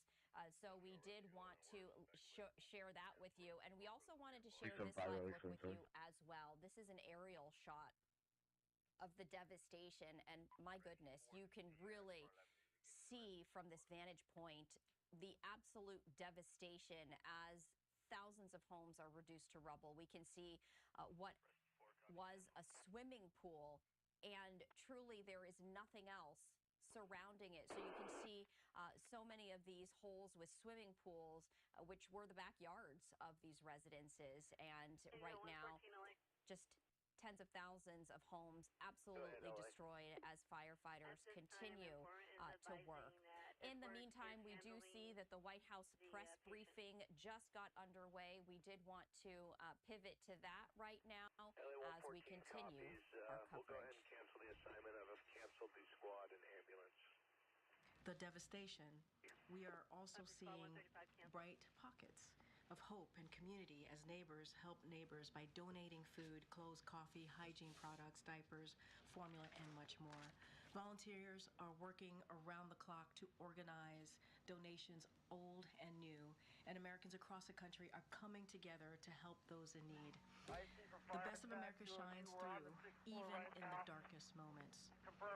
Later this afternoon, the President and the Vice President will be briefed by key federal officials. Our administration remains laser-focused on helping those impacted, and we will continue to use every tool available to support the firefighting efforts. And finally, before I turn it over to our National Security Advisor, Jake Sullivan, I just want to acknowledge April Ryan, who has been covering the White House for 28 years as of today. Thank you for your service and congratulations on this milestone as one of the longest-serving Black White House correspondents. I always appreciate your... Okay, yes, ma'am. Correct. Correction made at the podium. The longest-serving Black White House correspondents. Congratulations. We always appreciate your tough questions, our back and forths, and your persistence in this room. And so congratulations. And with that, I have our National Security Advisor, Jake Sullivan, to speak more about the foreign policy speech today and any of your questions. Thank you very much, and good afternoon. April, congratulations on being the longest-serving Black White House correspondent. I also appreciate your tough questions, but I especially appreciate your easy questions. So if you have any of those today, I'd be happy to take them. As Karine just noted, later today, President Biden will deliver an address at the State Department on the United States' position in the world as he hands it off to the incoming administration. The State Department, as many of you know, is where President Biden delivered his first foreign policy address in February of 2021. And it was a very different world then. We were still in the midst of a devastating health and economic crisis, with our alliances fraying and fragile, and our competitors and adversaries on the march growing stronger. And the President spoke at that time about the urgency of meeting the challenges of this world in a period of profound transition and change. The post-Cold War era had ended. The United States was in a contest for what comes next, economically, technologically, and with respect to our values and vision for the world. A time of change and transition like that has brought geopolitical turbulence, technological disruption, the pressures of an energy transition, and more. We've had a lot thrown at us, But as we pass the baton to our successor, the president will report with confidence that America is winning that contest for the future. If you look around the world today and you ask the question, which country is the most dynamic and innovative, the most attractive to partners and friends, the most capable of marshaling solutions to the big challenges we face? So that is National Security Advisor Jake Sullivan as he is talking about various topics. But just moments ago, we were hearing that the White House was sending condolences to the LA County area as you are taking a live look at the ongoing devastation there with the 3 wildfires. Coming up at 5:15 p.m. Eastern Time, President Biden is expected to address the nation when it comes to federal assistance to the tens of thousands of those impacted by these wildfires. And we will bring that to you right here on Live Now from Fox. We're going to continue to monitor the White House briefing. If at any point they should continue to discuss the wildfires out of LA County, we, of course, will bring that to you. In the meantime, we're going to step away for a 2-minute break here on Live Now from Fox, continuing our wildfire coverage after that. Stay with us.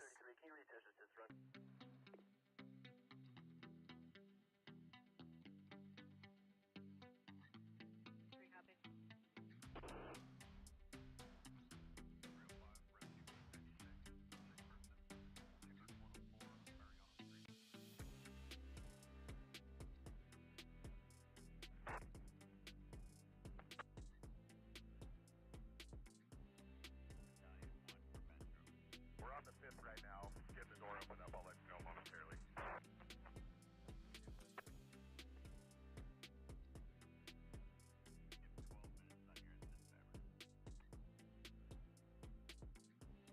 Roger. We're getting down to that unit right now. I'll let you know.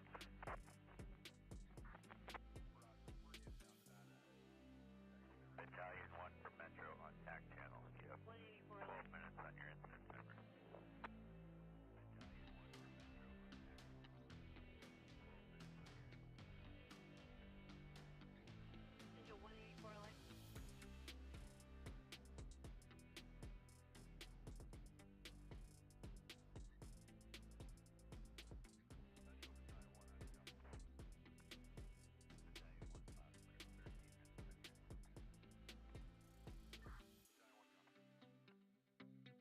Your 5th floor is clear.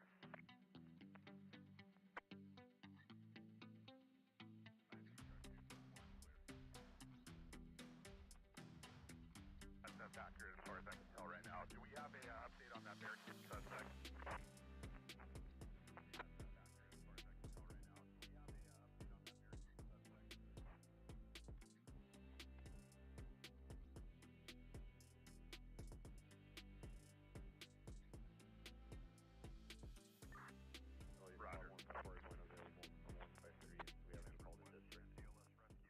Welcome back to Live Now from Fox. I'm Stephanie Quinu. As we continue our coverage of the devastating LA wildfires, I wanted to share this live look with you from a helicopter, and this gives you a better understanding when it comes to the devastation left behind by these wildfires that are not fully contained. 3 of them, the Palisades, the Eaton, and the Hearst wildfires, although the Hearst wildfire right now is at 95% contained. But you can see that several homes, at least in this particular neighborhood, have been left untouched so far. But when the camera pans around, you can just see it's surrounded by what used to be homes. And that is just what is continuing to be so devastating for those who have lost everything, and also those who are incredibly thankful but that their home is still standing, but so many loved ones are not being able to say that.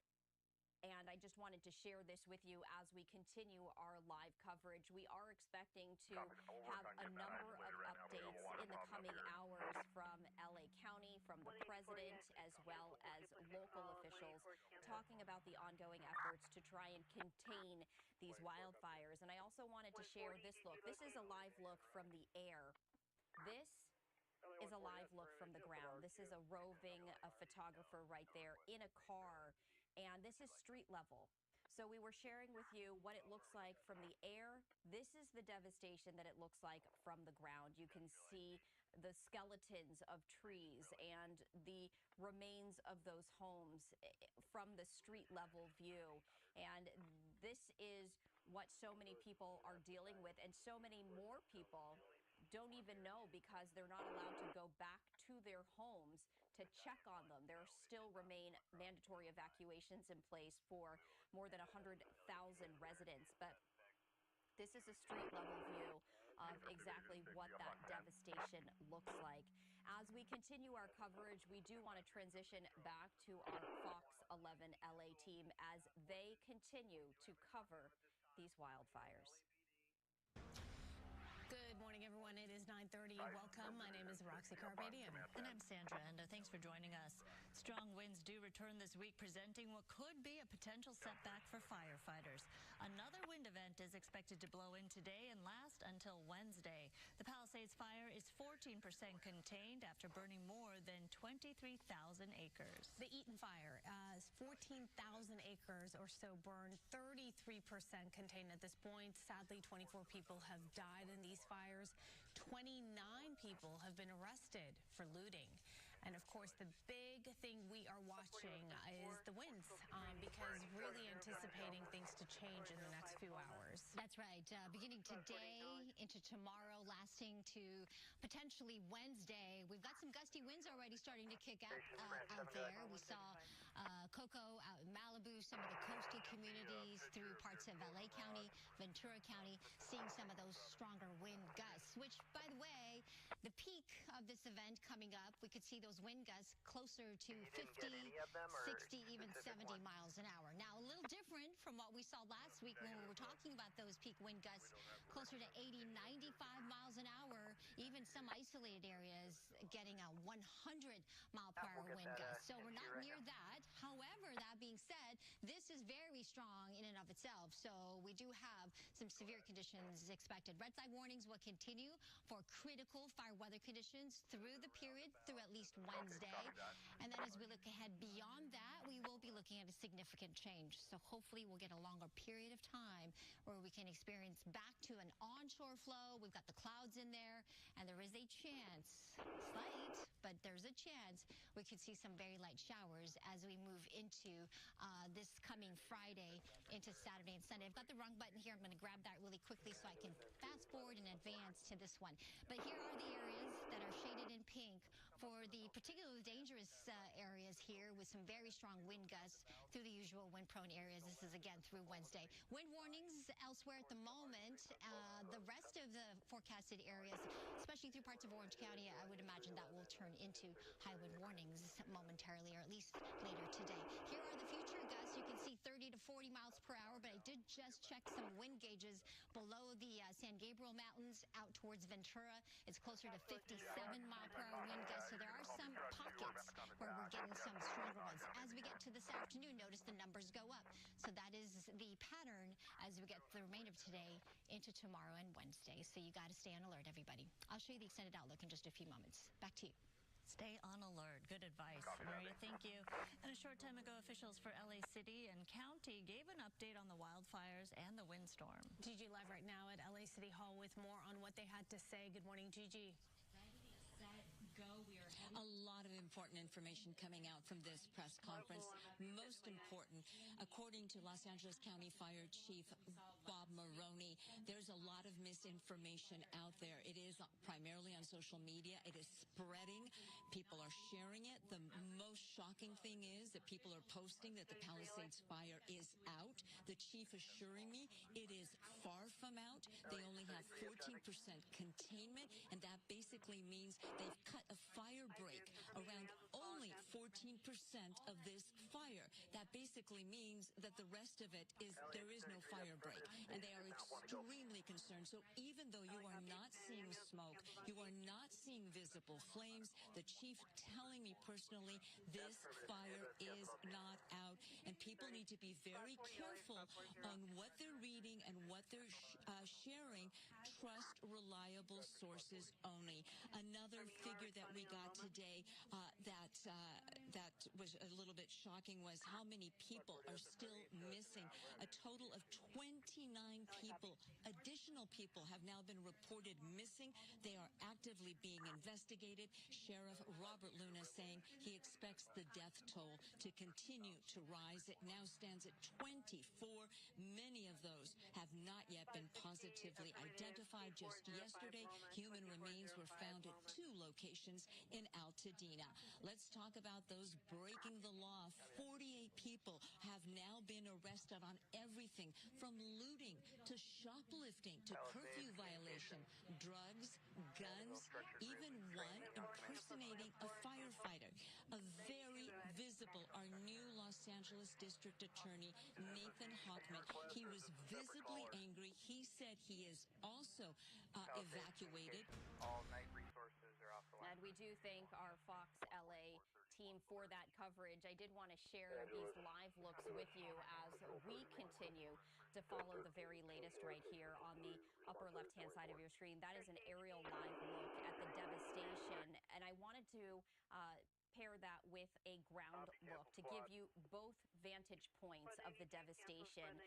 And you can see from the aerial shot just how widespread that devastation is. The ground shot gives you a better understanding of what it looks like up close. But tens of thousands of people continuing to be impacted by this. And I did want to take the aerial look full as you can see what appears to be a car in the middle of that rubble. Just neighborhoods, dozens of them side by side, just absolutely reduced to ash and to rubble as this live look from this helicopter continues to pan on out. Meanwhile, this ground view right here shares with you some of the homes that have remained untouched so far, but so many of the neighbors were not. And we do want to continue our live coverage of our Fox LA team as they have come back from break. We do want to head to that right now. Let's listen in.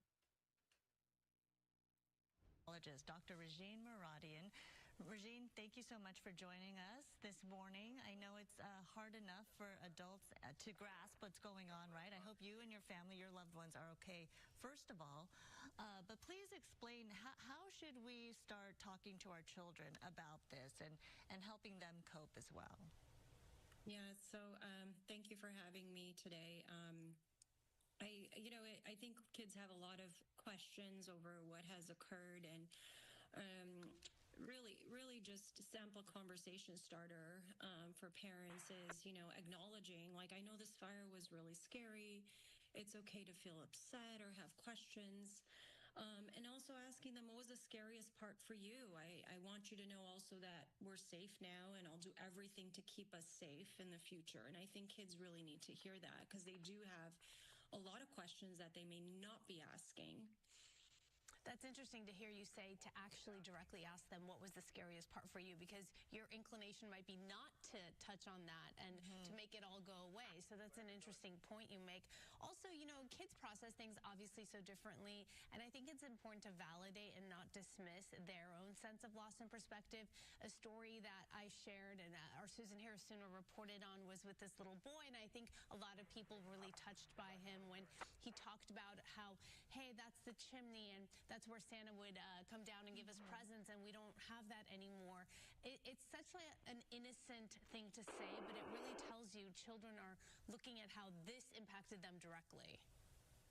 Yes, and I saw that video, and it was so touching because he was actually looking at all the parts. He was kind of recognizing the parts of his house. And so that really shows you how in tune they are with this loss. And you're right, we feel like, we shouldn't talk about it, but I think it is important to talk about it because they're going to hear it from school right now. They're going to hear it on the media.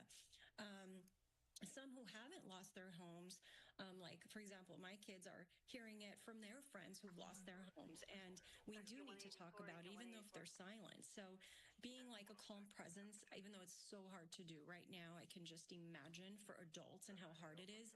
But children are very in tune to our emotional state. So right now they want to feel a sense of security and safety and that everything is going to be okay. And just like you saw in that video, look how resilient he was, and just almost like it felt like this sense of positivity.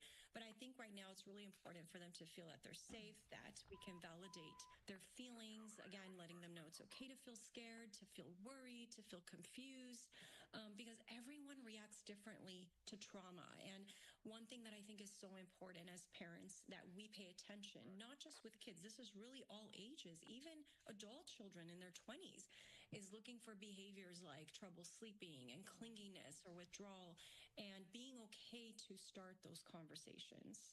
And the impact is really wide-ranging for all of this, because even in communities that weren't directly hit by the fires, now you're having a lot of these children who were impacted in the zone now go to these schools where they're brand new students with all different children. How can kids help each other and help them through these tough times? What should kids be doing for each other? So I think, again, is really creating support. So I've been talking a lot about this week, just even with my clients, where it's, what can you do to help and support? I am just so impressed at how LA, the whole entire LA community, has come together from donations. I've been even saying to people, just give me a call if you need anything. Just don't hesitate. Just ask, and I'm here. So I think with kids, it's also letting your kids know, and I've told my kids too, is encourage questions, right? Like, we don't want to force them to necessarily talk, but letting them know that I'm here, and, even if it's creating a sleepover or any help. And then parents also addressing specific fears, right? A lot of kids, even though they're not talking about it, they may be thinking about the future. Just like you mentioned, school. Some kids are not able yet to relocate or go back to school or go into a different school. So that's also can be disconcerting for them. So reassuring them that, we are taking the steps that we need and we are going to be okay. And physical comfort. I go back to that too, is my go-to thing is with kids, especially any ages, what is something that is comfortable? I saw a video where this lady had found, in the Pacific Palisades, she had found her jewelry. That's an example of comfort. She was able to find items. People are actually going on the scene to find things that felt comforting for them. So imagine for kids, that could be anything from a favorite blanket, a stuffed animal, or something calming. You can also create a calming routine. And we've seen the sites where there's so many donations. So as a parent, you can think about finding, see what's comforting to you. What do you like? Because kids are very attuned to touch and sensory. Absolutely, yeah. Keeping that routine and making time for them is of the utmost importance right now. Thank you so much, Regine. Great to see you, and we're so glad you and your family are safe. Thank you, you too. We're going to take a quick break. We'll be right back. We want to thank our Fox 11 LA team for that coverage, as we do have new information to let you know about. If you were joining us this morning, we shared with you that the death toll rose to 24. That number has now been amended to 25, and that is something that we have been hearing from officials as they are warning that this number will continue to rise, as we were hearing from the sheriff during the briefing that we took live at 11 a.m. Eastern time. They are doing something called grid searching, where they are basically going section by section in every neighborhood, combing meticulously through the rubble, because dozens of people remain missing at this hour. And so he did want to warn everyone that the death toll will likely rise in the coming days. This is a live look right here from a helicopter as we continue to share these live video streams with you of the devastation left behind by these 3 wildfires. And this is what used to be a neighborhood, what used to be dozens of homes lined up, families inside having to evacuate. And you can see as the helicopter zooms out, sometimes the neighborhoods next door have remained standing, while the ones just to the right and to the left of it look like this. And that is what is so hard, is that everyone is impacted in one way or the other, either experiencing that personal loss or knowing someone who has. And that is what we've been hearing from officials. FEMA is there on site providing support, but so many questions in terms of those who may not have insurance, what happens next. Coming up at 5:15 p.m. Eastern Time, President Biden will be addressing some of those concerns as he will be speaking to the nation regarding federal assistance. We are going to step away for a 2-minute break here on Live Now from Fox as we show you these live looks. Before we go, I did want to share this look with you. You're taking a live look from the sky of the devastation right there. As you can see, a fire truck just going block by block. This is a live look right here from the ground as the photographer has been roaming the various streets, and you can see on the move once again at this point in time. But sharing that ground view of the destruction and the damage that these wildfires have caused. And you can see many of these residences only have a chimney left standing right there. We are going to step away for our final 2-minute break of the hour here on Live Now from Fox, continuing our live coverage after the break. Stay with us.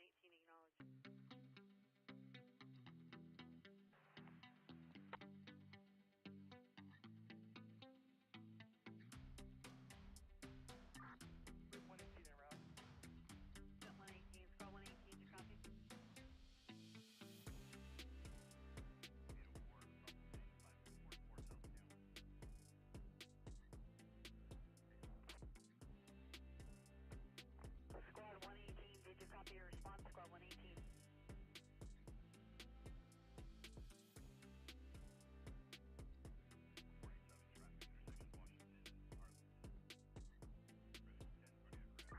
Squad 118.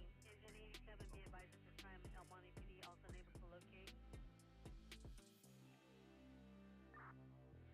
Communications LAV 1 able.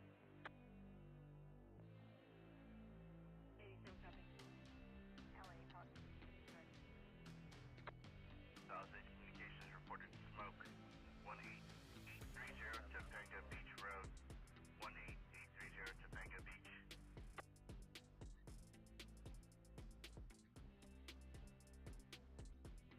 Copy. 18830. Reported smoke. LA clear 956.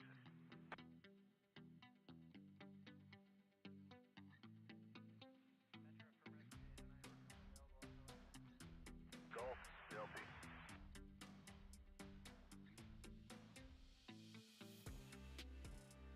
Angeles, LP 373, for Norfolk. Hey, Jack, got a guy down there. Says what he's found so far is a bunch of leaf litter in the rocks and the boulders there. He's gonna clean that out, see if the smoke stops.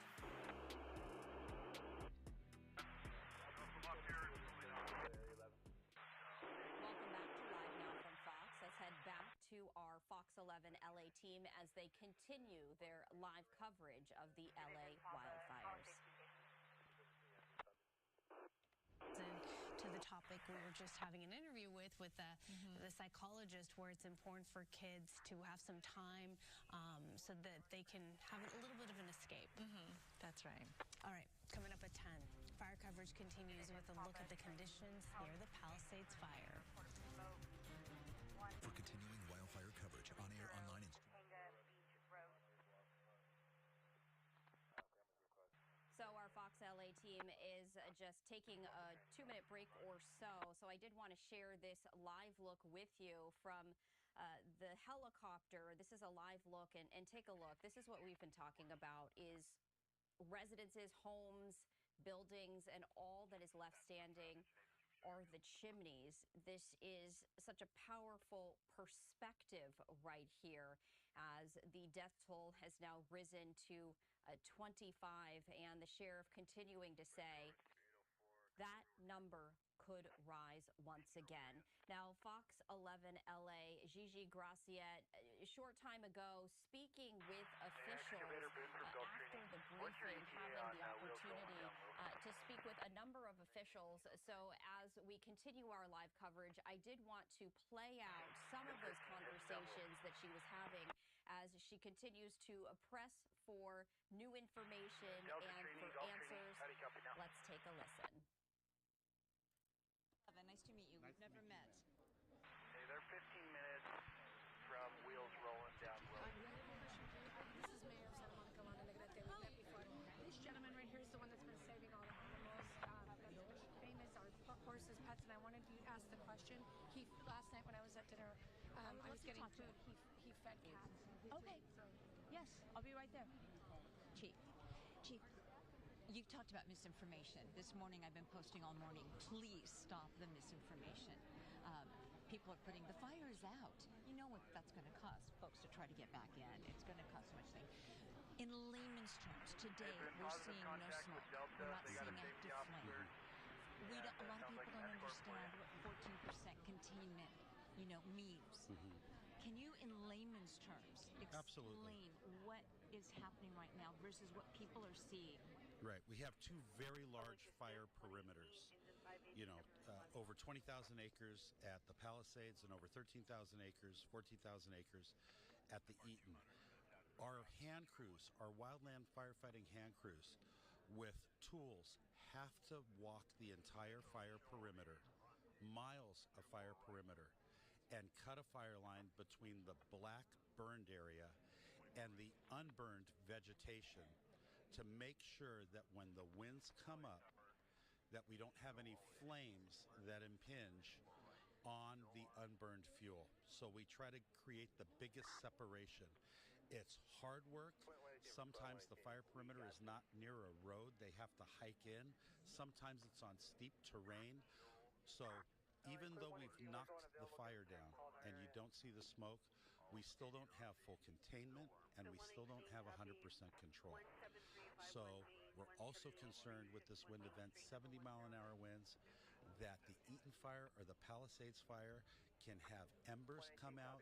They can cross the fire line and start a new brush fire that's going to put people at risk. And I'm concerned that if we get a fire, even with all of the resources we have in Southern California, in LA County, in the city of Los Angeles, we're not going to have enough to stop that fire. We all have seen the videos of people trying to escape. They had very little time to get out with only the clothes on their back because all of the firefighters and all of the engines and the water system could not keep up with the speed that fire traveled. It was like a blowtorch. So even though people are not seeing a lot of smoke today, people are not seeing active flames, this fire is far from out. Far from out. We're going to be here weeks before we call full containment. It'll be weeks before we call 100% control. And I'm just concerned about the next event. I don't want to see anybody else perish in these fires. Thank you so much. Thank you.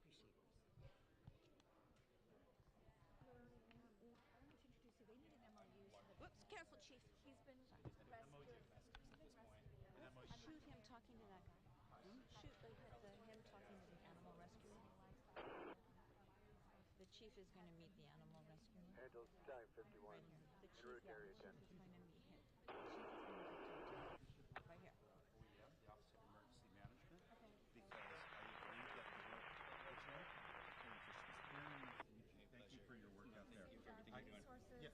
So, Mayor, I'll make sure that I tie him in with LA County OEM.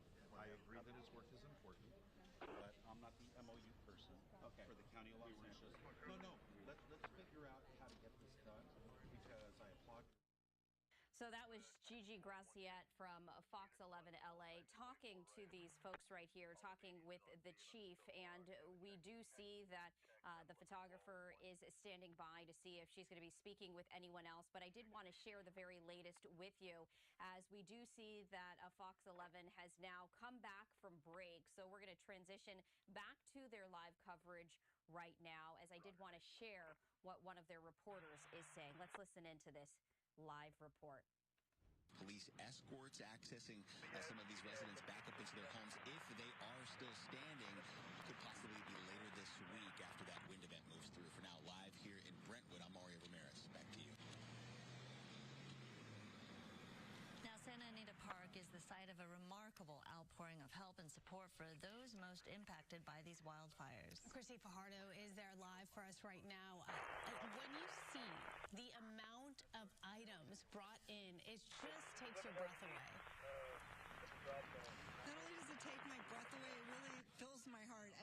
One of the things that I have learned throughout all of this is that even in a place as big as the greater Los Angeles, metropolitan area, we're still very much a community, and people wanted to help. And I want to just show you what is around us. There's baby food, there's water, there's people coming in, bringing in warm food and books and just basically everything you can think of. And this actually started with three guys who, like many of you at home, were watching helplessly and wanted to do something. So they took to TikTok and they put out the word, and they were at the Rose Bowl initially and then came here, and it turned into this. There have been people coming by, donating, and also volunteering their time, including Deadpool here, who Good morning. Good morning, who has been bringing a smile and a chuckle to the people who need it most. And why did you decide you wanted to come out?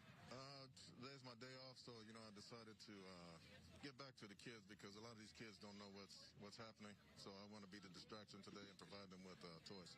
A lot of them, they do look shell-shocked, but they see you and they want to come and take their picture with you. Right, and like I say, I'm just here to be the distraction and provide as many toys as I can and uplift the community right now, like everyone else is trying to do. And I've seen some wide eyes look when they see these toys. Oh yeah, there's some good toys here. You got the Lilo and Stitch and Hello Kitty and all that type of stuff. So got some boys stuff. We got some science stuff over there for the kids as well. But like I said, I'm here. I just came back from a 48-state tour, and I'm here to uplift the community. And I'm seeing your message here. It says encouraging, giving, love, and compassion. And it also says in loving memory of Linda C. Hubbard. So was this all sparked by your own loss? Yeah, my mom was a probation officer here in Los Angeles. She gave back to the community, and I'm just trying to take the torch and continue where she left off. What a beautiful way to honor her memory. And thank you so much for doing this. But this is just one of many stories that we're hearing.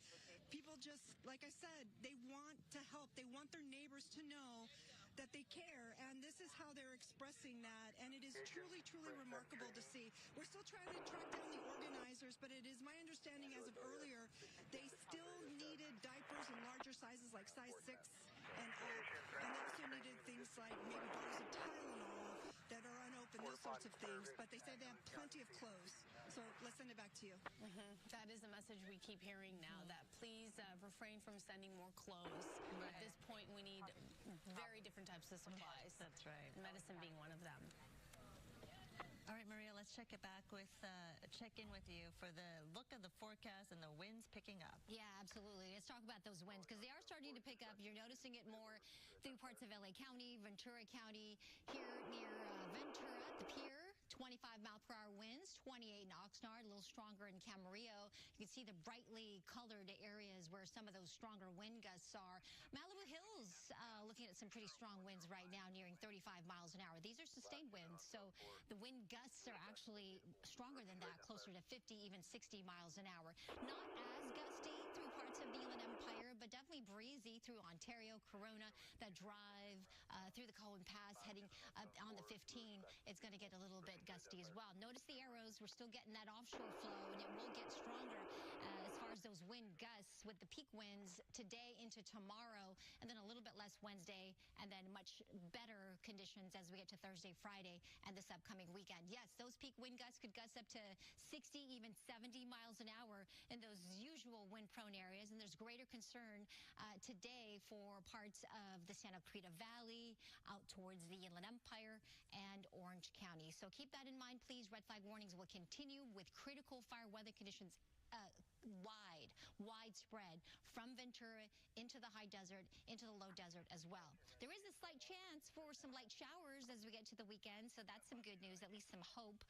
At this point, it's about a 10 to 20% chance, so it's kind of on the lighter side, but there will be a change, and we should get back to more of an onshore flow at least, and maybe get a little bit of that marine layer and cloud cover to add more moisture in the atmosphere. In the meantime, it has warmed up a little bit. 61 in downtown LA after this morning's upper 30s and low 40s. 60 degrees in Pasadena with that sunshine. It feels a little bit warmer than that. 59 in Santa Ana. Out towards Santa Monica, 60 degrees. Similar conditions in Ventura and Camarillo. Big Bear, Very cold, 28 degrees there, 61 in Palm Springs. High temperatures today will range anywhere from the mid-60s at the coast to about 69 for downtown. That is close to the average of 68. We've got the wildfire smoke. We showed you some of the images from outside, our cameras looking out towards downtown. It's really all of LA with that very harmful, unhealthy air quality. So you really want to limit your exposure to that and being outdoors. You want to stay inside, and if you are in your car, make sure you put it on that recirculation. 63 in the valleys with those gustier winds picking up, 35 in the mountains, and eventually 52 in the high desert to that 65 in Palm Springs. I'll show you the computer models. Will outline hour by hour what we're expecting with the winds as we get through today, tomorrow, and into Wednesday in just a few moments. In the meantime, I'll send it back to you. All right, Maria, thank you. So what's the plan for kids with no school to go to and new safety measures for those who do? Up next, we will speak with the superintendent of schools for LA County. And we do want to thank our Fox 11 LA team for that coverage as we once again take a live look from the aerial perspective of the ongoing damage and destruction of these three fires that remain out of control, not fully contained at this hour right now. The death toll rising to 25 with dozens of others remaining missing. And what is happening right now is that authorities are going block by block, something that they call grid spanning, and they are meticulously combing through all of the rubble and debris that you are seeing there live on your screen to figure out just what those latest numbers are. And we were hearing from the sheriff warning that this number that stands right now at 25 will likely grow in the coming days as there are still so many neighborhoods to get to. Many of these neighborhoods are still inaccessible. We do see some emergency vehicles right there, right before the helicopter zoomed out, as it is giving us really, truly a bird's eye perspective in terms of the context and geography of where these three wildfires are. And this is another look right here. This is a map of where these three wildfires still stand. The Palisades remains the largest of the fires. Then there's the Eaton to the east, and then to the north is the Hearst fire. The Hearst fire is the smallest at around 800 acres. It is 95% contained, so that is the highest containment as of yet, as firefighters continue to work around the clock to try and contain these fires before the very dangerous wind conditions ramp up once again at around 4 a.m. Tuesday morning local time. Those wind gusts are expected to last through noon on Wednesday, so it is more than a 24-hour wind event that officials are anticipating. They said wind gusts between 45 and 70 miles an hour. Not as high as what we saw last week, but still enough, unfortunately, to fan the flames and to cause a lot of damage. This is a live look from the ground as this photographer continues to drive along some of these roads in the devastated neighborhoods, and you can see truly chimneys are all that remain in some of these areas. Many remain under mandatory evacuation, around 100,000 people, so many still don't even have a clear picture themselves of what they might be returning to, whether there is a home or whether it looks like this live look right here at one of the devastated neighborhoods.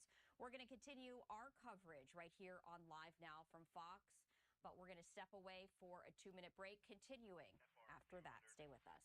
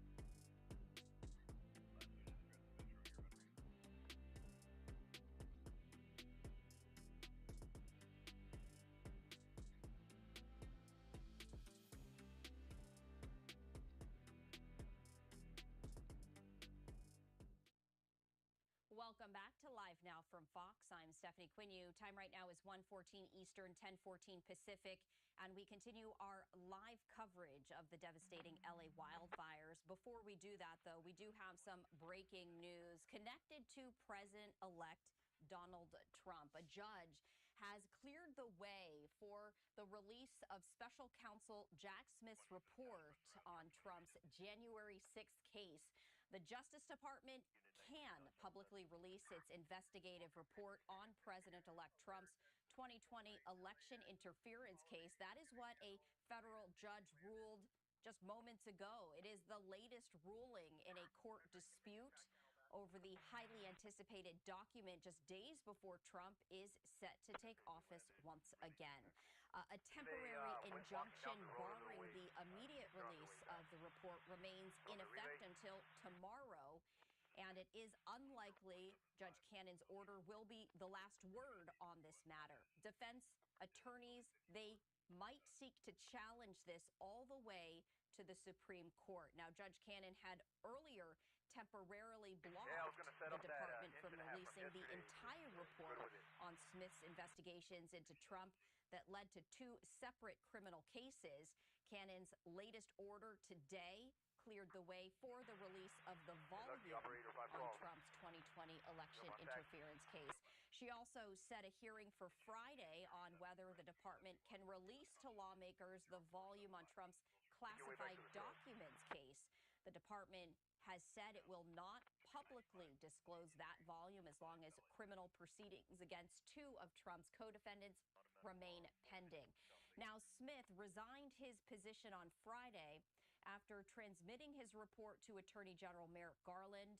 The Justice Department revealed that in a footnote in a court filing over the weekend. Now, the ruling, if it stands, could open the door for the public to learn additional details in the coming days about Trump's failed effort to try and stay in power in the run-up to the January 6, 2021 insurrection at the Capitol. But even as Judge Cannon permitted the release of the volume on election interference, she halted the Justice Department from immediately sharing with congressional officials a separate volume related to Trump's retaining of classified documents at his Mar-a-Lago estate in Palm Beach, Florida. Now, attorneys for President-elect Trump's two co-defendants, this is a Trump valet and a Mar-a-Lago property manager, those attorneys had argued that the release of the report would prejudice them, given that criminal proceedings remain ongoing against them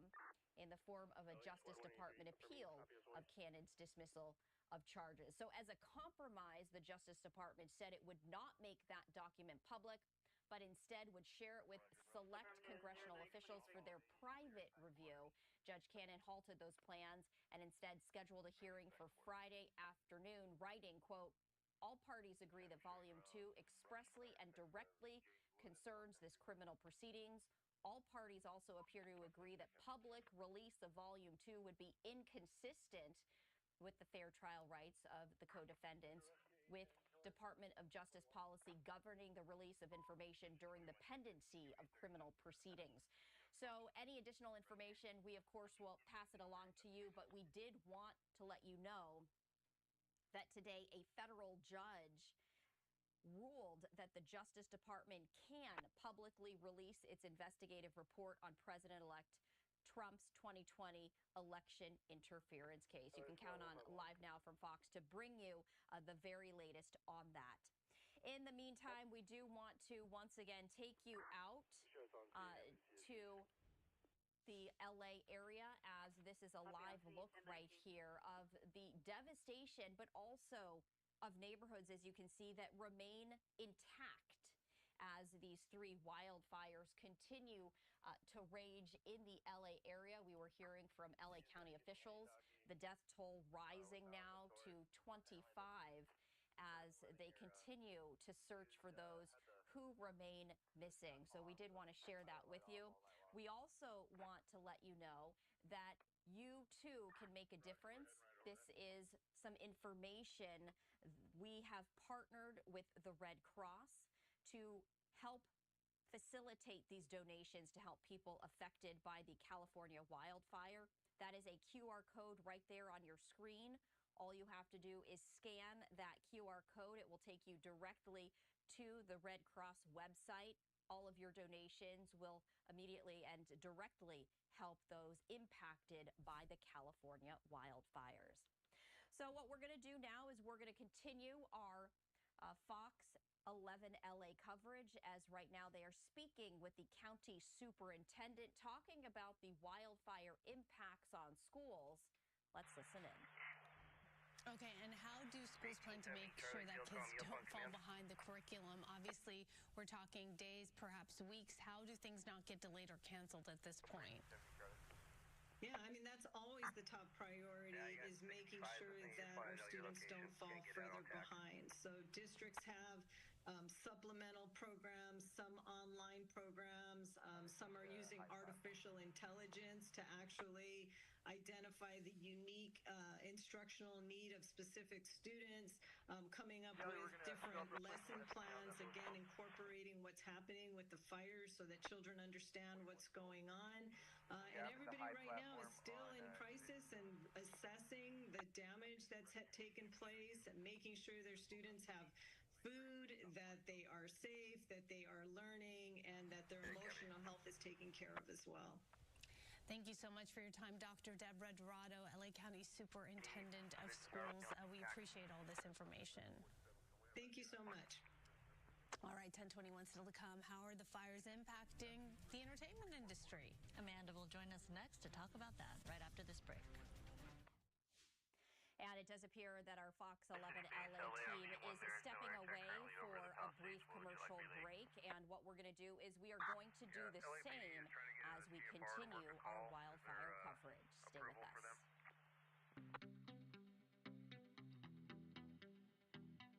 If they need approval, there should be a number on the TFR for them to call.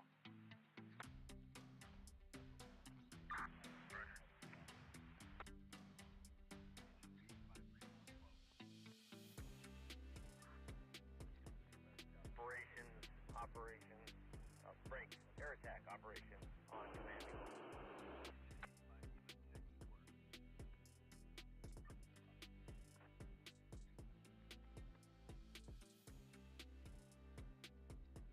Palisades air attack. There is no air attack or Helco in the air right now. What would you like relayed? I disregard. I'll contact him if we do get him up.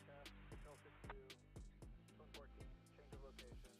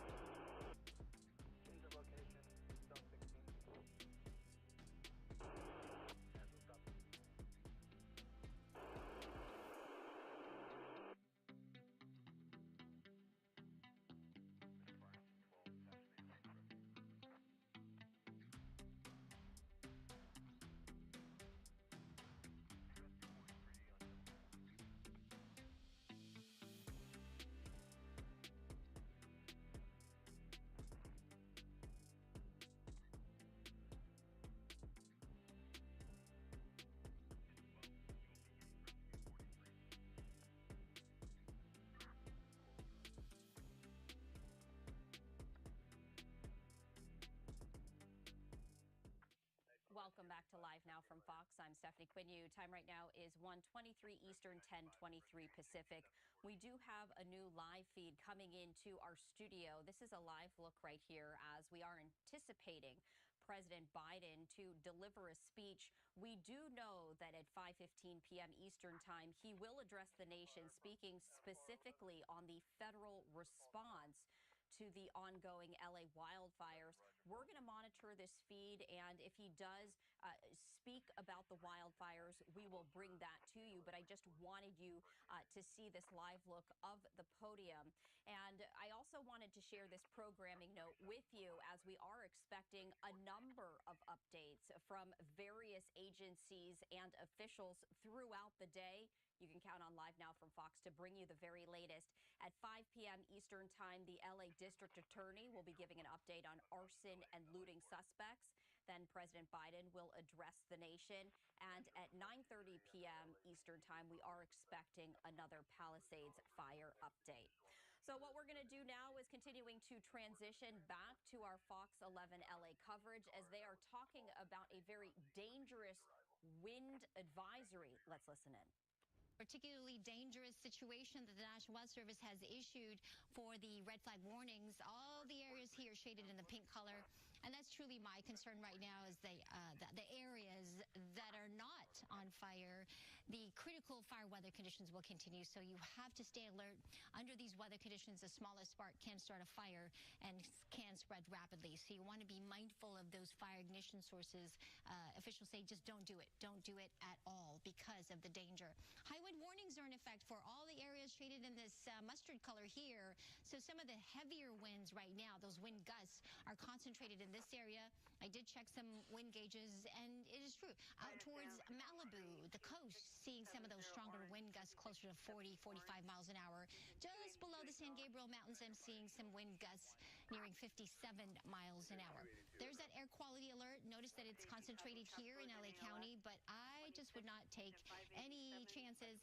Even I was in Orange County yesterday, and I know we couldn't see it, but I felt it in my throat. So just limit your exposure, as I mentioned. Just a quick look at our future gusts here. Notice the numbers going up as we get to the afternoon hours, and it's the usual wind-prone areas, of course, and that high fire danger as a result of these strong winds. This is going to consistently go on tomorrow and into Wednesday, and it looks like we're going to consistently see these numbers until Thursday when we get more of an onshore flow. Look at this. This is a good sign. This means more moisture in the atmosphere, and then better yet, as we get into Friday and the weekend, really a bit of a stronger northwest wind and perhaps a chance for some showers. I'll show you that in the 7-day in just a few moments. Back to you. Thank you, Maria. Okay, so I have an update on some of the shows that are filming right now in our city. Jimmy Kimmel Live will actually resume tapings starting today. The late night show suspended tapings last Wednesday due to the ongoing wildfires. However, After Midnight will not resume today or tomorrow, and The Price is Right has not resumed taping as of today. So we'll have the update on that. You know, Price is Right has a huge studio audience. Jimmy Kimmel Live has a studio audience as well. So it'll be interesting to see his monologue tonight. I'm sure he's going to mention what's going on right here in Los Angeles. And yesterday, I had the pleasure of visiting LAFD Station 88. It's a fire station that is near and dear to my heart. And I saw firsthand how the community is taking the time to give back to our brave firefighters and a four-legged hero as well. Molly's one of our search dogs. Our search dog team has been assigned now to the Palisades fire. As you can see, the members in the background, they're loading up, getting ready to go. They will now be assisting the fire, I believe, 4 of our search teams. Because of our urban search and rescue capabilities also, they are sending them out. Molly's been all over the United States, as well as she went to Hawaii for the Lahaina tragedy as well. Molly was a hit on Instagram, as I'll say that. Working long days, but very loved. A lot of people reached out to me, and they wanted to make sure Molly wasn't worked too hard or overworked. I met her handler who takes her home, and Molly's with him 24 hours a day, and he takes, from what I saw, he takes very, very good care of Molly. So absolutely. She is in good hands, and we are in good hands with Molly and so many of our firefighters. You know, being at the station yesterday, I found out from one of the captains that 5 of our own firefighters lost their homes within these fires, and another 10 have been displaced. In that station particularly, right? In total? From the LAFD 5 firefighters. I thought when I saw your interview, and I guess I was distracted when I was listening. I was like, oh my gosh, that station, that would have been devastating. Absolutely. I mean, it is devastating. Of course. You have to think about the fact that these firefighters lost their homes, and at the same time, they still have a job to do. They don't even have time to process it. That's right. It's awful. They're fighting the fires and also trying to figure out what they're going to do and where they're going to stay as well.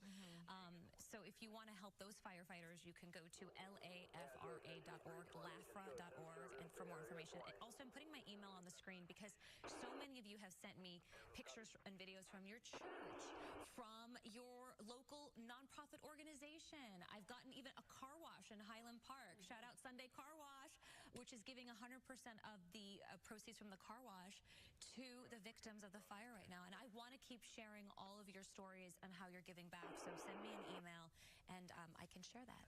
All right, very good, Amanda. Thank you. Up next, the latest on a new round of high winds expected to hit later on today.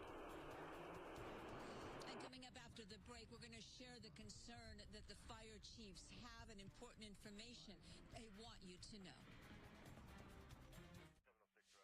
All right, thank you so much to our team down there at Fox 11 in Los Angeles as they have continuing coverage on the response, recovery, and also what we can expect later on this week regarding these deadly wildfires.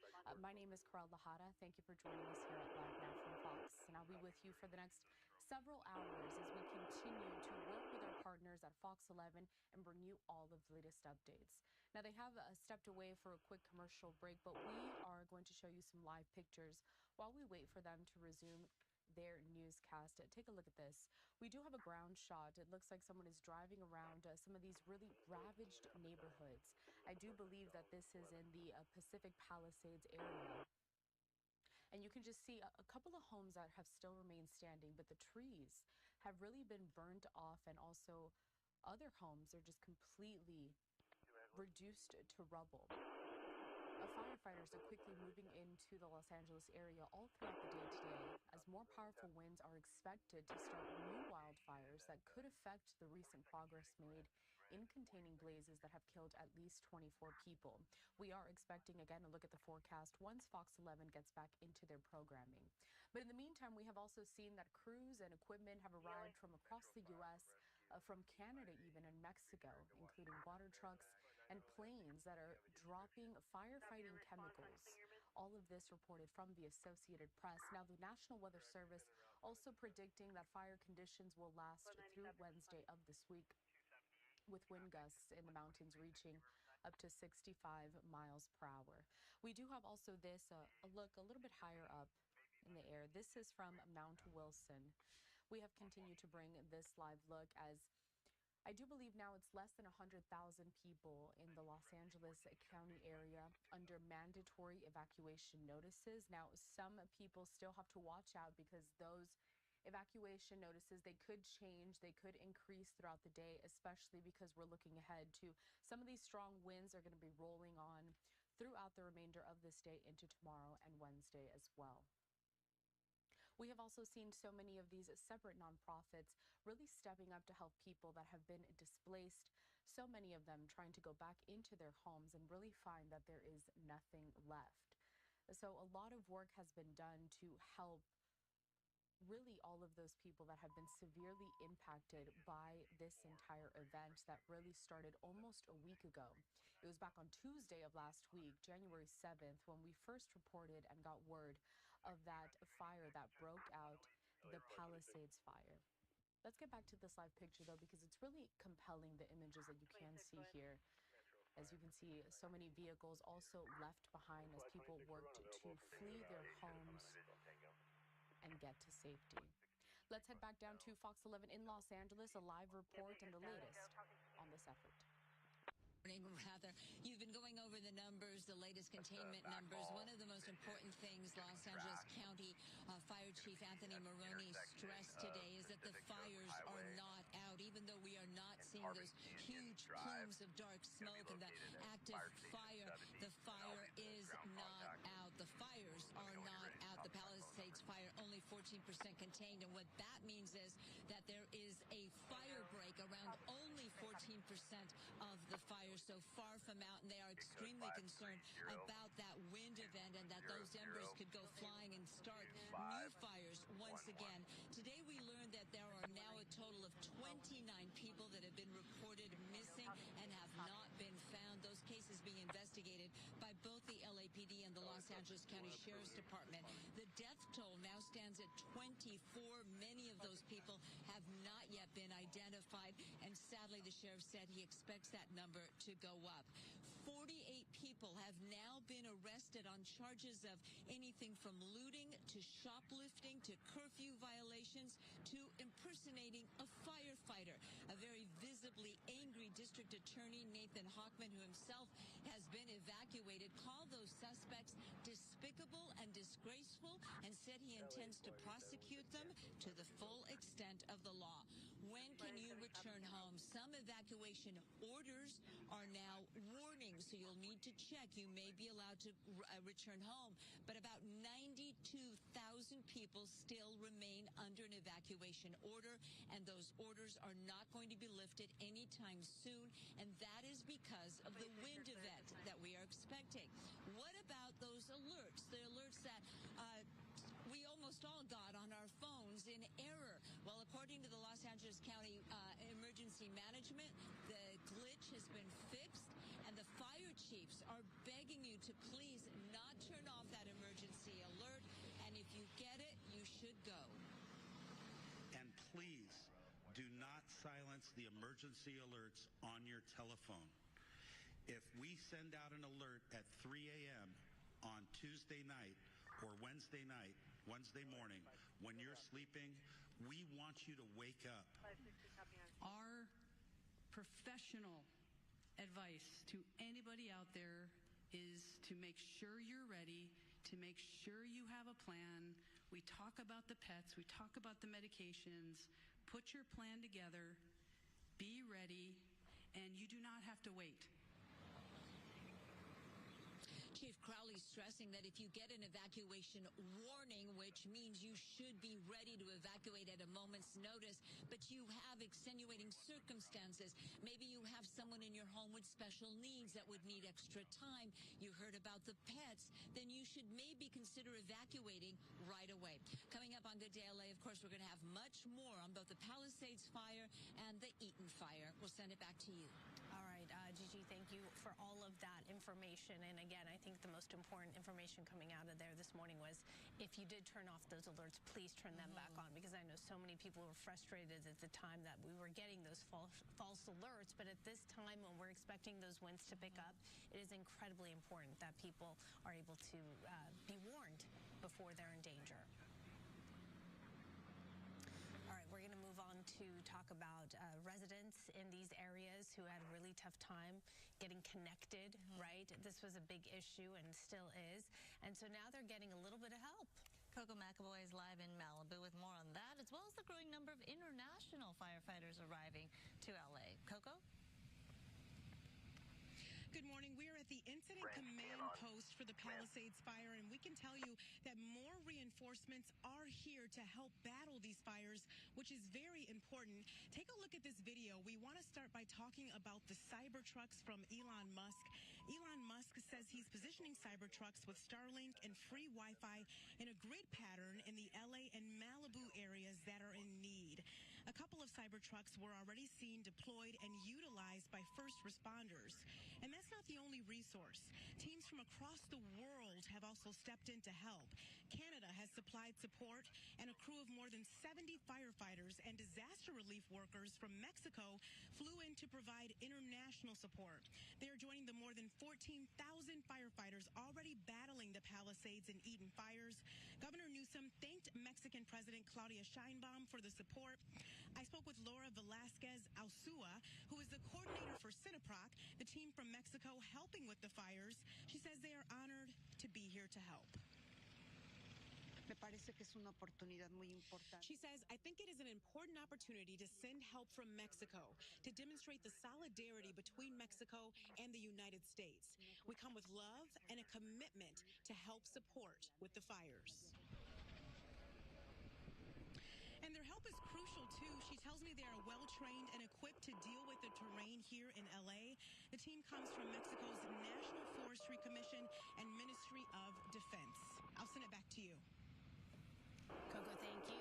Amid all the heartbreaking news we are seeing more stories of people coming together to support one another in the community. That's right. Up next, we'll talk with a couple doing what they can in the Topanga area. That's after the break. Today's best celeb story. So our team there at Fox 11 and taking a quick commercial break. We will do the same here at Live Now from Fox as before. We pivot to that. I just want to bring once again these compelling live images that we're getting through this, a drive-by through one of the neighborhoods that was severely impacted. We'll be right back.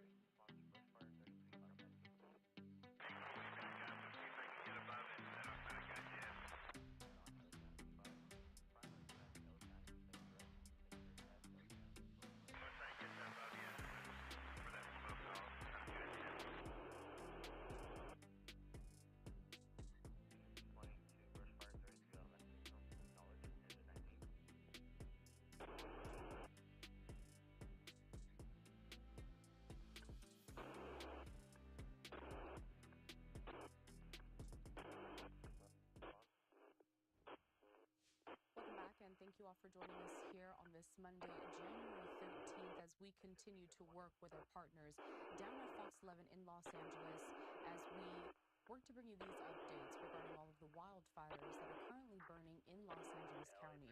And then an important update, I want to showcase this post on X from Fox News correspondent Matt Finn, in which here he does confirm 92,000 people under evacuation orders in the LA area as of this morning. Let's head down to Fox 11. They have a look at your forecast. We've got a trough of lower pressure here over us and one just offshore. Basically, I'm looking at similar dynamics as last week, but not the same. Not the same kind of catastrophic and ferocious winds that we saw last week, that's for sure. But that being said, we're still going to get a strong wind coming out of the northeast. It's starting to build as we speak right now, and they're going to get gustier as we get through the day today, tonight, with the peak winds really today into tomorrow, and then winds starting to weaken on Wednesday. That is the very latest from the National Weather Service. Here is our futurecast as we take a look at what we can expect in the next few days. High pressure, you can tell, is the dominant feature here. Mostly fair skies. That's what happens when we get the offshore flow. Notice the circulation here, an area of low pressure. That trough that I was talking about. No rain in sight, which we desperately need. Change on Friday, significant change as we get more of an onshore flow, and then we get a bit of the cloud cover in the marine layer. And sadly, the chance for some showers are dwindling a little bit, but it's still there. Still there, maybe a 10 to 20% chance, and hopefully maybe even some drizzle will take that. But the bottom line is that we are going to see noticeable change as we get to the end of the week and the upcoming weekend. In the meantime, with the critical fire weather conditions, red flag warnings throughout, widespread, we're still looking at very high fire danger. Relative humidity values still very low in the teens and single digits even. We've got power outages outages that are possible. I got the alerts from Edison about the potential for shutting down power as a precautionary measure, but that is going to be happening across SoCal, parts in the mountains particularly, so be mindful of that. And then, of course, travel will be impacted because of those strong gusty winds. Here's our 7-day forecast as we look at the extended outlook here.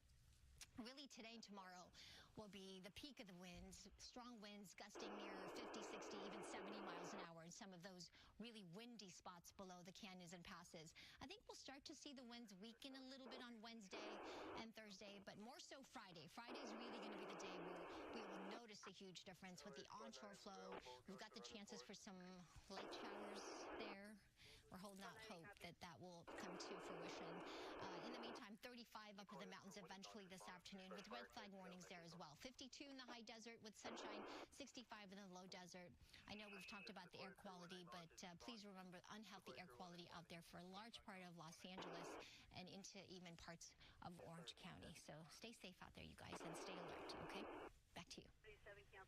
All right, Maria, thank you. Those fires often named for their geographic location, by the way. So in the case of the Palisades fire, it's gotten so big, it's spread to the Palisades nearby communities as well. That's right. And for residents in unincorporated Topanga area, well, they're rallying around one another to support victims and first responders to keep their homes safe. So let's bring in Ashley Scott and her husband, Forrest, for more on their efforts. Thanks for joining us this morning. I hope you and your loved ones are safe, and let us know how you're doing and the community of Topanga is doing. Thank you. Well, thank you for having us, and thank you for covering this. It's devastating. I know all of us are sort of in the same position, clearly very sleepy and a little worn down. A little worn down at this point, yeah. Yeah, of course, understandably so. Talk to us about your situation and your neighbors, where you were when this all began and how things are going. Well, we live down kind of closer to we're close to the Fernwood area of Topanga. Yeah, that was our backyard. That was climbing up, our old neighborhood 2 days ago. We actually watered down our neighbor's house and got her. We were able to get her cat and take care of some things that she needed. And she's an elderly woman that lives up there. Forrest, you can tell them about all the work you did with the fire department. Well, we were able to evacuate the lower part of Topanga as the fire encroached and come inside, staying in Topanga with another family. We've all been working together and staying in the canyon so that we can access our neighborhood. We've been able to get to people's houses, get medicine. We've been able to water down houses as fires are encroaching. We were also able to work with some of the first responders, CAL FIRE and LA Fire Department, to give them access to back woodland areas behind our neighborhood. We were right on the state park, and we're able to guide unfamiliar fire crews into the areas that are most accessible where the fires were. Wow, so the whole community really coming together, helping each other, and trying to stay safe in this situation. Is the Topanga area, though, getting the resources you need, do you feel? I think yesterday or the day before, we really started seeing the FOSS drops, and we were seeing kind of a real strong response, which we're so grateful for. I mean, even the little library that we have in town, there was tons of resources there, and people were bringing food and, drinks. They're doing gas runs. We have locals doing gas runs for us. We're getting support, but we need continued support. Our little town is isolated, and, we definitely need it to keep coming. But our community is strong, and we're all we're just still in it and praying that the next, 24 hours is gentle. There's so many stories that we're hearing from people in the middle of all of this action. Are there any you'd like to share with us with just what you saw happening or your own experience, in addition to what you did for your neighbor? I think it was pretty incredible for us to really, for the first time, visit the community center that we call downtown Topanga near the library, where there's Wi-Fi. It's become a central hub for donations, and for the last week, it's been completely run by, Topanga residents that are in the canyon. And I just went up to the checkpoint to bring some diesel in, fill up the truck, because we've been running around. And I was met by 3 full truckloads of supplies being brought in by volunteers, people I know, my community. They were being led by the fire chief, who was shuttling supplies into the inside of Topanga. So as far as supplies for people, yes, they're being donated, brought in. It's a very tight checkpoint, so really only officials can get in with these supplies. And then there's the whole element of the fire crews that are on the ground, and the support is incredible. They're on every corner, every ridge, overhead. They saved our homes. Yeah.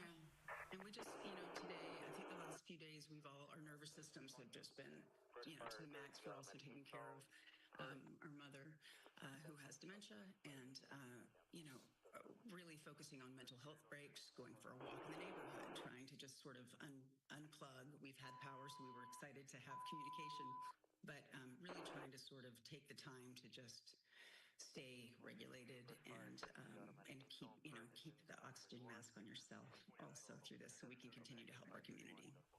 Yeah, it's certainly good news knowing that those supplies are getting to you and your community. That's always a big concern, right?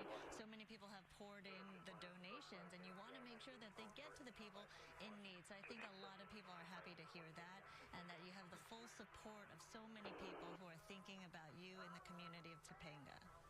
Yes, thank you. Thank you for covering this. We really appreciate it. No, of course. And we're putting up a list here for resources for people who can, if they're interested and able to, certainly support Topanga, specifically some of the needs here. If you can do a screen grab, that's probably the easiest way to get all that information down. Yes, thank you. Thank you so much. We appreciate it. Thank you so much, Ashley and Forrest, for all the work that you're doing, and we'll check back in with you in the days and weeks to come. Thank you so much. Thank you to all the firefighters and supporters. Absolutely. All right, you stay safe out there, and on that note, we'll take a quick break. We'll be right back. All right, our team down there at Fox 11, of course, coordinating these conversations with so many people that have shown support to everyone that has been affected by these fires, not even in those exact evacuation locations, but also the surrounding neighborhoods that have experienced some of these effects. Before we head over to our final commercial break of this hour, I want to put up this post from the National Weather Service because we continue to detail some of these strong and dangerous winds that we're going to be seeing into early Tuesday morning. So a few good tips here from the NWS over in Los Angeles. An advisory starting at Tuesday, 4 a.m. until noon on Wednesday. And they do say that during these times, do not do anything that could spark a fire. Have multiple ways to receive evacuation information. Visit fire.ca.gov/prepare to develop that wildfire action plan. Peak winds for this next event will be weaker than those last week. Nevertheless, winds will be strong enough to potentially cause explosive fire growth. This is one of the big stories that we are monitoring here as we continue to bring you the latest when it comes to this wildfire response, the recovery efforts, but also how people need to prepare, especially for this week. We're stepping away again for that final commercial break of this hour, but we continue with more of these live looks, and we check in with our partners at Fox 11 in Los Angeles. One more time here, though. A live look as we continue to drive down one of these neighborhoods in Los Angeles, as we can see the signal kind of spotty in some of these areas. We'll be right back. This came in from Deputy Ops, but it was by the IR flight.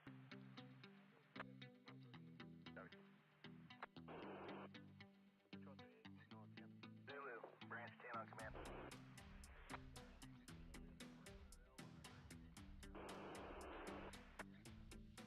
Try to help me on your tack.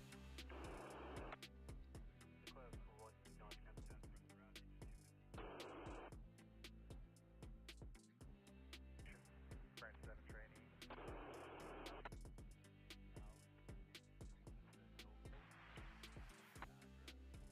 Operation branch 7 trainee. I have 2 excavators moving Papa with rubber tracks. If you need them anywhere else, they're not needed in branch 7. Yeah, copy that. We'll keep that in our back pocket. Keep a hold of them for accountability, and we'll switch them around as need be in the next day. Copy.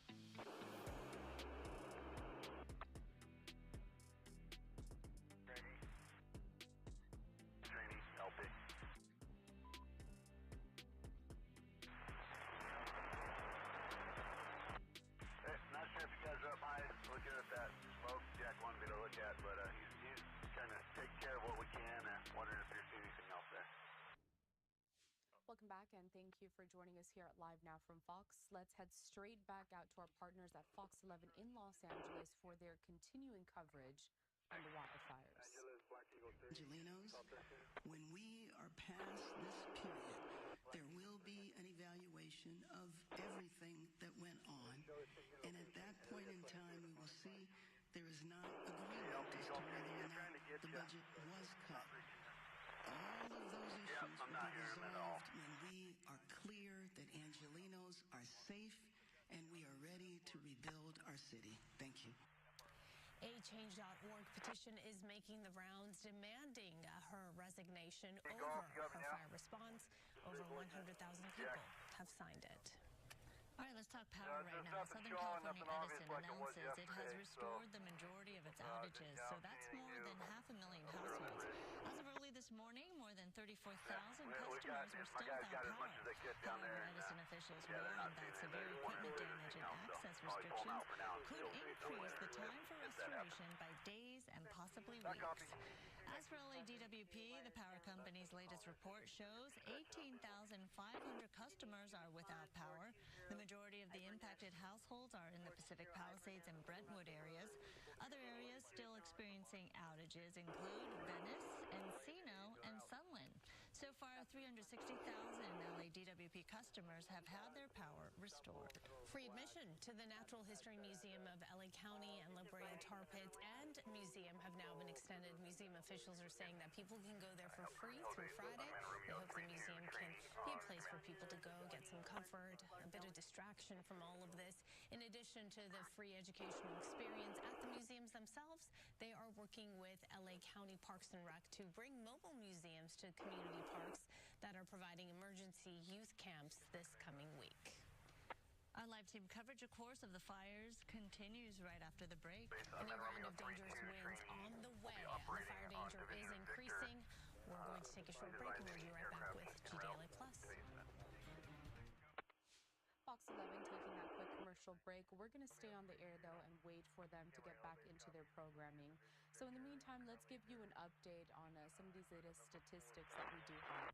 Putting up here on your screen a couple of these talking points that you're going to hear being referenced throughout the day today. So currently, this information from CAL FIRE saying that the Palisades fire is 14% contained, burning nearly 24,000 acres at this time.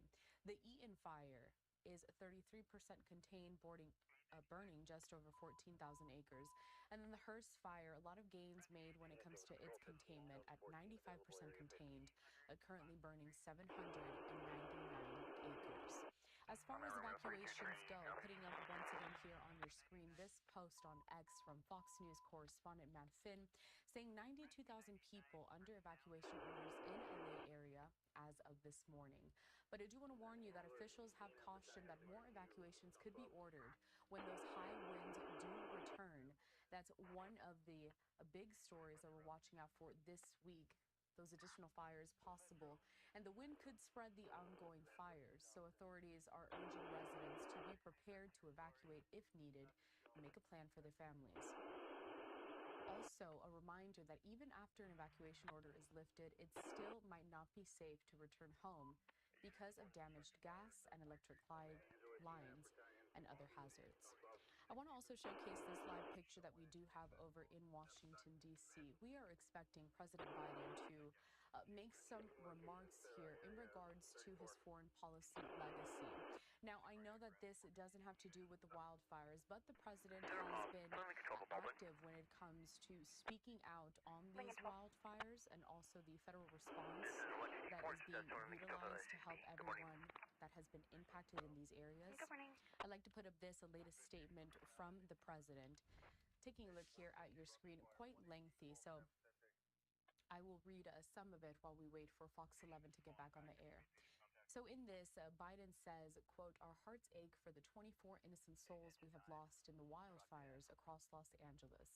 Jill and I pray for them and their loved ones. We are deeply saddened by the devastation caused by the unprecedented ongoing wildfires across Southern California. I am being frequently briefed on intensive efforts to suppress the wildfires across Los Angeles and have directed our team to respond promptly to any request for additional federal fighting assistance. At my direction, hundreds of federal personnel and unique federal aerial and ground support has been sent to California to support the firefighting efforts and help communities in need. My administration remains laser focused on helping survivors, and we will continue to use every tool available to support the urgent firefight as the winds are projected to increase. To the brave firefighters and first responders working day and night to suppress these fires and save lives, our nation is grateful. You represent the best of America, and we are in your debt.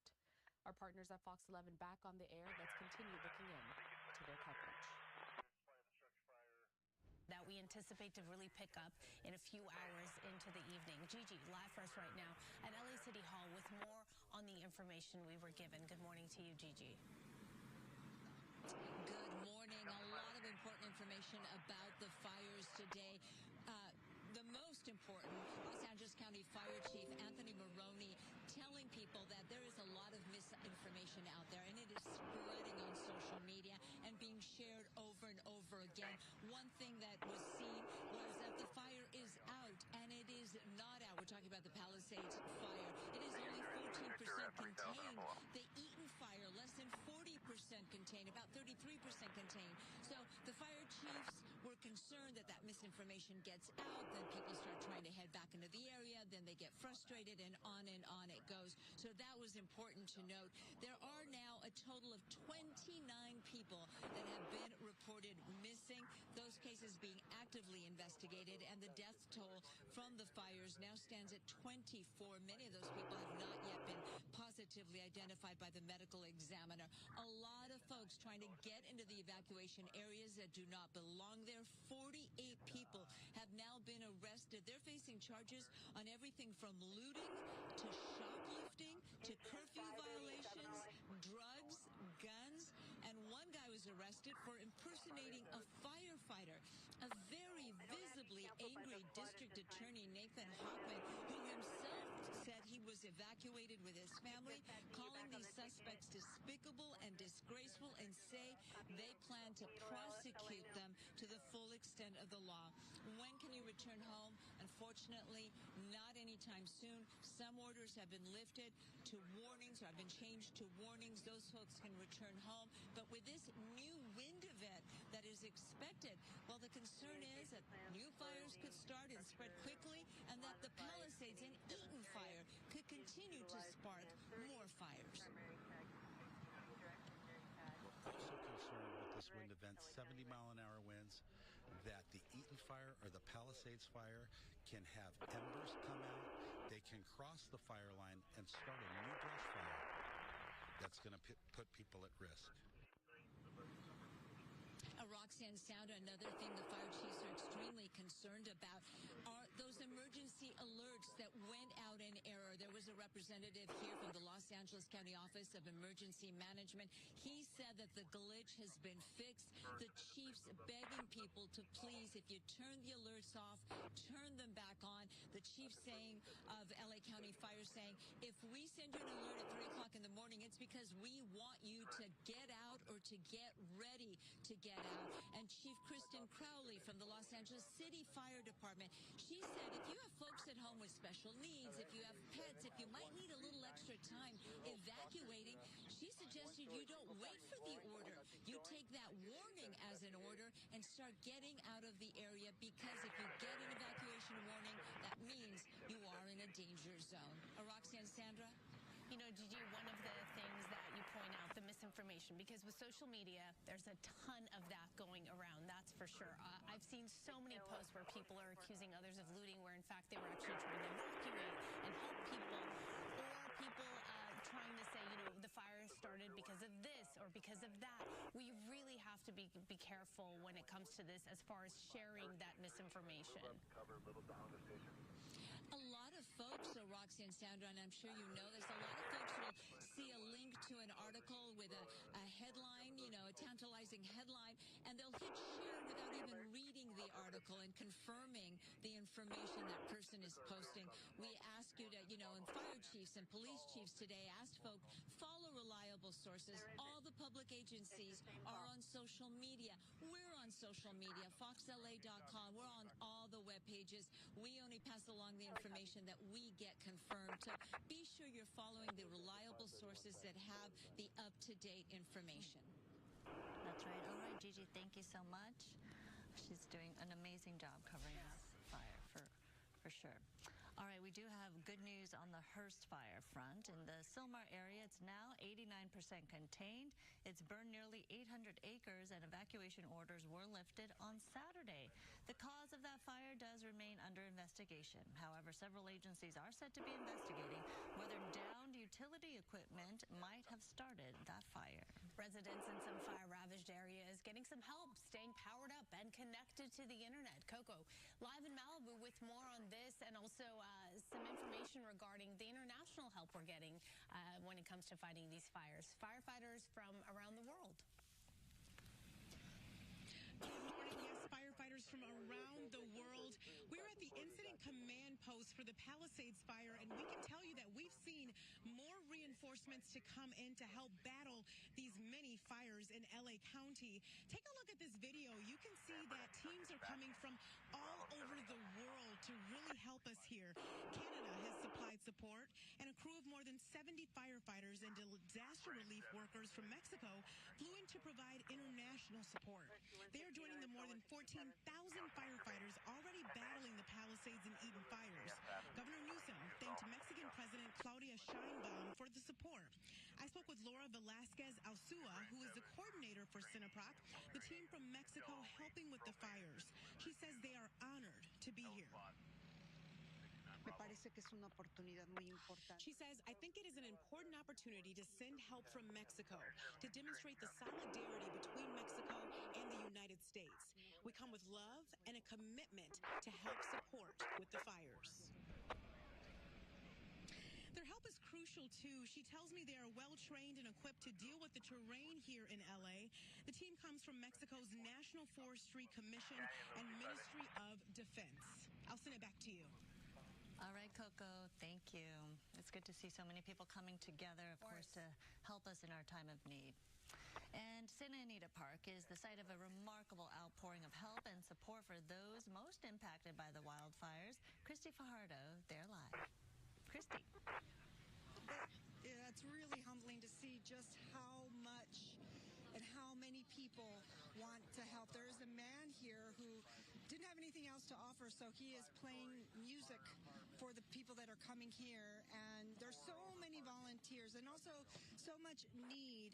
We just spoke to a woman who told us she did not lose her house. She did not have to evacuate, but her husband lost his job because he worked for a business that was burned to the ground. She doesn't know when there's going to be another paycheck, so she was here picking up supplies for her very adorable and very sweet little baby Well, we put that it she in. works with It Tide doesn't them show it on our over. map.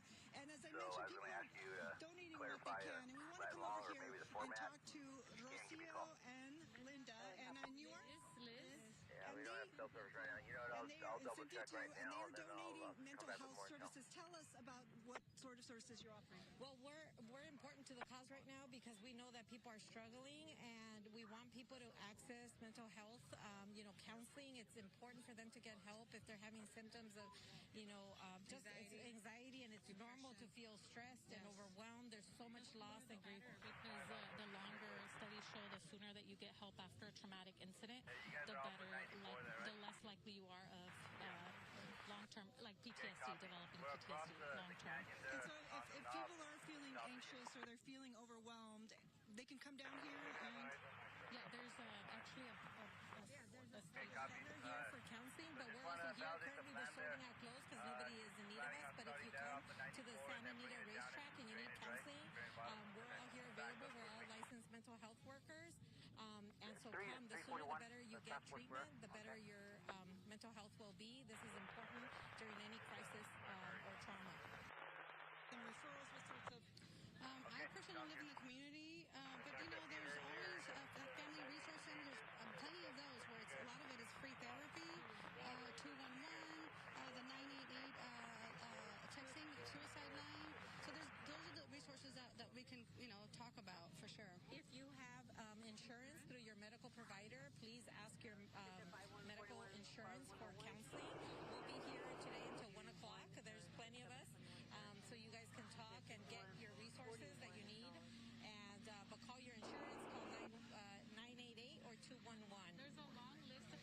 right now that are providing pro bono services as well online. So cost should not be a barrier to care. No, definitely not. No, not right now. Definitely not right now. So hopefully people will reach out because there's a stigma around mental health, you know, especially when you've lost everything and people don't know where to go. So reach out. You know, we're here to help. We're here to support, and it's really great to see everybody coming together. I love it, right? Because this is what we need. When we have community, then it gives us hope, right? It gives us a feeling that we can do this, and so that's why we're here to support. Well, thank you so much for what you're doing and such an important message. I really appreciate it, and I know that those who need the help do as well. And I want to show you some of the other volunteers that we're seeing here and people coming by with supplies. And one of the things we're hearing is that they still need large diapers. So we're talking sizes 6 and up. They say they also need pull-ups. And just a short while ago, you pulled up. And what is your name? My name's Margie Newman. And you are an RN, and you came with baby supplies. We came with diapers, wipes, blankets, clothes, baby food, tons of formula. We're also offering free pregnancy tests and free ultrasound if needed. And why did you feel compelled to come out here? Because there's moms. Oh, now I'm going to cry. There's moms that have babies and they need, you know, they left their homes. They need diapers and wipes and Hey, I got a couple of that long for you. and water. There's so much water here. From the Thank you so much for what you're doing. Yeah, so as you heard, and I told you I personally spoke to a woman who had not lost her home, but her husband had lost his job because of the fire. So there's just a lot of need, and also even people who did not lose everything are still losing out on paychecks and so forth. So a lot of need out there. Let's send it back to you. Absolutely. All right, Christy, thank you so much. Good information there. And of course, we want to welcome you and invite you to join Fox's support of families impacted by the California wildfires. Your donation enables the Red Cross to respond to and help people recover from this disaster. So visit go.fox/Red Cross to support these efforts, or you can scan the code right there on your screen. An update here. Due to the continuing fires and the wind condition, the Academy of Motion Picture Arts and Sciences has again extended the Oscar nominations voting period. So it was scheduled to end tomorrow. It will now continue through Friday. The Oscar nominations announcements has been pushed back from January 19th to the 23rd. The nominees luncheon, which was set for February 10th, has been canceled. The scientific and technical awards that were planned for February 18th, those will be rescheduled for another date. All right, coming up, we're going to talk about some lighter topics, including the rare view of the northern lights up from space. Stay with us. Our partners there heading to a quick commercial break. We will be doing the same here at Live Now from Fox. The first one of this new hour, 2:13 here on the East Coast, 11:13 in the morning on the West Coast. A live picture there at some of the areas that have been most impacted by these wildfires burning in Los Angeles County. We'll be right back.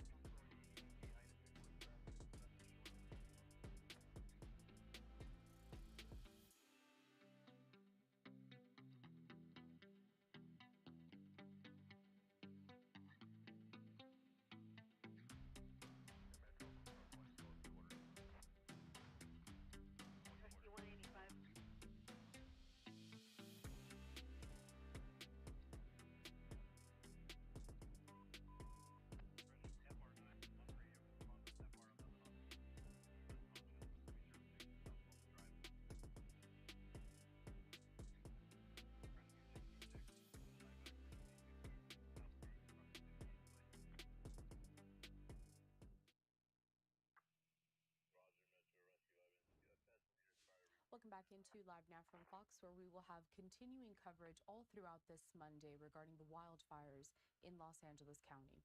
Let's head back out to our partners at Fox 11 in Los Angeles for some of their live coverage. Footage of the northern lights from space. He was floating above eastern Canada last weekend when he orbited over the northern lights. The aurora borealis is a natural light display caused by the interaction of charged particles from the sun and the Earth's magnetic field. A minor geomagnetic storm is expected to be seen in parts of the U.S. tonight. Alaska gets the best view, of course, with a lower chance of viewing in Montana, North Dakota, and Minnesota. And that leads us to the poll question of the day. GDLA Plus viewers, we want to hear from you. If NASA offered you a free ride into space, would you go? Let's blast off or staying on terra firma. Log on to foxla.com/vote or scan the QR code to let us know. It's nice to sprinkle in some other news. Yeah, in exactly. addition to our continuous coverage of the fires. We haven't done this for a while. All right, so we've also been throwing around the term cougar and cradle robber for years to describe when an older person is dating someone younger than they are. Well, now Gen Z is being called out for taking the aversion of age gaps to the extreme in this case. So some All right, so we dipped into some of the Good Day LA coverage courtesy of Fox 11. It does seem that they're dipping into some more of their lighter headlines. So we'll keep an eye out and see when they get back into some more of this continuing coverage of the wildfires. In the meantime, we have a couple of vantage points from over in Washington, D.C., as we are waiting for President Biden to make some remarks when it comes to his foreign policy legacy, now that we are just 1 week left within the Biden administration. So there you can see Secretary of State Antony Blinken walking out first, just behind him, POTUS there, President Biden. I do want to play out some of these opening remarks because it is possible that we may hear the president speak on these wildfires. Let's go ahead and listen into some of these remarks. I think Blinken will be speaking first, but let's pump up the audio and see what they're going to be discussing. Again, it's mostly foreign policy, but we could hear some new updates regarding the federal assistance for Californians that are in need right now. A little bit scratchy also. Are you on the lower end or top side?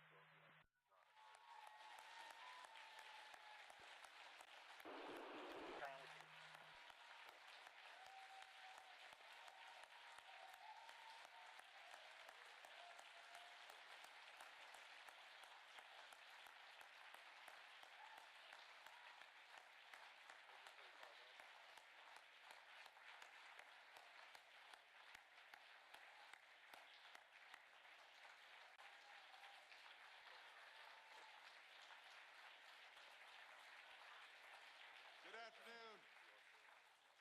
If I didn't say anything, this would go on all afternoon, for good reason.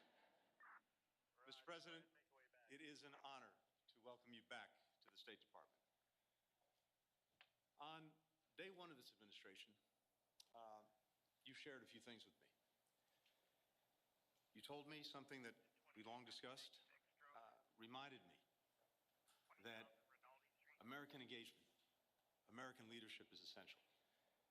If we're not engaged, if we're not leading, you said, someone else is likely to be doing it, and probably not in a way that advances our interests or values.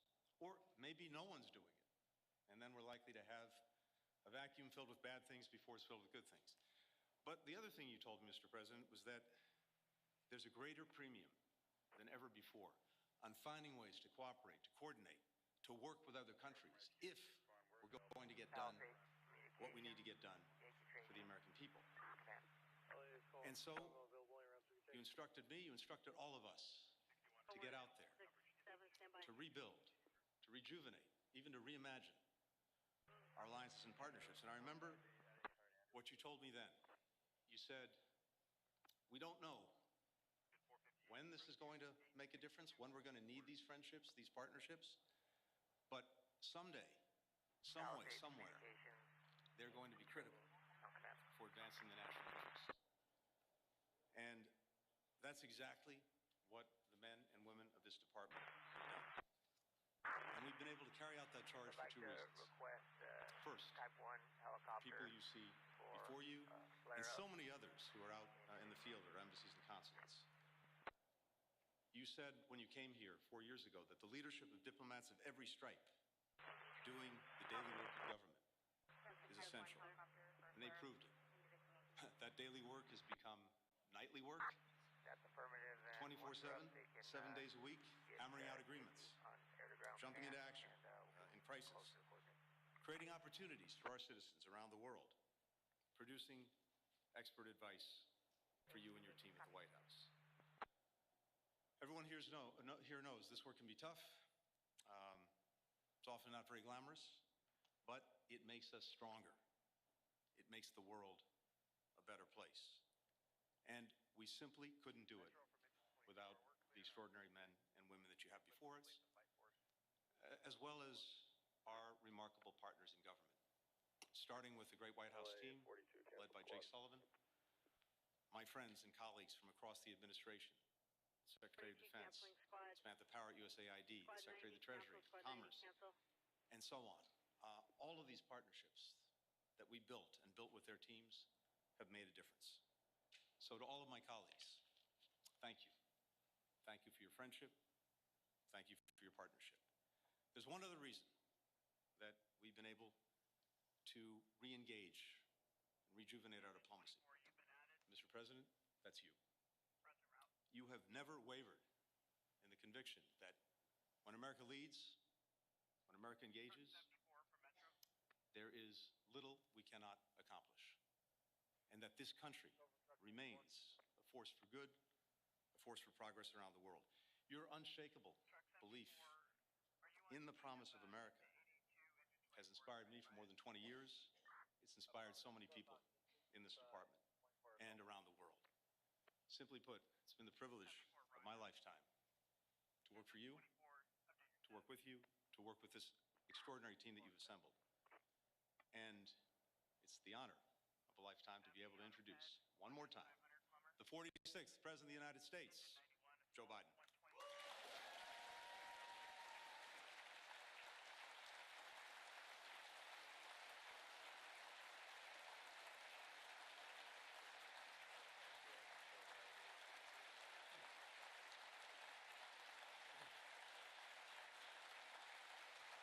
Thank you, thank you, thank you.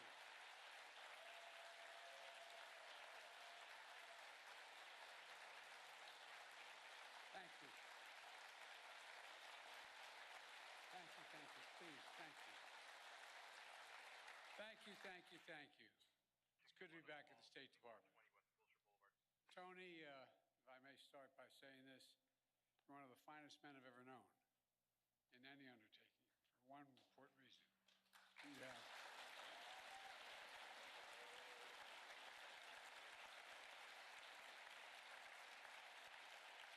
you're not only brilliant, you have incredible character. You have character. You have more integrity than almost anybody I know. Thank you for always sticking with me. Appreciate it. Folks, I'm grateful for his counsel and his friendship as well, but I also want to thank the members of my cabinet and the members of the Congress who are here today, and to all our diplomats, development experts, service members, and intelligence professionals. Many of the achievements we're going to discuss today are the result of your hard work, and that's not hyperbole, it's true. Thank you, thank you, thank you, thank you for your extraordinary service. I come here to the State Department to report on to the American people on the progress we've made in the last 4 years in our foreign policy and our presidency. I've said many times, we're at an inflection point. The post-Cold War period is over. A new era has begun. In these 4 years, we faced crises that we've been tested. We've come through those tests stronger, in my view, than we entered those tests. This is a fierce competition underway. The future of the global economy, technology, human values, and so much else. Right now, in my view, thanks to our administration, the United States is winning the worldwide competition. Compared to 4 years ago, America is stronger. Our alliances are stronger. Our adversaries and competitors are weaker. We have not gone to war to make these things happen. my presidency, I've increased America's power at every dimension. We've increased our diplomatic power, creating more allies than the United States has ever had in the history of our nation. We've increased our military power, making the most significant investments in the defense industrial base in decades. We've increased the technology power, taking the lead in artificial intelligence and other technologies of the future. And we've increased the economic power, building the most dynamic economy in the world from the bottom up and the middle out, not the top down. In short, Kamala and I took office, our nation had become stronger at home, are stronger in the world.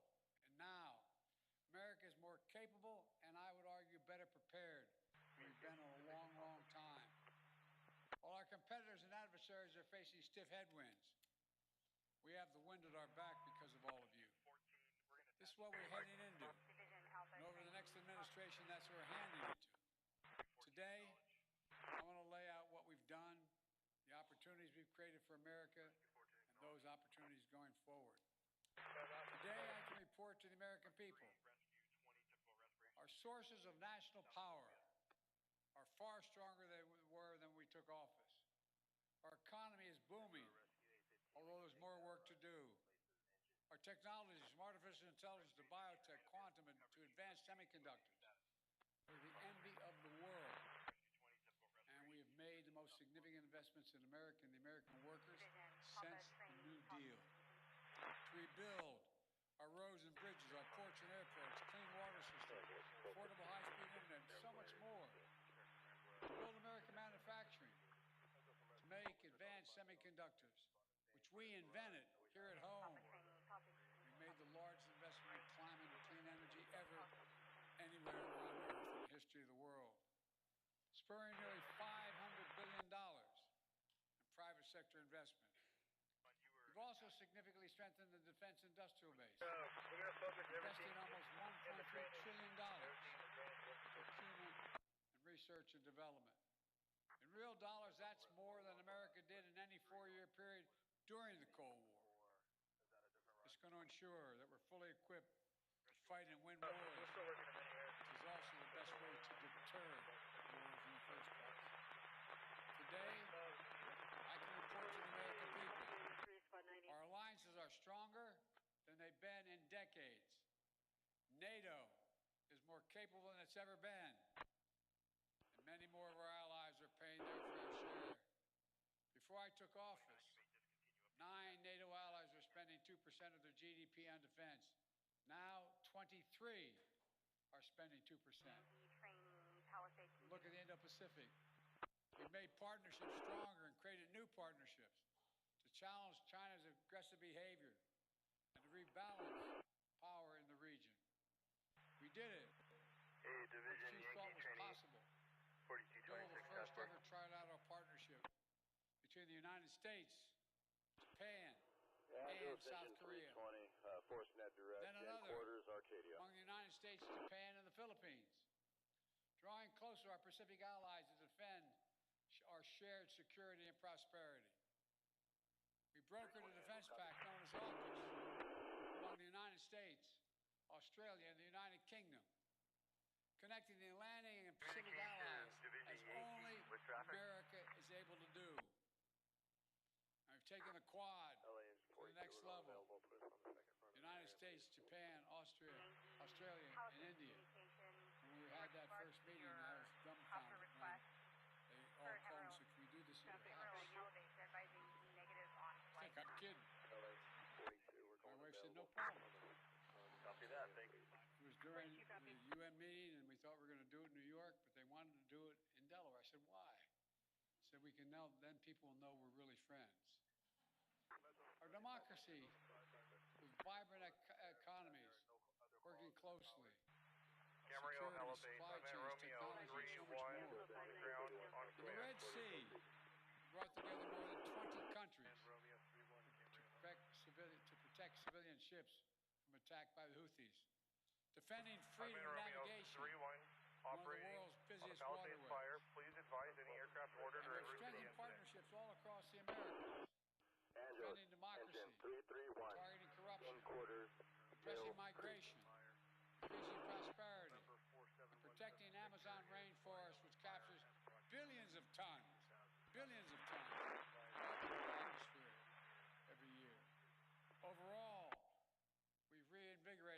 faith in the United States as a true Cameron partner. Base, I'm in Romeo 3-1. Today I can report to the American people our adversaries Area. are weaker than were when we came into this job 4 years ago. Just consider Russia. When Putin invaded Ukraine, he thought he'd conquer Kyiv in a matter of days. The truth is, since that war began, I'm the only one that stood in the center of Kyiv, not him. Putin never has. Think about it. Attack by 2 released from the fires has been achieved in Fox Field. It was a long train ride, but I'm the only commander-in-chief to visit a war zone not controlled by U.S. forces. We helped Ukrainians stop Putin. And now, nearly three years later, Putin has failed to achieve any of his strategic objectives. He has failed thus far to subjugate Ukraine, failed to break the unity of NATO, and failed to make large territorial gains. Altimeter 3024 operating out. We rallied 50 nations to stand with Ukraine, not just in Europe, for the first time in Asia as well. Because those countries in Asia know what happens in Ukraine matters to them as well. We delivered air interceptors, massive numbers of munitions, enacted relentless, unprecedented sanctions to keep Ukraine in the fight. And now Russia is struggling to replace what they are losing on the battlefield in terms of military equipment and fighters. And the ruble is under enormous pressure. As I saw it, when Putin launched his invasion, I had two jobs. One, to rally the world to defend Ukraine, and the other is to avoid war between two nuclear powers. We did both those things. Today, Ukraine is still free, independent country with the potential for a bright future. And we laid the foundation for the next administration so they can protect the bright future of the Ukrainian people. And now, look at Iran. Did you ever think we'd be where we are with Iran at this moment? After those despicable attacks by Hamas on October the 7th, Iran directly attacked Israel twice with hundreds of ballistic missiles and drones. And twice they failed because the United States organized a coalition of countries to stop them and ordered U.S. aircraft to come to the defense of Israel. Now, Iran's air defenses are in shambles. The main proxy, Hezbollah, is badly wounded. And as we tested Iran's willingness to revive the nuclear deal, we kept the pressure with sanctions. Now Iran's economy is in desperate straits. All told, Iran is weaker than it's been in decades. 168, this is reported as a... And if you want more evidence, we're seriously weakened Iran and Russia. Let's take a look at Syria. President Assad is both countries' closest ally in the Middle East. Neither could keep him in power. Quite frankly, neither really tried very hard. Now, I cannot claim credit for every factor that led to Iran and Russia growing weaker in the past 4 years. They did plenty of damage all by themselves. But Israel did plenty of damage to Iran and its proxies. But there's no question, our actions contributed significantly. And now major authoritarian states are aligning more closely with one another. Iran, Russia, China, North Korea. But that's more out of weakness than out of strength. So as the new administration begins, the United States is in a fundamentally stronger position with respect to these countries than we were 4 years ago. Today, I can report to the American people we're in a better strategic position in the long-term competition with China than we were when I took office. You all recall, many experts believe were predicting it was inevitable that China's economy would surpass ours. According to many predictions, that would happen by the year 2030 or shortly thereafter. But we in this room said no. If we make the investments in ourselves and protect our workers and technology, that will not happen. Now, according to the latest predictions, on China's current course, they will never surpass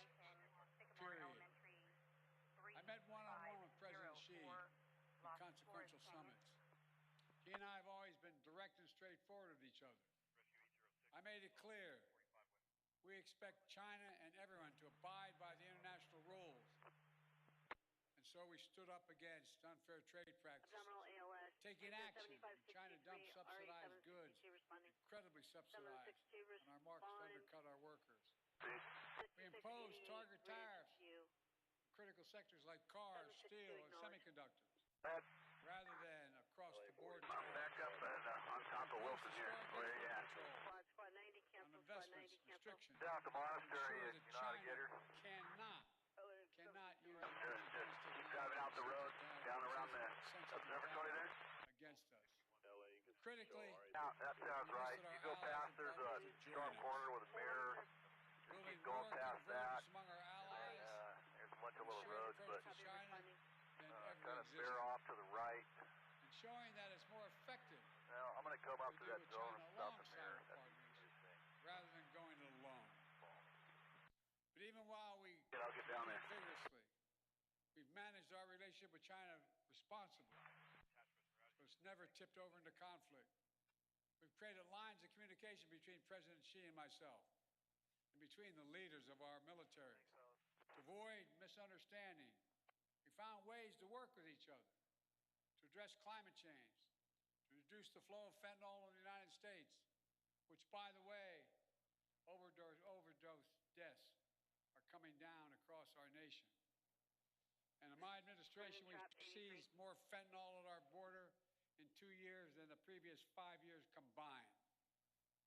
Today, I can also report to the American people, we're the first president in decades who's not leaving a war in Afghanistan to his successor. We got bin Laden during the Obama-Biden administration, the primary objective of war had been accomplished. And I believe that going forward, the primary threat of al-Qaeda would no longer be emanating from Afghanistan, but from elsewhere. And so, we not need to station a sizable number of American forces in Afghanistan.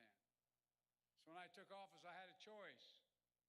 Ultimately, I saw no reason to keep thousands of servicemen in Afghanistan. I think I have my schedule with me, and I keep on my, I don't here, I don't have, but I keep on the back of my card the actual number of dead and wounded that occurred in our longest war, to remind myself. Keep spending hundreds of millions of dollars a day. We're no longer doing that. In my view, it was time to end the war and bring our troops home, and we did. I commend the courage of all those who served in Afghanistan. We grieve all 2,461 Americans who made the ultimate sacrifice for the longest war in American history. Make it off this way to I the... grieve those brave service members whose lives Charlie were lost yet. during the withdrawal.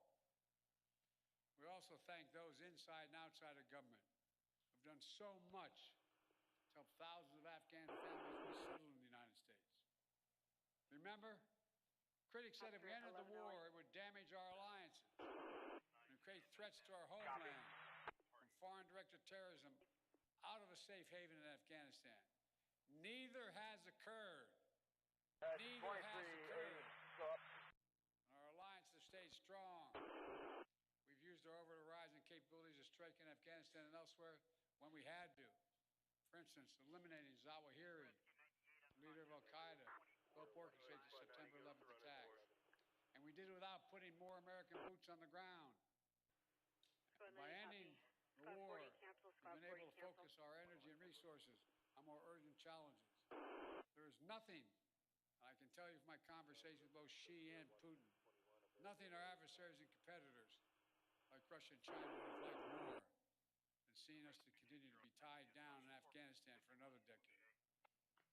For all those reasons, ending the war was the right thing to do, and I believe history will reflect that. And from the moment I entered office, I also worked to free as many Americans as possible being held hostage, wrongfully detained overseas. We brought home more than 75 Americans by last count. In some cases, it took months, even years of effort, like the prisoner swap with Russia over the past summer. Feat of diplomacy involving many of you, involving multiple countries who joined complex negotiations at our request. example of the power of our alliances. If we did not have these relationships, those women and women would likely still be in prison. And finally, I can report to the American people, we restored our leadership in a range of other generational priorities. When I took office, we were no longer part of the International Climate Agreement. We announced on day one that we would join the Paris Accord, rejoin. And we've led by example. We've conserved hundreds of millions of acres of land and water, more than any president in American history, making investments in clean energy and convincing other nations to join us. Thanks to our efforts, the world has reached the goal of investing $100 billion every year in public and private funds to reduce greenhouse emissions, to drive down the cost of clean energy, to help developing nations adapt to climate change. Our administration has launched a transformative initiative to build high-impact infrastructure in developing nations. It's called PGI. You all know that better than anyone.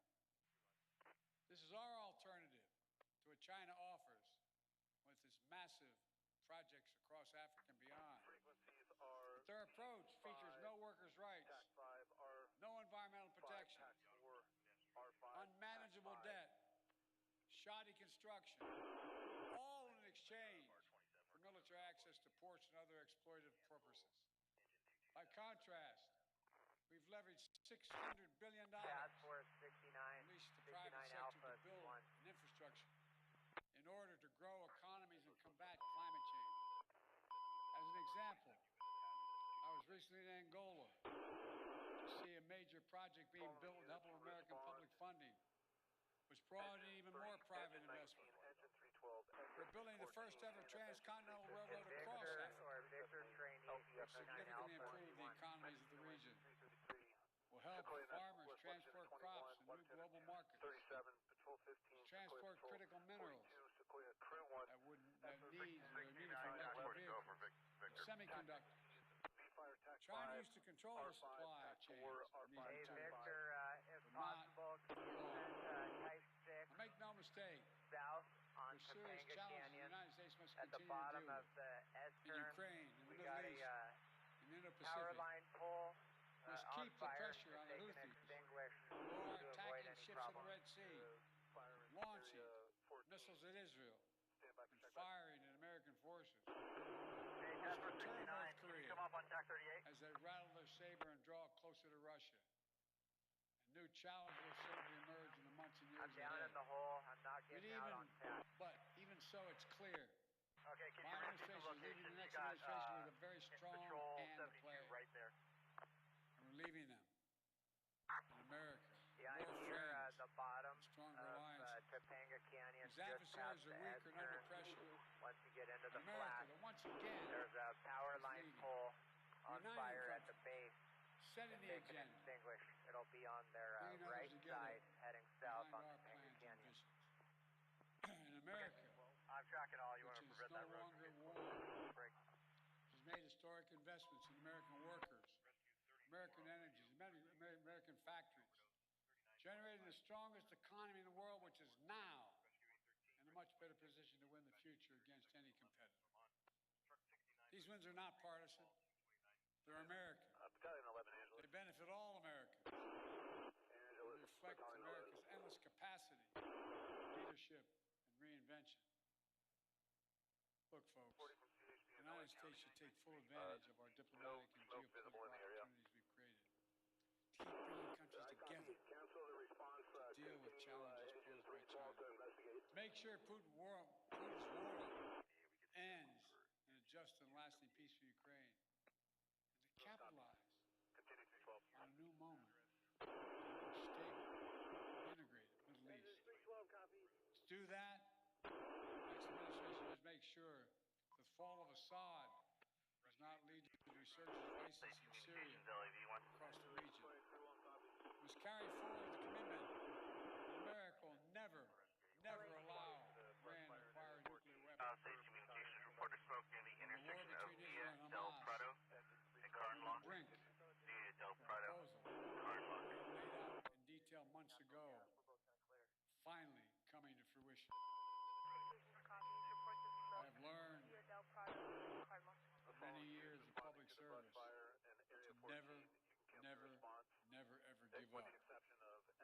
I spoke to Prime Minister Visual yesterday. Helicopter 601, I spoke to Neil Cutter today.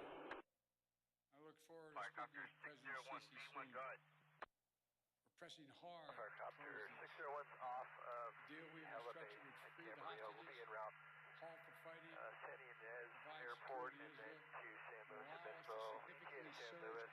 Approximately humanitarian 12:30. We'd like to fly assistance follow to with the you for a while. Palestinians who've suffered terribly in this war that Hamas started.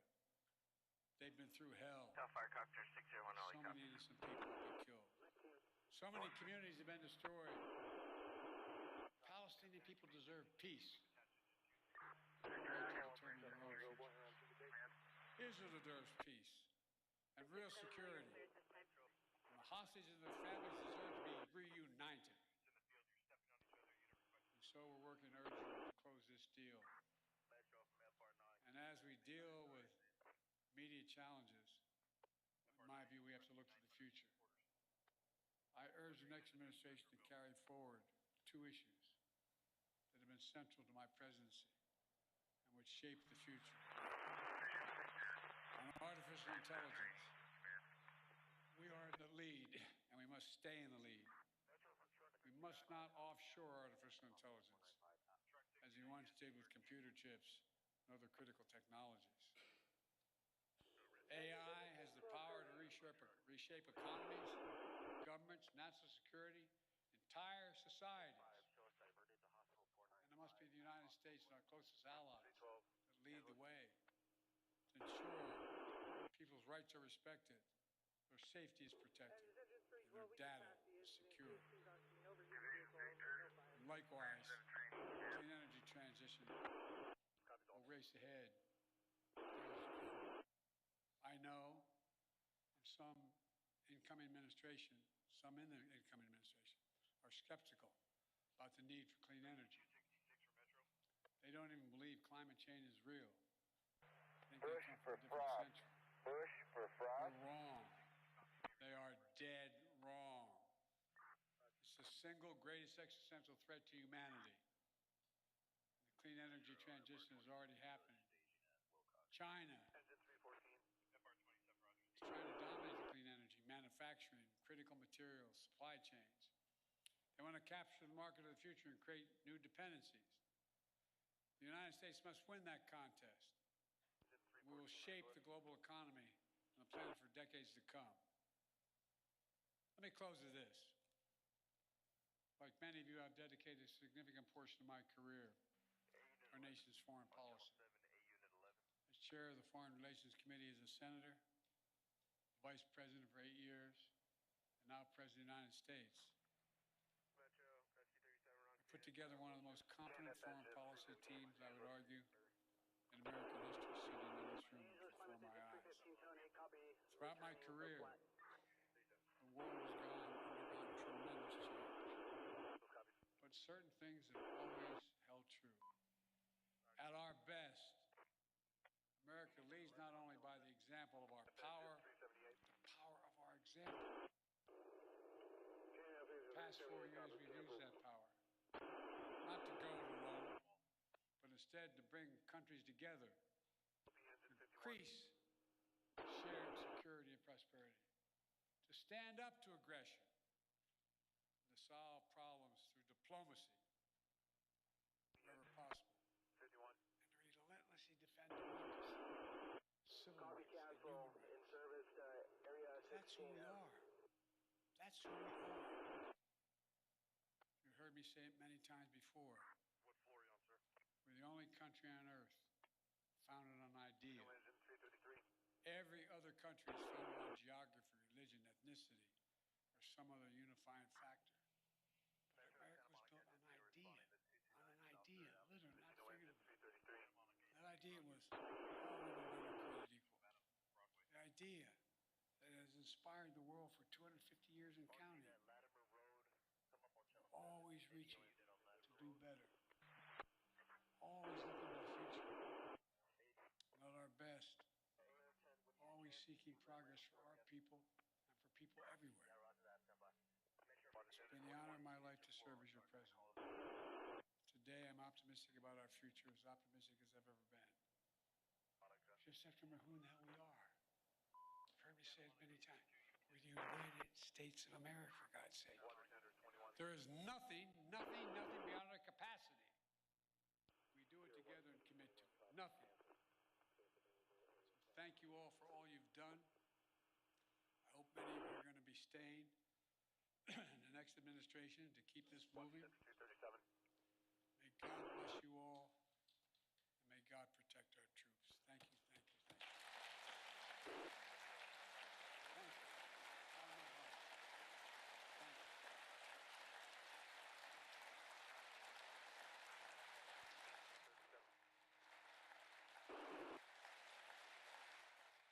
You just heard there President Biden delivering his final speech on foreign policy in front of some notable figures, including Secretary of State Antony Blinken, who introduced the president just before this address commenced. Also there in attendance was the Secretary of Defense, Lloyd Austin. We have been committed and really focusing on these wildfires in California throughout the last several days, but it's also important to note that this is the final week of the Biden presidency as we are looking ahead to President-elect Donald Trump officially stepping into the Oval Office on Inauguration Day. That is January 20th, so this upcoming Monday. We want to step away for a brief commercial break here at Live Now from Fox. We continue to tackle all of your day's top headlines, bringing you live looks and important updates. Requesting electrical company with tree crew to move to mitigate the hazard.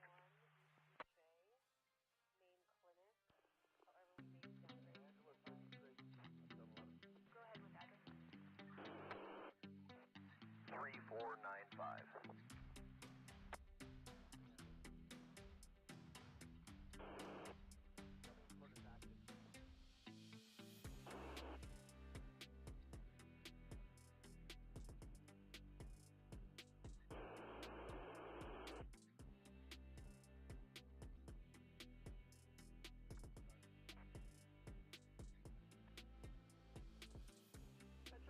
Minimal structure needed. Copy.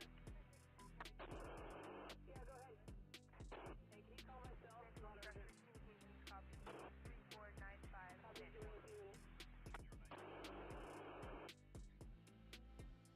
Three into the power lines. Tree crew required.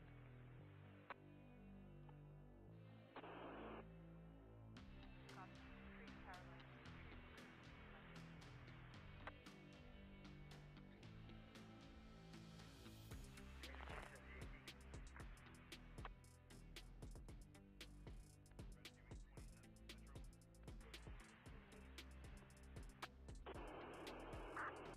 Communications Yankee, can you hit me up when aircraft become available?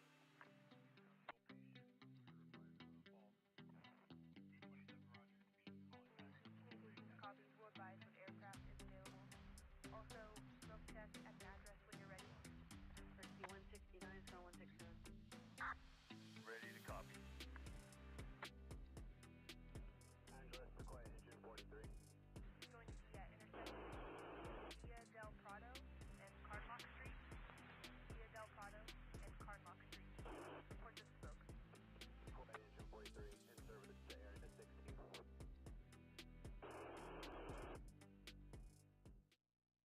Communications Yankee, I think the request we Welcome have back in in, for and thank you aircraft. for joining us at Live Now from Fox on this Monday, where we are committed to showcasing all of these live events from around the world and bringing you crucial updates on one of the biggest stories of this last week, and that's the firefight that is currently underway there in California.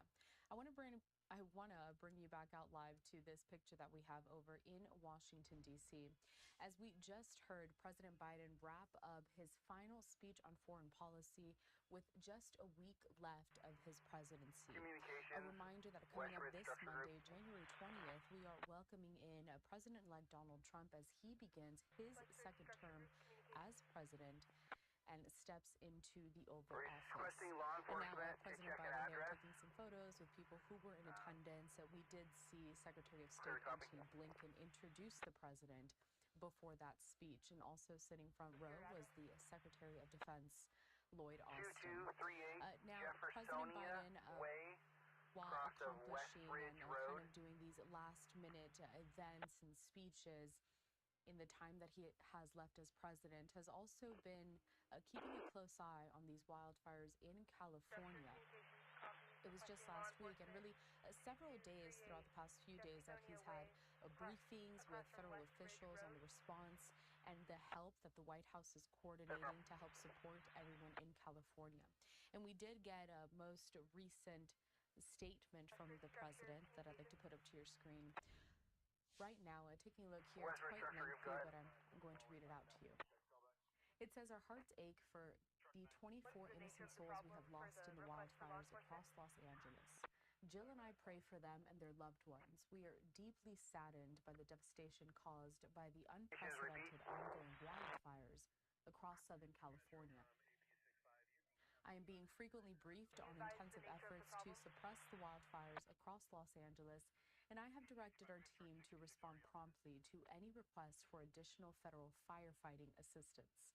At my direction, hundreds of federal personnel and unique federal aerial and ground support has been sent to California to support the firefighting efforts and help communities in need.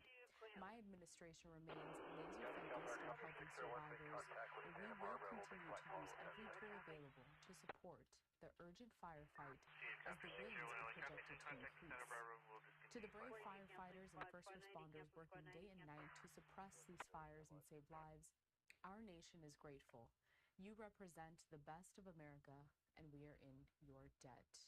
A couple of other events that we haven't been able to showcase because we have been primarily focused on our partners at Fox 11 in Los Angeles, as they also had continuing coverage throughout most of the morning, was the White House press briefing, which was held earlier, as well as the Pentagon briefing. Now, both of the officials, General Pat Ryder and also White House Press Secretary Karine Jean-Pierre, started with opening remarks on the firefight in California. Let's take these first brief remarks right at the top of the Pentagon press briefing from the General regarding California and the wildfires. Let's listen. All right, good afternoon, everyone. A few things at the top, and we'll get right to your questions. As the situation with the devastating California wildfires continues to evolve, Secretary Austin remains closely engaged and committed to supporting the response efforts. As part of our ongoing support to California, over 1,800 California National Guardsmen have been activated to assist with the firefighting efforts, including hand crews, rotary wing aircraft, and military police that are working in support of local law enforcement. Additionally, 8 C-130s equipped with the Modular Airborne Firefighting System, or MAFS, are currently on station at Channel Islands Air National Guard Station to support aerial firefighting efforts. Six MAFS missions were flown over the weekend, dropping over 16,000 gallons of fire suppressant, and additional MAFS missions are anticipated for today. Additional assets to include the 10 Navy helicopters with water delivery buckets and 500 active duty Marines from Camp Pendleton are ready to provide support if requested by the lead response agencies. The department remains committed to providing assistance and support to those affected by the wildfires and will continue to work closely with our federal, state, and local partners to respond to this disaster. As we enter the final days of the current administration, let me turn now to Secretary Austin's schedule this week. Later today, Secretary Austin will attend President Biden's foreign policy address at the State Department. Later in the week, on Thursday, Secretary Austin will host the Armed Forces Farewell Tribute in honor of President Biden, in which the Secretary will join senior department leaders, colleagues from across the administration, and other dignitaries in saluting President Biden for his distinguished public service career and tenure as our... So we're listening there to Major General Pat Ryder. Earlier today, you just heard brief remarks regarding the wildfires that are currently burning across Los Angeles County, in which 92,000 people are still under evacuation orders. And now the White House Press Secretary as well, Karine Jean-Pierre, making short remarks before taking questions at the White House press briefing regarding that firefight. Let's listen into that next. And containment efforts across Los Angeles. They are making progress, but to be clear, the situation remains extremely active, especially as winds pick up again. These firefighters and other emergency personnel are heroes. Many have lost their own homes and belongings and are working day and night to protect communities that remain at risk. At the president's direction, hundreds of federal personnel, including aerial and ground support, are in California to assist with firefighting efforts and to help communities. Hundreds of firefighters from neighboring states, including Arizona, Oregon, Washington, Utah, Colorado, Idaho, New Mexico, and Texas, have also traveled to Los Angeles to help. Amidst the devastation, we are also seeing bright pockets of hope and community as neighbors help neighbors by donating food, clothes, coffee, hygiene products, diapers, formula, and much more. Volunteers are working around the clock to organize donations, old and new, and Americans across the country are coming together to help those in need. The best of America shines through, even in the darkest moments. Later this afternoon, the President and the Vice President will be briefed by key federal officials. Our administration remains laser-focused on helping those impacted, and we will continue to use every tool available to support the firefighting efforts. And finally, before I turn it over to our National Security Advisor, Jake Sullivan, I just want to acknowledge April Ryan, who has been covering the White House for 28 years as of today. Thank you for your service and congratulations on this milestone as one of the longest-serving Black White House correspondents. I always appreciate your... Okay, yes, ma'am. So listening there to White House Press Secretary Karine Jean-Pierre discussing a little bit on that federal response to helping to fight the wildfires continuing to burn in California. A live now look here at the White House over in Washington, D.C. As KJP just mentioned, the President Biden, is set to convene with senior White House and administration officials today for a briefing on that federal response for those wildfires that are across Los Angeles County. So at last check, we know that 92,000 people are still under mandatory evacuation orders. So this briefing featuring the president is supposed to get started at 5:15 Eastern time. Not exactly too sure what it's going to look like, if we're going to get a live feed or we might get what we call a playback here where they have that closed door meeting and then they feed out the feed. But no matter what, whether we get that picture or not, we will bring you all of the updates that come from that meeting later on today. But I do want to continue to talk about this federal response because it is top of mind for so many people that are not just evacuated and trying to stay safe, but also thinking about the future and what needs to be done, what kind of assistance they're going to have as they continue to rebuild their lives. Let's get to a report from Fox News correspondent Rebecca Castor on that. Air alarm 91. Public assist 85. The Los Angeles wildfires have ignited a political firestorm in Washington, with many Republicans throwing blame at the state's Democratic leaders. Governor Gavin Newsom is under fire for the lack of available water to fight the flames. And LA Mayor Karen Bass is taking heat for making cuts to the fire department's budget. It's absolutely pathetic what has happened there, and I think we're going to have real accountability. Over the last several days, Donald Trump has also thrown numerous jabs at Newsom over his handling of the fires, even suggesting he resign. In response, Newsom has invited the president-elect to visit California to see the devastation firsthand. We're here not just in the immediacy of the crisis, but we're here after the crisis, as opposed to creating a crisis in the middle of this by trying to divide people and play political, take cheap political shots. Last week, President Biden promised the federal government will pay for 100% of the cost for responding to the wildfires for the next 180 days. Immediate aid is not an issue after Congress approved $100 billion for FEMA disaster assistance in December. But some estimate the cost of this disaster alone will be over $150 billion. FEMA is committed to helping everybody, and we're very grateful for the bipartisan support of the supplemental, which gave us the funding we need to continue to support everybody that's been impacted. Congress will likely need to approve more emergency funding for California. But some GOP lawmakers have already suggested they'll hold up aid until the state changes some of its fire management policies. In Washington, Rebecca Castor, Fox News.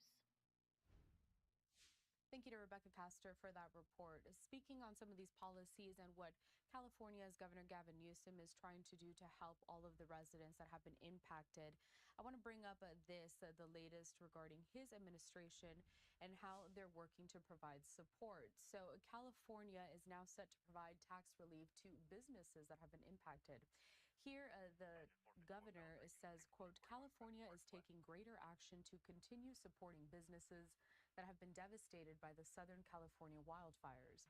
We are strong because of the diversity of our businesses, and we stand by them, providing relief to aid them through this difficult time. So this will also continue to offer some relief and extensions to those impacted beyond Los Angeles County based upon request. In addition to extra time to file, the state can provide relief from interest and penalties and create flexible payment plans for businesses. So that is just the latest regarding all of these steps that California's governor is trying to take, as we know that this story is going to continue to have an impact. This entire situation will be impacting people for months and maybe even years to come. Let's head back out live to this picture that we have, some aerial footage, a Skyfox up there in the air as we continue to get a better sense day by day as to just the devastating impact that we have seen through so many of these neighborhoods. Now, the camera's zoomed out a bit here, but I can only presume that we are taking a look at some of the neighborhoods that were impacted the greatest by these wildfires that first broke out almost a week ago. It was last week on Tuesday that we got word that the Palisades fire first sparked there in Los Angeles County, causing much devastation to so many of these areas. Many people having to flee their homes, leaving everything behind. And I do want to bring up some more of the numbers that we are getting here. Kind of a refresher. This is information courtesy from CAL FIRE. So what we do know so far is that 24 deaths have been confirmed, 34 arrests have been made near sites where these fires first broke out. About 12,300, more than that, those structures have been destroyed. More than 40,000 acres burned, 92,000 people under evacuation orders. And here I can see that the camera has zoomed in closer to these communities where you can see maybe 1 or 2 homes standing at the most. We're stepping away for our first commercial break of this hour here at Live Now from Fox. We continue to track the latest when it comes to the wildfires in California, but also bring you all of your top stories when we come back.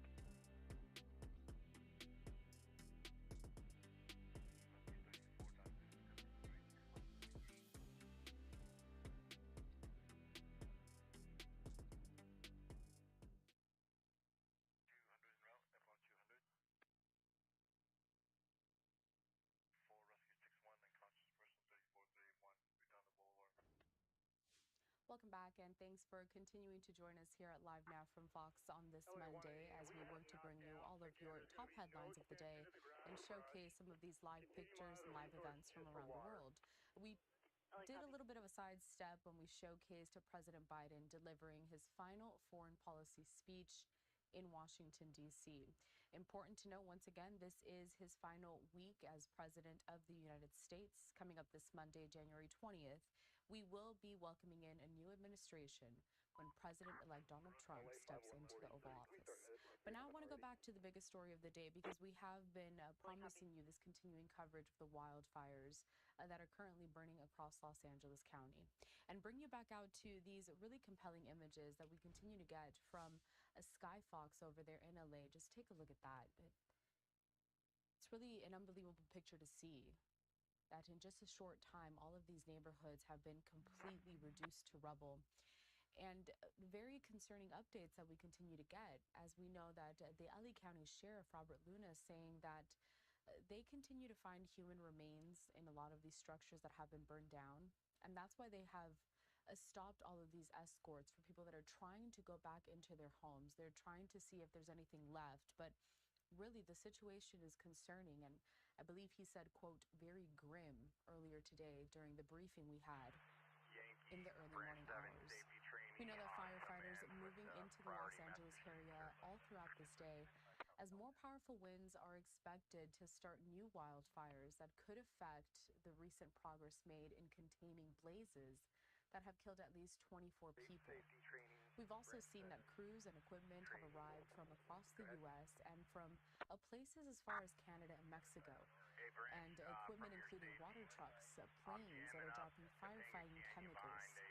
The National Weather Service is predicting that fire conditions will last through Wednesday, with wind gusts in the mountains reaching upwards of 65 miles an hour.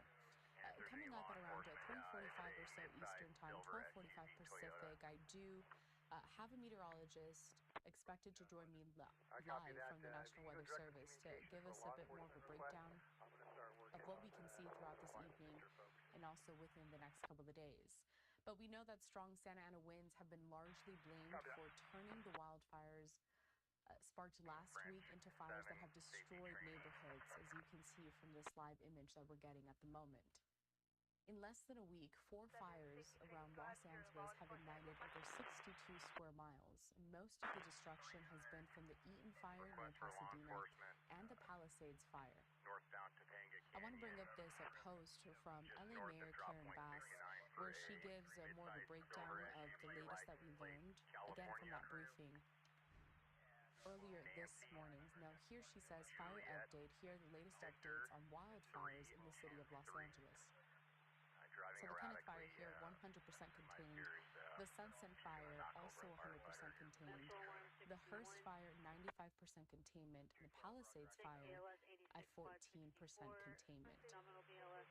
We have a list of our own here that we have been updating throughout the course of the day, really every day, as we continue to get these updates. So I'm going to bring it back up to you once again. Information from CAL FIRE does say that 24 deaths have been confirmed, 34 arrests have been made near some of these areas where the fires first sparked, 12,300 plus structures destroyed, 40,588 acres burned, and 92 people are still under mandatory evacuation orders in Los Angeles. So besides these longer form briefings that we have been getting from city and county officials, we've also gotten these short briefings from members of NOAA, NWS. They just post these to YouTube, and we got a couple of them today that we haven't been able to showcase. So while I bring back up this live picture, and I do want to keep this on your screen, I want to showcase a briefing that we had at around noon Eastern Time, I believe. So a bit earlier on today, but this is in regards to the Eaton Fire, which many of the deaths have been attributed to that fire. So let's listen into this. Again, a brief update from earlier today. 761, please send that to 753. They are aware. Eaton Fire. As an instant meteorologist, my job is to look at all the weather models, weather information, and to be able to create very localized weather forecasts to both ensure firefighter and public safety, but also to help with planning for any kind of operations on the incident. The reason I'm talking to you today is because you heard operations mention that they're preparing for some winds, and that's because we are in the midst of a Santa Ana wind pattern, and we're expecting the peak of that pattern to occur starting today through into early Tuesday. So, as part of that, what we're expecting to see is we've had gusty winds at high elevations, that being above 3,000 feet or so on the north side of the fire for the past several days. Those are mostly strongest at night. We see some gusts up there, 50 to 60 miles an hour or so. Those winds aren't going to get a whole lot stronger, but our main concern over the next 24 hours or so is that the conditions for those winds to move to lower elevations is increasing. And so right now, every once in a while we get these little waves that come over the mountain, you get a little burst of gust of wind, and it's very short-lived. And that hasn't created very many problems for the fire so far. But there's potential over the next 24 hours that those winds become more consistent. So, we could start seeing some winds in the lower elevations here in the south end of the fire, maybe some of those more gusts 30 miles an hour. Unfortunately, there's not very much consistency in the weather models of when exactly those could occur, but the greatest risk is during the early afternoon today, and then again late tonight into early tomorrow morning. That's our main period of concern, is after midnight tonight and then early tomorrow morning. Those wind gusts will finally then probably continue a little bit through the morning and then slowly decrease tomorrow. But we remain in this Santa Ana wind pattern at least through early Wednesday in general, so the risk will be there. And you may have seen in the media or at large that the Weather Service in Oxnard has put out a red flag warning. And we are in that red flag warning through Wednesday. So that means that there's a higher risk for dangerous fire weather conditions, and that's what we're preparing for here. Another thing I want to clarify is you may have heard that the Oxnard has issued what's called a particularly dangerous situation red flag. That's the kind of red flag warning that they issue for situations that they say are high-end or extra critical. Now, this fire is not within that area, right? They delineated very specific areas where that is, and that is not where this fire is. We are not within that dangerous area, but it is nearby. The PDS area covers areas that are just to our north and west, and so that's an extra reason why caution is being taken with this event. The last thing I really want to mention is this event is nowhere near the magnitude of what happened on January 7th. The winds that were observed when this fire really started and expanded were incredibly unusual and very strong. Usually we don't get winds mixing down. For some perspective, there were gusts 80, 90 plus easily observed along all the mid-slopes of the fire. That is not expected at all with this event. We're still talking gusts of 30 to 40 miles an hour, things that bring concern, but nowhere near the magnitude of where this fire started, and that's good news. The great news is after we move beyond these next couple days, we're going to get a break this weekend. There's high confidence of high RHs, calm winds. So make it through the next couple days, and there's a nice break in our future. So that was the brief update that we had earlier today. Forecasters there on the ground discussing the Eaton fire. You have a live picture here on your screen over in Malibu, but I want to touch on a couple more details with the Eaton fire. This is courtesy of our partners at Fox 11 in Los Angeles, where they say that the Eaton fire is now considered one of the deadliest fires in California history, with 16 deaths reported so far. And just a reminder that firefighters, they're bracing for some more challenging conditions in the firefight this week due to another round of those powerful Santa Ana winds. Meanwhile, turning our attention now to the massive Palisades fire burning about 40 miles west, which accounted for an additional 8 deaths. And then going back to this live image that we have on your screen over in Malibu. So this is along the Pacific Coast Highway, where we have seen just incredible devastation. For anyone that has driven down this highway, it really is one of the most beautiful, most picturesque drive that you could ever take. And we have been in touch with several of the reporters that are down there on the ground as they bring these live images in. And it's really it's massive when you talk about the amount of devastation that you're seeing there. Entire homes completely just reduced to rubble there along the coast. And I want to stick with the Palisades fire because just like with the Eaton fire brief that we showcased a little a moment ago, we did get a short brief on the Palisades fire. Let's play that out for you next. Chief for the Palisades incident. We're going to give you a current situational update and work progress that's been done since yesterday. So currently the acreage of the fire is 23,713 acres. Containment is at 14%, and we just have over 5,000 personnel assigned to this incident. So as we start talking about the map, and you're going to see some of the progression, we talk about those 5,000 personnel. We received resources from International Mexico yesterday. We got the command and general staff out of British Columbia to come in and assist work on this fire. So as you'll see today, our aircraft lineup, we have over 40 helicopters assigned to the incident, along with our fixed wing that will be helping work. So coming up here in the top of the fire, the Mulholland Drive area, crews were able to get some depth and containment on there, working in, mopping up around this down to 200 to 300 feet in on the fire line. The Mandeville Drive over here on the east end of the fire, fire made it all the way down to the back of the houses. We've been able to get in there and get our hand line and the fire hose lays constructed all the way on the back side of that, really securing that. And today we're going to focus on mopping up and gaining some interior depth on there. Down here in the Palisades and working in the Temesco area, crews continued to work around the structures and mopping up and identifying any hot spots that can lead to any other new starts or ignitions into a structure. So we're really happy with the progress that's been done in there. The challenge is we do have winds over this next few days, and so the concerns with that, we brought in some extra resources to really bolster that up.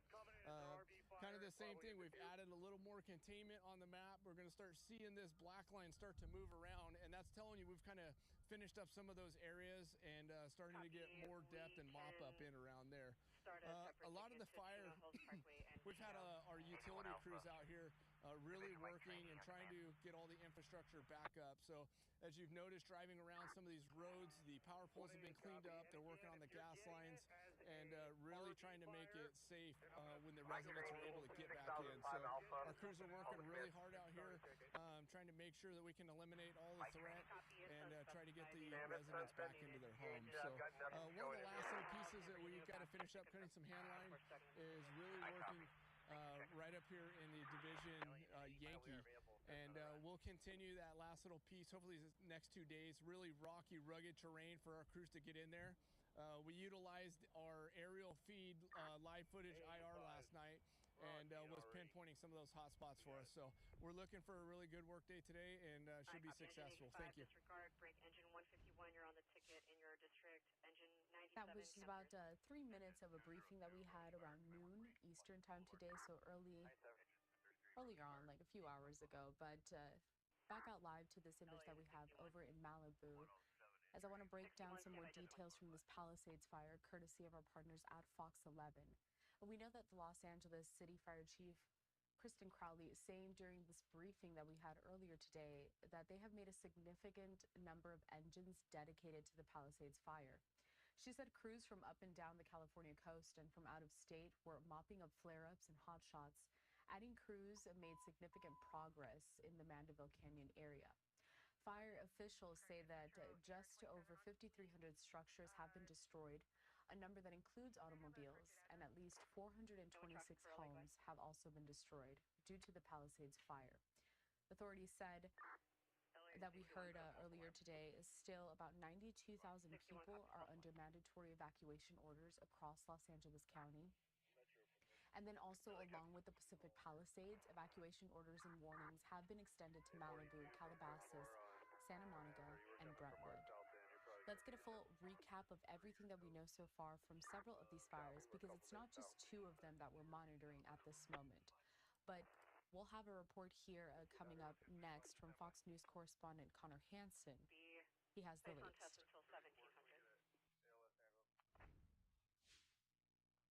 Nearly a week after several wildfires started to tear through the Los Angeles area, firefighters are seeing some progress, but officials are warning this fight is far from over. This is what's left, Everything is decimated. The town is decimated.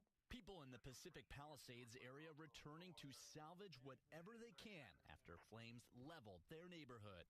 Some say they barely had time to escape before the fire reached their homes. We didn't bring any clothes for ourselves. We're still just trying to pick up the pieces. After a long battle, officials say there's now minimal activity in the Palisades fire, but the danger is not over yet, with wind gusts as high as 70 miles per hour expected through Wednesday.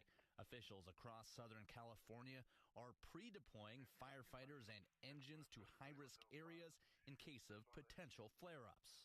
30-mile-an-hour winds with 50-mile-an-hour gusts are devastating.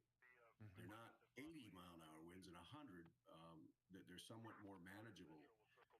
But this is a concern for us. Meanwhile, utility crews are on the ground restoring power to tens of thousands of customers. But officials say if winds get worse, there could be more preemptive power shutoffs. The necessary public safety power shutoffs are important for our collective safety in preventing the next wildfire natural disaster. At least 24 people have now died in these wildfires, and officials unfortunately are expecting that number to go up. They're going through some of these homes with cadaver dogs, searching for anyone who might have been left behind. In Los Angeles County, Connor Hansen, Fox News. Thank you to Connor Hansen in Los Angeles County for that report. Back out live to this picture that we have courtesy of Skyfox. Just hovering and flying over, giving us a better picture of just the terrain in this area as firefighters we know are still working to battle some of these fires that are still burning across the county, especially given the strong winds that are forecast for this week. We're stepping away for a brief commercial break here at Live Now from Fox, but we continue with more of this wildfire coverage when we come back.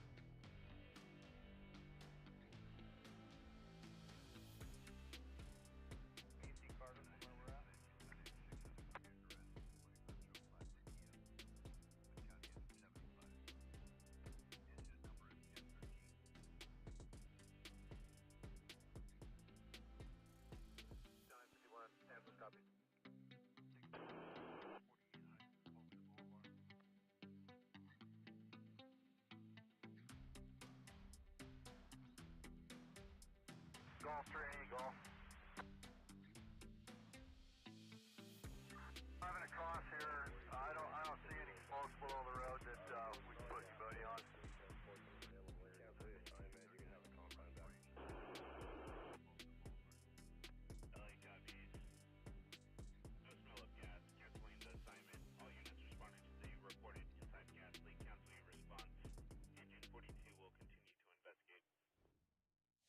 Welcome back, and thank you for joining us here at Live Now from Fox. I'm your host, Carl Lahada, and we want to continue our coverage when it comes to these wildfires that are burning across Los Angeles County. Take a look at this. You may have seen images similar to this the past few days as really impressive, just the different tactics that are being used to combat and really contain a lot of these flames. So joining us next on our program, we're going to have Jeff Emery. He is the president of Global Fire Safety at Perimeter Solutions, And Perimeter Solutions is the makers of FosCheck fire retardant, which is being dropped day and night to protect communities from fires, similar to what you're seeing here on your screen. So Jeff, good to see you, and thanks for joining us. Thanks for having me, Carell. So I want you to break down the basics for us, right? Because I don't think anybody really, or maybe a lot of people don't know exactly what this chemical is. Can you tell us what it's made of exactly and how and why it's so effective when we're talking about fighting fires? Absolutely. So the red stuff that everybody has been seeing on TV this week falling from the planes is actually called FosCheck. And specifically in California, the product that's being used is FosCheck MVP. Essentially, the main ingredient of FosCheck is ammonium phosphate. It's a product that is very unique in the industry. And the unique part about it, as compared to waters or foams or gels, is that it actually creates a chemical reaction with the wood on the ground, the cellulose material. When FosCheck coats that material and then it's exposed to fire and heat, it actually creates a carbon char around that wood to prevent it from burning. The value that it provides here is immense in these types of situations. And what it does is twofold, right? One, it slows down and minimizes the intensity of that fire. And two, it gives the firefighters on the ground the chance to do their critical job, which is to put that fire out. And so we're really proud of the work that our team has done this week in stepping right into action, being available right away Tuesday and throughout the week, 24 hours a day, to be ready to support the pilots doing the work. So Jeff, I'd like you to go into a little bit more details as to how your team has really been helping, kind of the tactics used, and also how your team decides, along with state and local officials, where to draw this perimeter, which is best to kind of throw this chemical on. Yeah, of course. So the unique thing about this fire, of course, is the time of the year. In prior years, the bases that have been flying most of the aerial firefighting activity out of, Fox and San Bernardino, would typically be closed. And I give a lot of kudos to the Forest Service and CAL FIRE and their predictive services.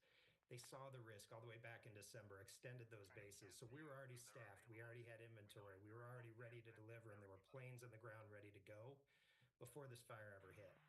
And very quickly, once the fire started last Tuesday, we immediately pre-deployed a whole bunch of equipment. We have mobile ground retardant systems that can be put in a little bit closer to the fire to support helicopter operations.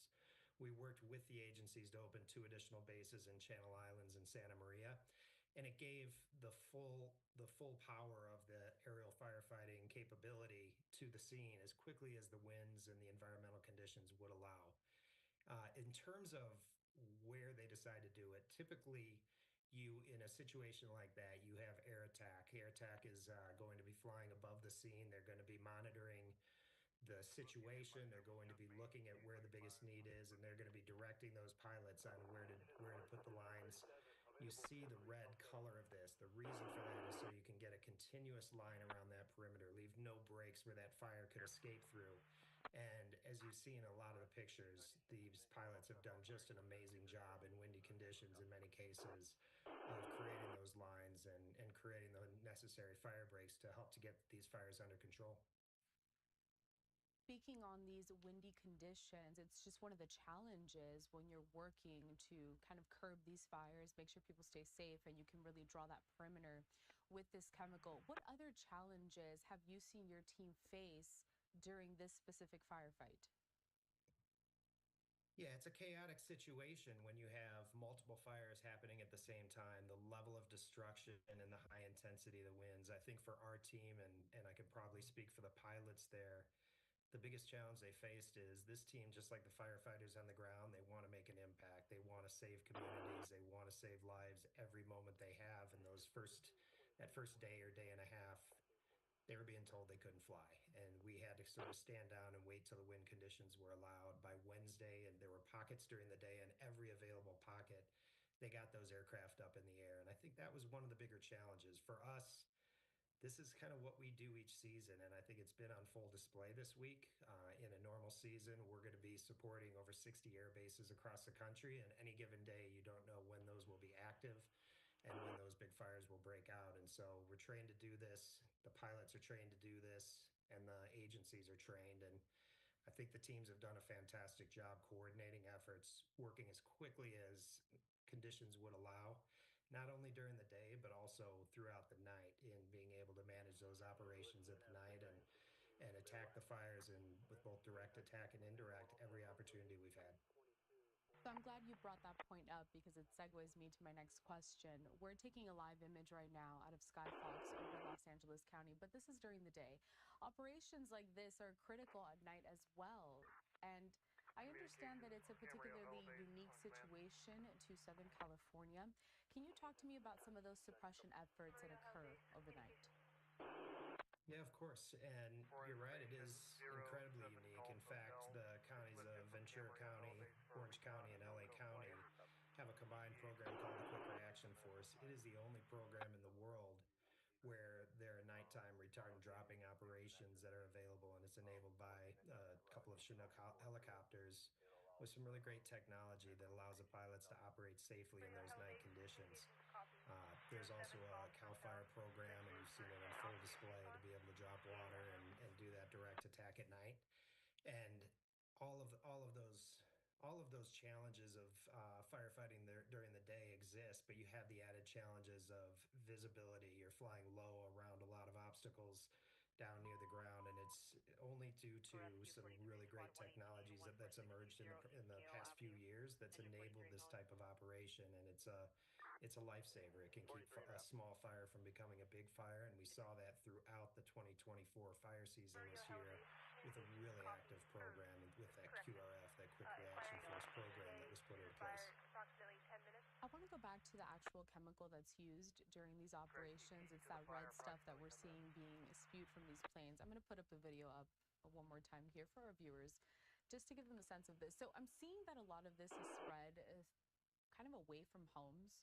But is this ever spread like maybe close to neighborhoods? And what happens if this does land on your home? Is this toxic? How do you clean this up? How does that work? Yeah, it's actually a very benign product. It's very similar, as I mentioned earlier, to a fertilizer product, just in a very, very diluted form. You will oftentimes see the fire laid partially inside, partially outside the fire. And in a case like this week where there's structures immediately threatened, you will see the line go right through backyards, and sometimes it will land around or close to or on a house. The product is not dangerous for pets. It's not dangerous for the people. There is no long-term effects of being around it after the fact. And in fact, that red color, once it's exposed to UV rays, goes away. But the life safety measures that have to be taken in those cases demand that the pilots sometimes put it relatively close to a community.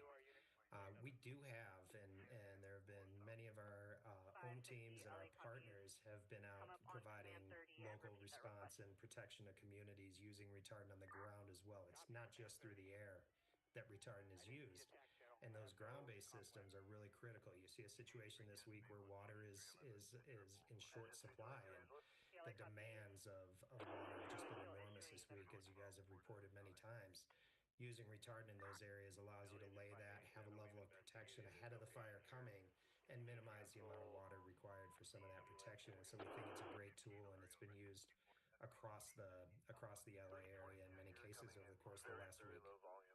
Well, I'm glad that you were able to double down on the safety of this product. I'm sure, people are frazzled at this moment. Everything happens so quickly. So I think it's important just to emphasize that it is safe, and really the life-saving factor of this is just, very important, to say the least, during this time.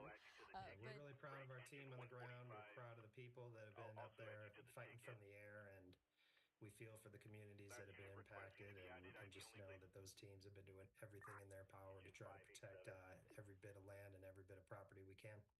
It is really great to see through all this devastation, all of the support that has poured in from so many different agencies and programs, partnerships, just as we have provided as well here. But Jeff, before I let you go, is there anything else you feel like you would like to add about this firefight, or maybe just another comment to any of the viewers watching that have been really impacted by this situation? Our hearts go out to the people that are impacted. We're also standing side by side with the firefighters. You now have a tired group out there that's been fighting this just unprecedented fire for the course of the past week, working night and day, eliminating their breaks and jumping right back out on the line to make sure that they can do everything they can. And this is one of those events with the combination of winds and conditions on the ground that was virtually unstoppable in those early days. But we've seen so many examples of the heroic actions of the firefighters on the ground. And our mission as a company is really to protect those firefighters and allow them to do their job safely. And we just couldn't be, can't say enough about the work that they've done to protect the communities and try to do everything in their power through this tough week. Well, Jeff Emery, President of Global Fire Safety at Perimeter Solutions, we do appreciate your time here at Live Now from Fox. I want to thank you for all the work that you're doing during this time, very uncertain for a lot of people, but life-saving measures taken from so many different groups. So we appreciate it, and I hope to check in soon. Take care. All right. Thanks again, Carell. Of course. We're stepping away for a brief commercial break here at Live Now from Fox. Hope you enjoyed that conversation as we continue to try to tackle all different angles of this firefight all across Los Angeles County. I do have a picture still out of Malibu, one of the areas that was affected really harshly by the Palisades fire. We'll be right back. 26 LA copies, I'll add you. Squad 90, cancel your response.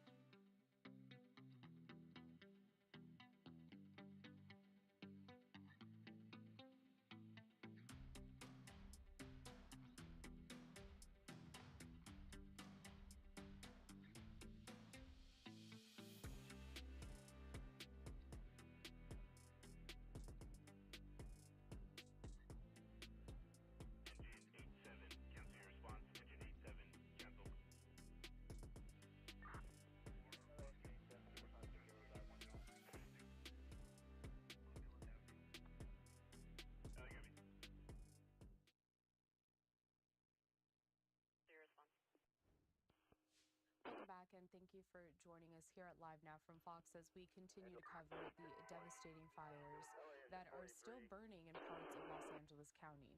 A couple of live images that we do have. This one that I want to bring you, very compelling still, as we're getting kind of a drive-by picture. Not sure exactly which neighborhood this is, so I'll work to figure that out here with my producers. But you can see, I mean, just from this image that we're getting, all of these neighborhoods that are just reduced to rubble. You see some fences standing, but beyond that, I mean, there's no homes to speak of. You're seeing entire vehicles just burnt up to a crisp, essentially. And the situation could be getting more dangerous as the week moves on.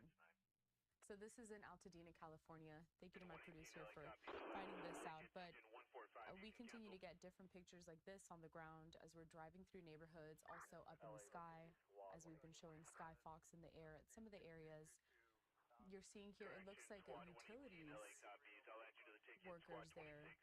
There's a lot of areas where also there's still no power either. These fires have impacted a lot of these communication systems, a lot of these power lines. And just a reminder that because the communication is down in many of these areas, sometimes within these live images that we get, you're going to see things happen like this, where it kind of freezes or it's kind of buffering in a sense. While I wait for this image to... Looks like it might be getting better a little bit here. Still kind of hazy. All right, I'll keep it here on your screen though, because I think it offers the best perspective as to what some people are seeing when they go back to their neighborhoods to find that there's really nothing left there. And we know that residents and first responders in Los Angeles County, I mean, they're bracing for another round of ferocious Santa Ana winds this week, as the Palisades Fire, which is now considered the most destructive wildfire in LA's history, continues to burn and pose a threat to more homes on the western and coastal edge of the area. I did want to check in with a meteorologist with the National Weather Service in just a moment. First, I'm going to put up a post on X from NWS, in which they kind of detail some of these warnings that they're trying to issue with this situation that they're calling particularly dangerous situation, or PDS, where they're saying here that an extreme risk and to take immediate action, and this is pretty much set for Tuesday, 4 in the morning up until noon Wednesday. And here, just some critical points to note. NWS saying, do not do anything that could spark a fire, have multiple ways to receive evacuation information, and of course, develop a wildfire action plan. But next, I would like to bring into the conversation now, we're going to have Dr. Ariel Cohen. Now, he is a meteorologist with the National Weather Service over there in Los Angeles. So, Dr. Cohen, thanks so much for joining us today. Thank you for having me. Of course. So, I mean, let's kind of cut to the chase, right? When we talk about what we're going to be seeing later on into this evening, into tomorrow, into Wednesday, what are the most important things that people need to keep in mind? Everyone needs to be at a very high state of readiness as we head into the next few days. We're dealing with another episode of the rare designation of particularly dangerous situation, or PDS, red flag warnings, for a large portion of central and southern Ventura County, as well as into Los Angeles County. And what this means is that we're looking at the potential for damaging wind gusts that combine with very dry conditions for explosive fire growth and the development of very large fires. You know, it's been incredibly saddening to see all of the impacts. And on behalf of the National Weather Service, our hearts go out to everyone who's been impacted by the fires up to this point. You know, with the potential for additional explosive fire growth and any new fires to develop and become very large, everyone needs to be at a high state of readiness, especially if you're in the PDS or particularly dangerous situation areas, as we could be looking at another episode of extremely critical conditions. When we first saw these fires spark last week, I mean, everything seemed to happen so quickly. I mean, the fires sparked, and then before you know it, I mean, entire neighborhoods are just completely destroyed. How does what we're going to see this week compare to what we saw last week? The peak wind gusts from this next system are not expected to be as strong, or rather as extreme, as what we had previously. Previously, we had wind gusts topping 80 to 100 miles per hour from that recent catastrophic event. Now, we're going to be seeing winds getting quite strong and even damaging, upwards of 70 miles per hour, especially over the mountains, such as the western San Gabriel's, the Santa Susana Mountains, and parts of the western Santa Monica's. But we're not looking for quite the same caliber of extreme, you know, as we described it earlier ahead of time for the recent event, you know, the life-threatening, destructive windstorm. We're not seeing something quite at the level, but still very dangerous, still what we're calling a particularly dangerous situation, which means that explosive fire growth is going to be a definitive possibility with any fires forming, especially from 4 a.m. on Tuesday through noon on Wednesday. I want to put up a map here that was also posted on X by the National Weather Service. I think you can see this also, Ariel. So it shows extreme fire danger. Can you just break this map down for us? Sometimes what we're seeing is that when we see this high risk of fire danger and stuff, people don't necessarily feel that they have to evacuate. Of course, always pay attention to your local officials. But based on this map that we're seeing here, even if they haven't been issued an evacuation order yet, knowing what we know about these dangerous wind conditions, conditions, who really here has to pay attention and be ready to go at a moment's notice?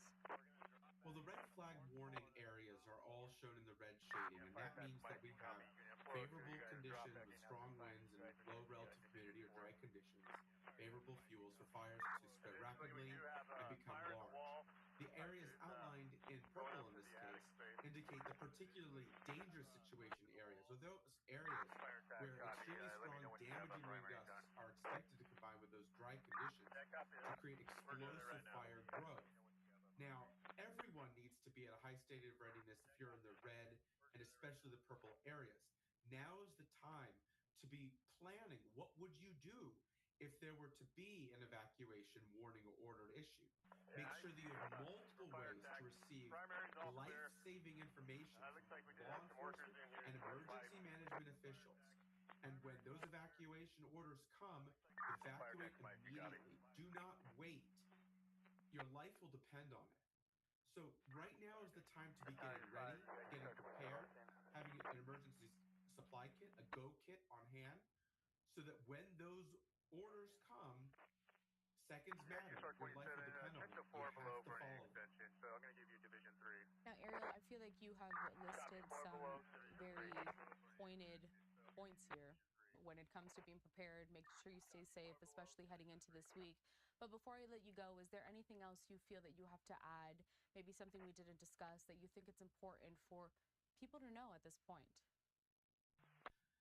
This has been a very catastrophic situation. As I've indicated, on behalf of the National Weather Service, our hearts go out to everyone. These are our communities. This has been heartbreaking to see all of the destruction and loss that people have, our people have incurred.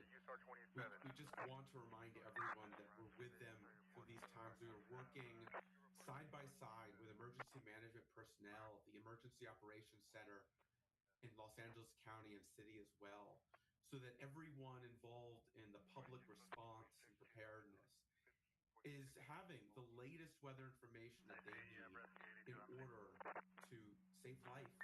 And that's what we're here for. And just again want to express our deepest sympathies, just encouraging everyone to stay at a very high state of readiness as we head into the next few days. Dr. Ariel Cohen, meteorologist in charge at National Weather Service in Los Angeles. We do appreciate your time here at Live Now from Fox. Please stay safe out there, and we hope to check in with you soon. Thank you. Of course.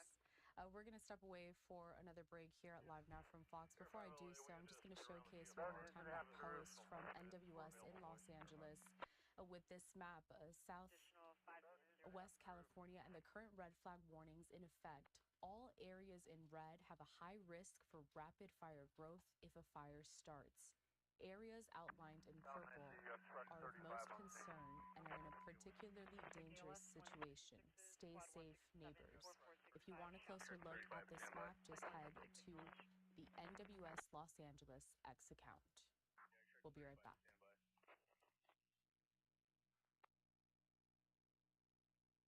Truck 27 here, you good on the roof or do you need help? I see for fire check. We're getting water on the fire inside the wall right now. We're opening up the ceiling to check for extension here in the attic. Yeah, Division 4, 5D, I copy. I see from roof 5, you can take the third floor. You got USAR 27, engine 41, and address any salvage needs.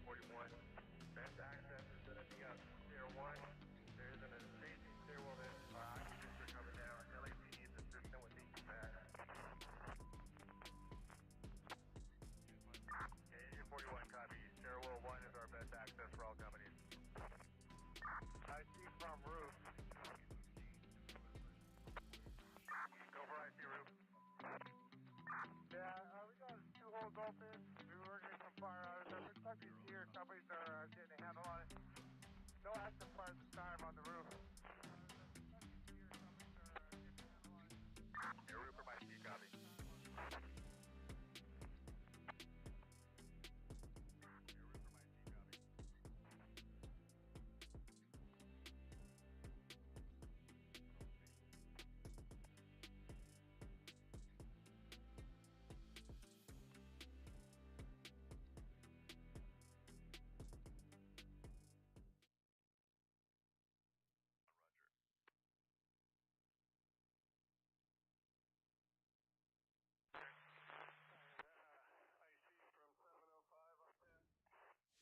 Welcome back into Live Now from Fox, and thanks for joining us on this Monday, January 13th. I'm your host, Carl Lahara. We are quickly approaching the top of the next hour, 3:56 in the afternoon here on the East Coast, 12:56 over on the West Coast. And we're sticking to the West Coast for a lot of our programming throughout the remainder of today. Back out loud to this picture that we have over in Altadena, California, as we work to bring you the latest regarding the wildfires burning across Los Angeles County. So as you can see, once again, this picture is frozen, but we have a couple of live images that we'd like to circle through. So taking a look at this one, this is over in Malibu, one of the areas that was really devastated by the Palisades fire, still the largest wildfire burning in Los Angeles County. And then we also have a picture on top of Mount Wilson. Very different than what we saw last week. So kind of clear skies out there in the area, not too many large plumes of smoke, but we are still very concerned about these strong winds that are set to return early on Tuesday morning. A full breakdown of some of what we learned at a press conference from earlier today is detailed here on this post from LA Mayor Karen Bass, where she says, here are the latest updates on wildfires in the city of Los Angeles. So we have the Kenneth fire that is 100% contained, the Sunset fire also 100% contained. The Hearst fire sits at 95% containment, and then the Palisades fire is 14% contained at this moment. Bring you back out to this picture that we have.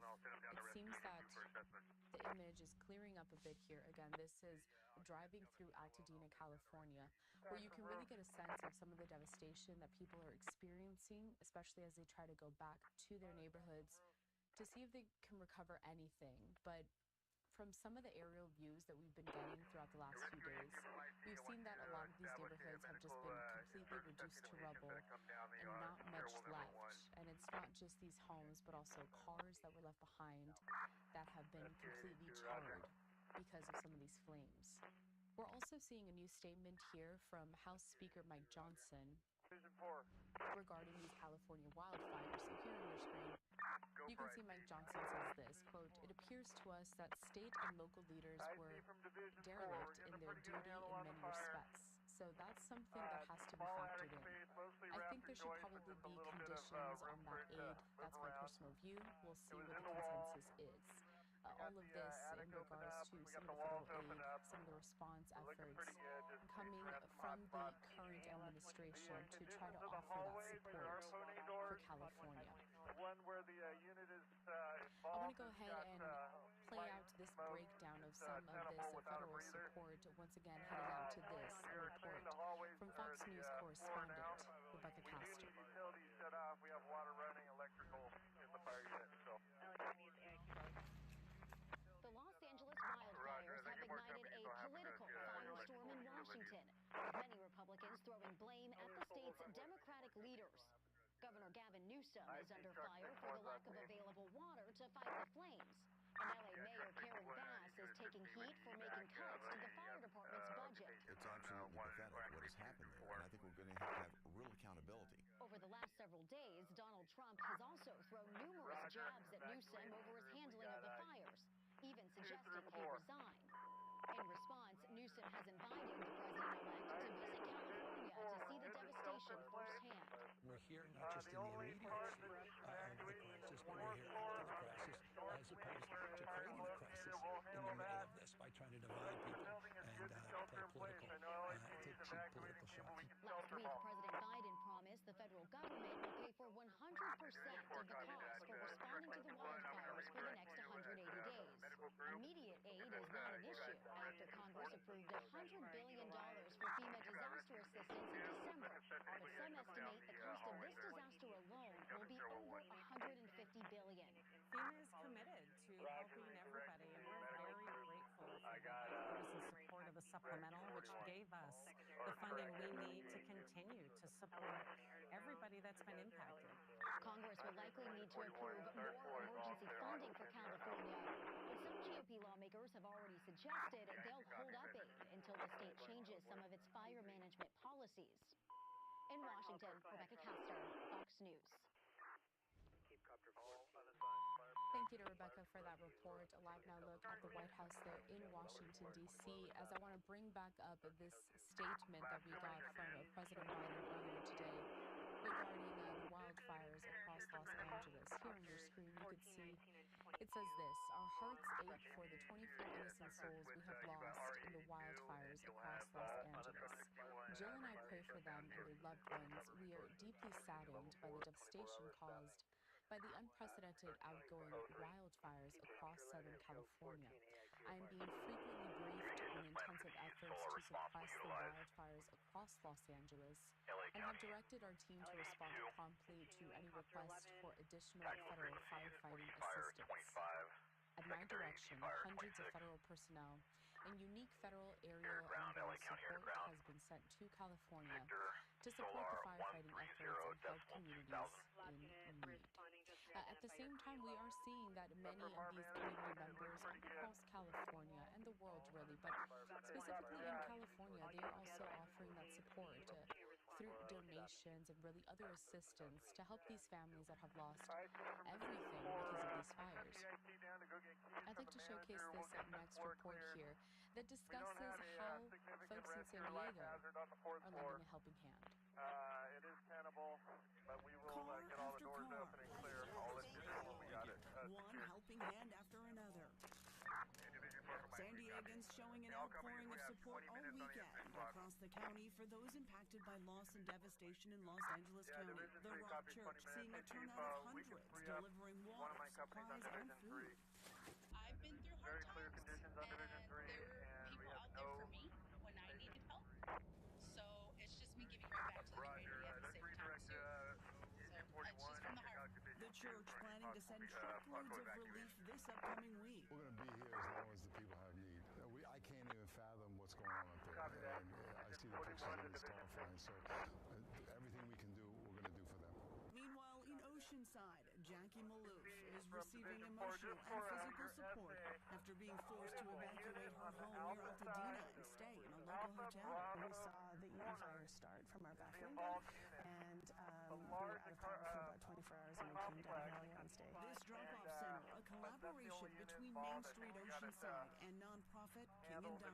We're a larger community in Southern California, and we're helping each other, and I've got the arms of someone around me who I just met. They're helping to regulate, the nervous system. It's a big deal. In Vista, Freddy's Place, an animal hospital opening its doors, collecting pet supplies like crates and blankets. And in Imperial Beach, when volunteer Cassandra Gregory and her friend Jamie saw the fires erupt, they knew they wanted to help, and without hesitation, turned the American Legion Post 820 into a donation center.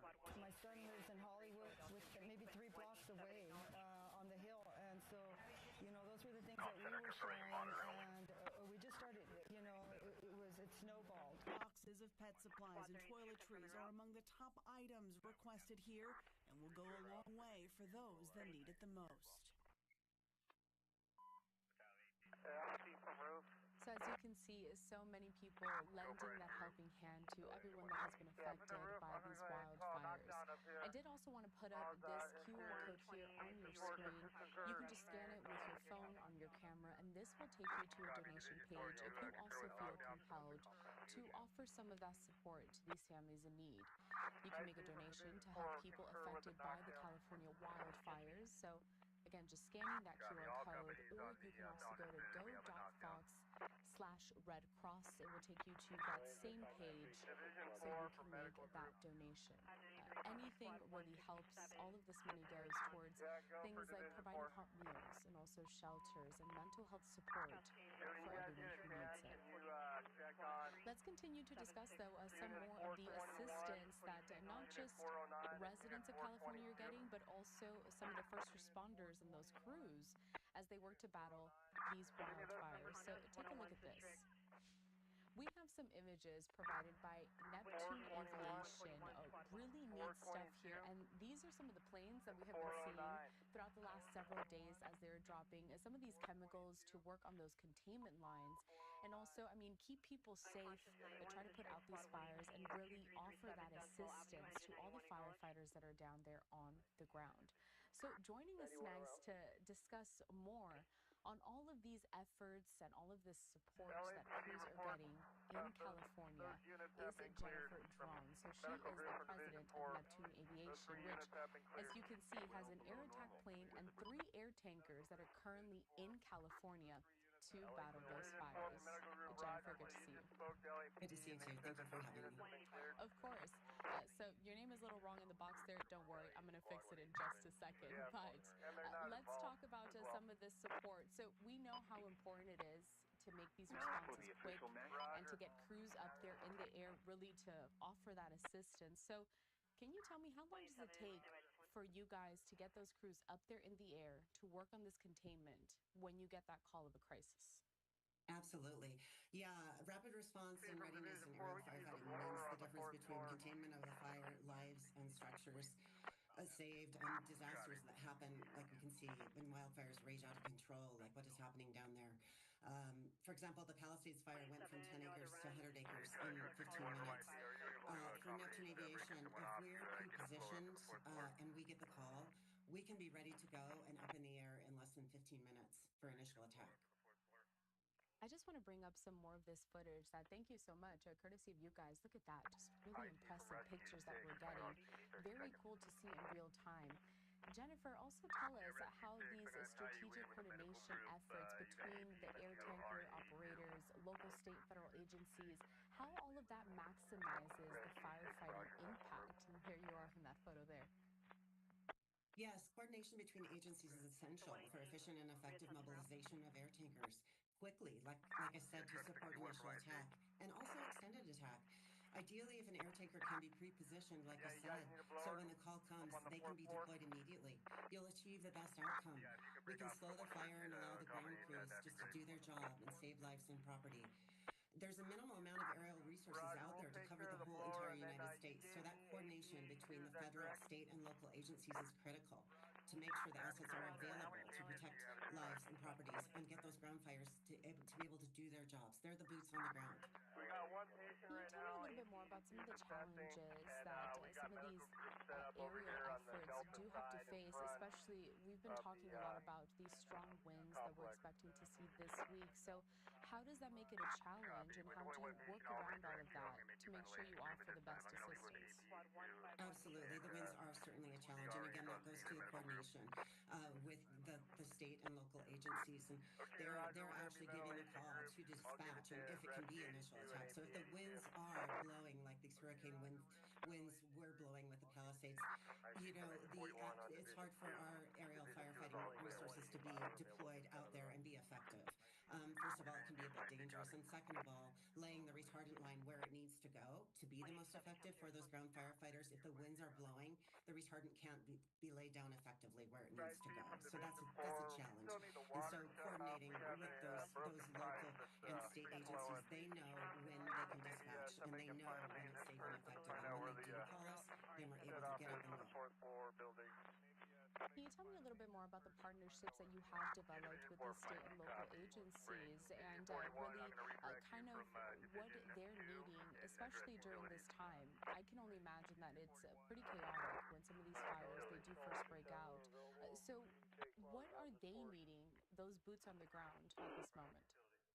Right. I mean, it's a huge effort, the planning, the logistical challenges, and the resource management. It's you know, we are the aerial firefighting, we're the air resources. So really the coordination starts when a fire erupts with the local agencies. You know, they have to evaluate, it starts with risk assessment, lives, structures, the natural ecological factors, and then the mobilization of resources, which then it goes from local to the state agencies, to the federal agencies. And we partner with CAL FIRE, we partner with the United States Forest Service. And so when it gets to the federal level, that's the National Interagency Fire Coordination Center, and they call and dispatch us if we're not pre-positioned already in California. And so we would be dispatched from whatever location we're at throughout the United States in order to get to the location of the fire and be there to help suppress the fire. And then Jennifer, I apologize if maybe you have answered this next question, but what kind of training do these pilots have that are flying some of these air tankers? Yeah, that's a really good question. They have an enormous amount of training. It is a unique skill set that they have. They go through annual training. They go through simulator training. They go through actual in-air training and low ground training. It's extensive, and it takes about 3 years to actually get the training necessary to be able to do the job that they do. And then Jennifer, in terms of the future when it comes to fighting fires in the air, what kind of innovation are we seeing on the horizon? Yeah, that's a really good question. So we are at Neptune Aviation looking at our next platform. So you're seeing private companies that are looking at what's next for aerial firefighting. What can we bring to the table for state and local and federal agencies that will be the most efficient and effective to fight these disastrous wildfires that are becoming year-round? Really, the model needs to be a year-round firefighting model. And what kind of assets can we bring that will bring more retardant that will help those ground firefighters? And, what is the most innovative technology that we can bring to the table? So all of private industry is looking towards that. Well, Jennifer, I do appreciate your time here at Live Now from Fox. Is there anything you feel like you'd like to add before I let you go? No, I just would like to say our hearts go out to all of the folks that are affected by this, and thank you to all the first responders and all the ground firefighters and everyone that's affected by this tragedy. Of course, Jennifer Drawn, president of Neptune Aviation. Like I said, we thank you for sitting down with us today and really discussing how you are also contributing to this firefight, as we've seen so many people really step in to help those in need. So you take care, and I hope we check in soon. Thank you. Of course. So we're going to segue to another commercial break here at Live Now from Fox. I'm trying to see some of these images that we have here, some of these live pictures. A couple of them are frozen, but I'll bring you the best one that we have on deck at this moment. And this is a live look at Mount Wilson there in California. We'll be right back.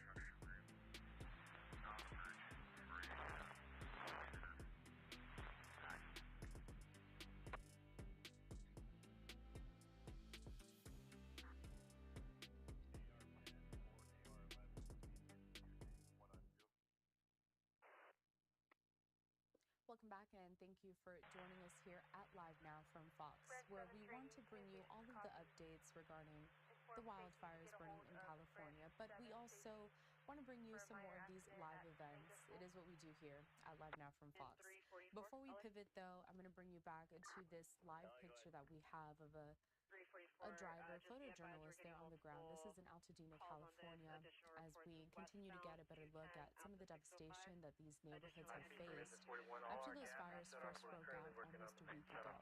And we know that this week we are expecting another strong round of winds that may make it difficult as firefighters work to contain the remaining fires. But all of those updates we'll bring to you here at Live Now from Fox. And then a reminder that at 5 p.m. Eastern Time, that's 2 p.m. Pacific, we are expecting a press conference featuring the newly elected Los Angeles County District Attorney Nathan Hochman. He's going to be discussing some of the charges that have been brought forth because some people, believe it or not, have been arrested and accused of looting and also trespassing and a number of different things during this difficult time. But we know that the DA in Los Angeles has been saying that he's going to be cracking down hard on people that are doing anything illegal, especially during this very sensitive time. So again, that's expected to happen less than 45 minutes from now, 5 p.m. Eastern Time, 2 p.m. Pacific, and we'll bring it to you as soon as it gets underway. In the meantime, we're going to transition to this other live event coming out of Georgia, where we see here Georgia's Governor Brian Kemp. He is discussing some of the legislative priorities for this upcoming session and this new year for the state. Let's listen. What's your location? To keep our kids and our teachers and our school system staff safe. The address 2435.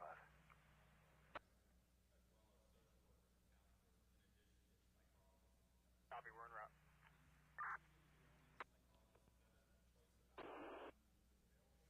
Well, I would just say this from the APEX program. You know, I also campaigned on that, funded that. My first budget, that money's still in there. The problem is finding these professionals is very, very hard. That's something our state's been working on, is to continue to find more of these counselors and other people in our classrooms. So I'm open to all of the above. I mean, look, if you think about what we've done on mental health in this state, the General Assembly last year and the budgets we proposed, we're spending more money now on mental health than we ever have in the history of our state. And we'll continue to do that, I would rest assured, with the budgets that I'll be proposing anyway, and I'm sure the legislature is very supportive of that as well.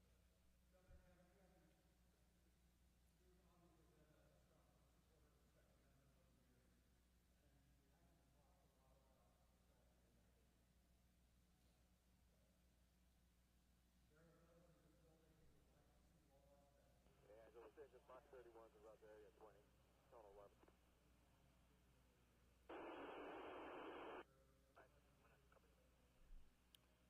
Well, listen, we'll work with the General Assembly on any issues that they have. I mean, look, nobody's come to me pre-session and talked about those kind of issues, but we stand ready to work with people. But our main issue right here is making sure that we're helping our schools with this additional funding of $50 million added to what we have in the base budget last year, can keep their schools safe. And I think we saw how well the system that Appalachia had worked, even though that was a tragic day. It could have been more tragic. If we had not had that funding for that school system, I dare to think what would have happened. All right, thank you all for being here. Looking forward to a great session.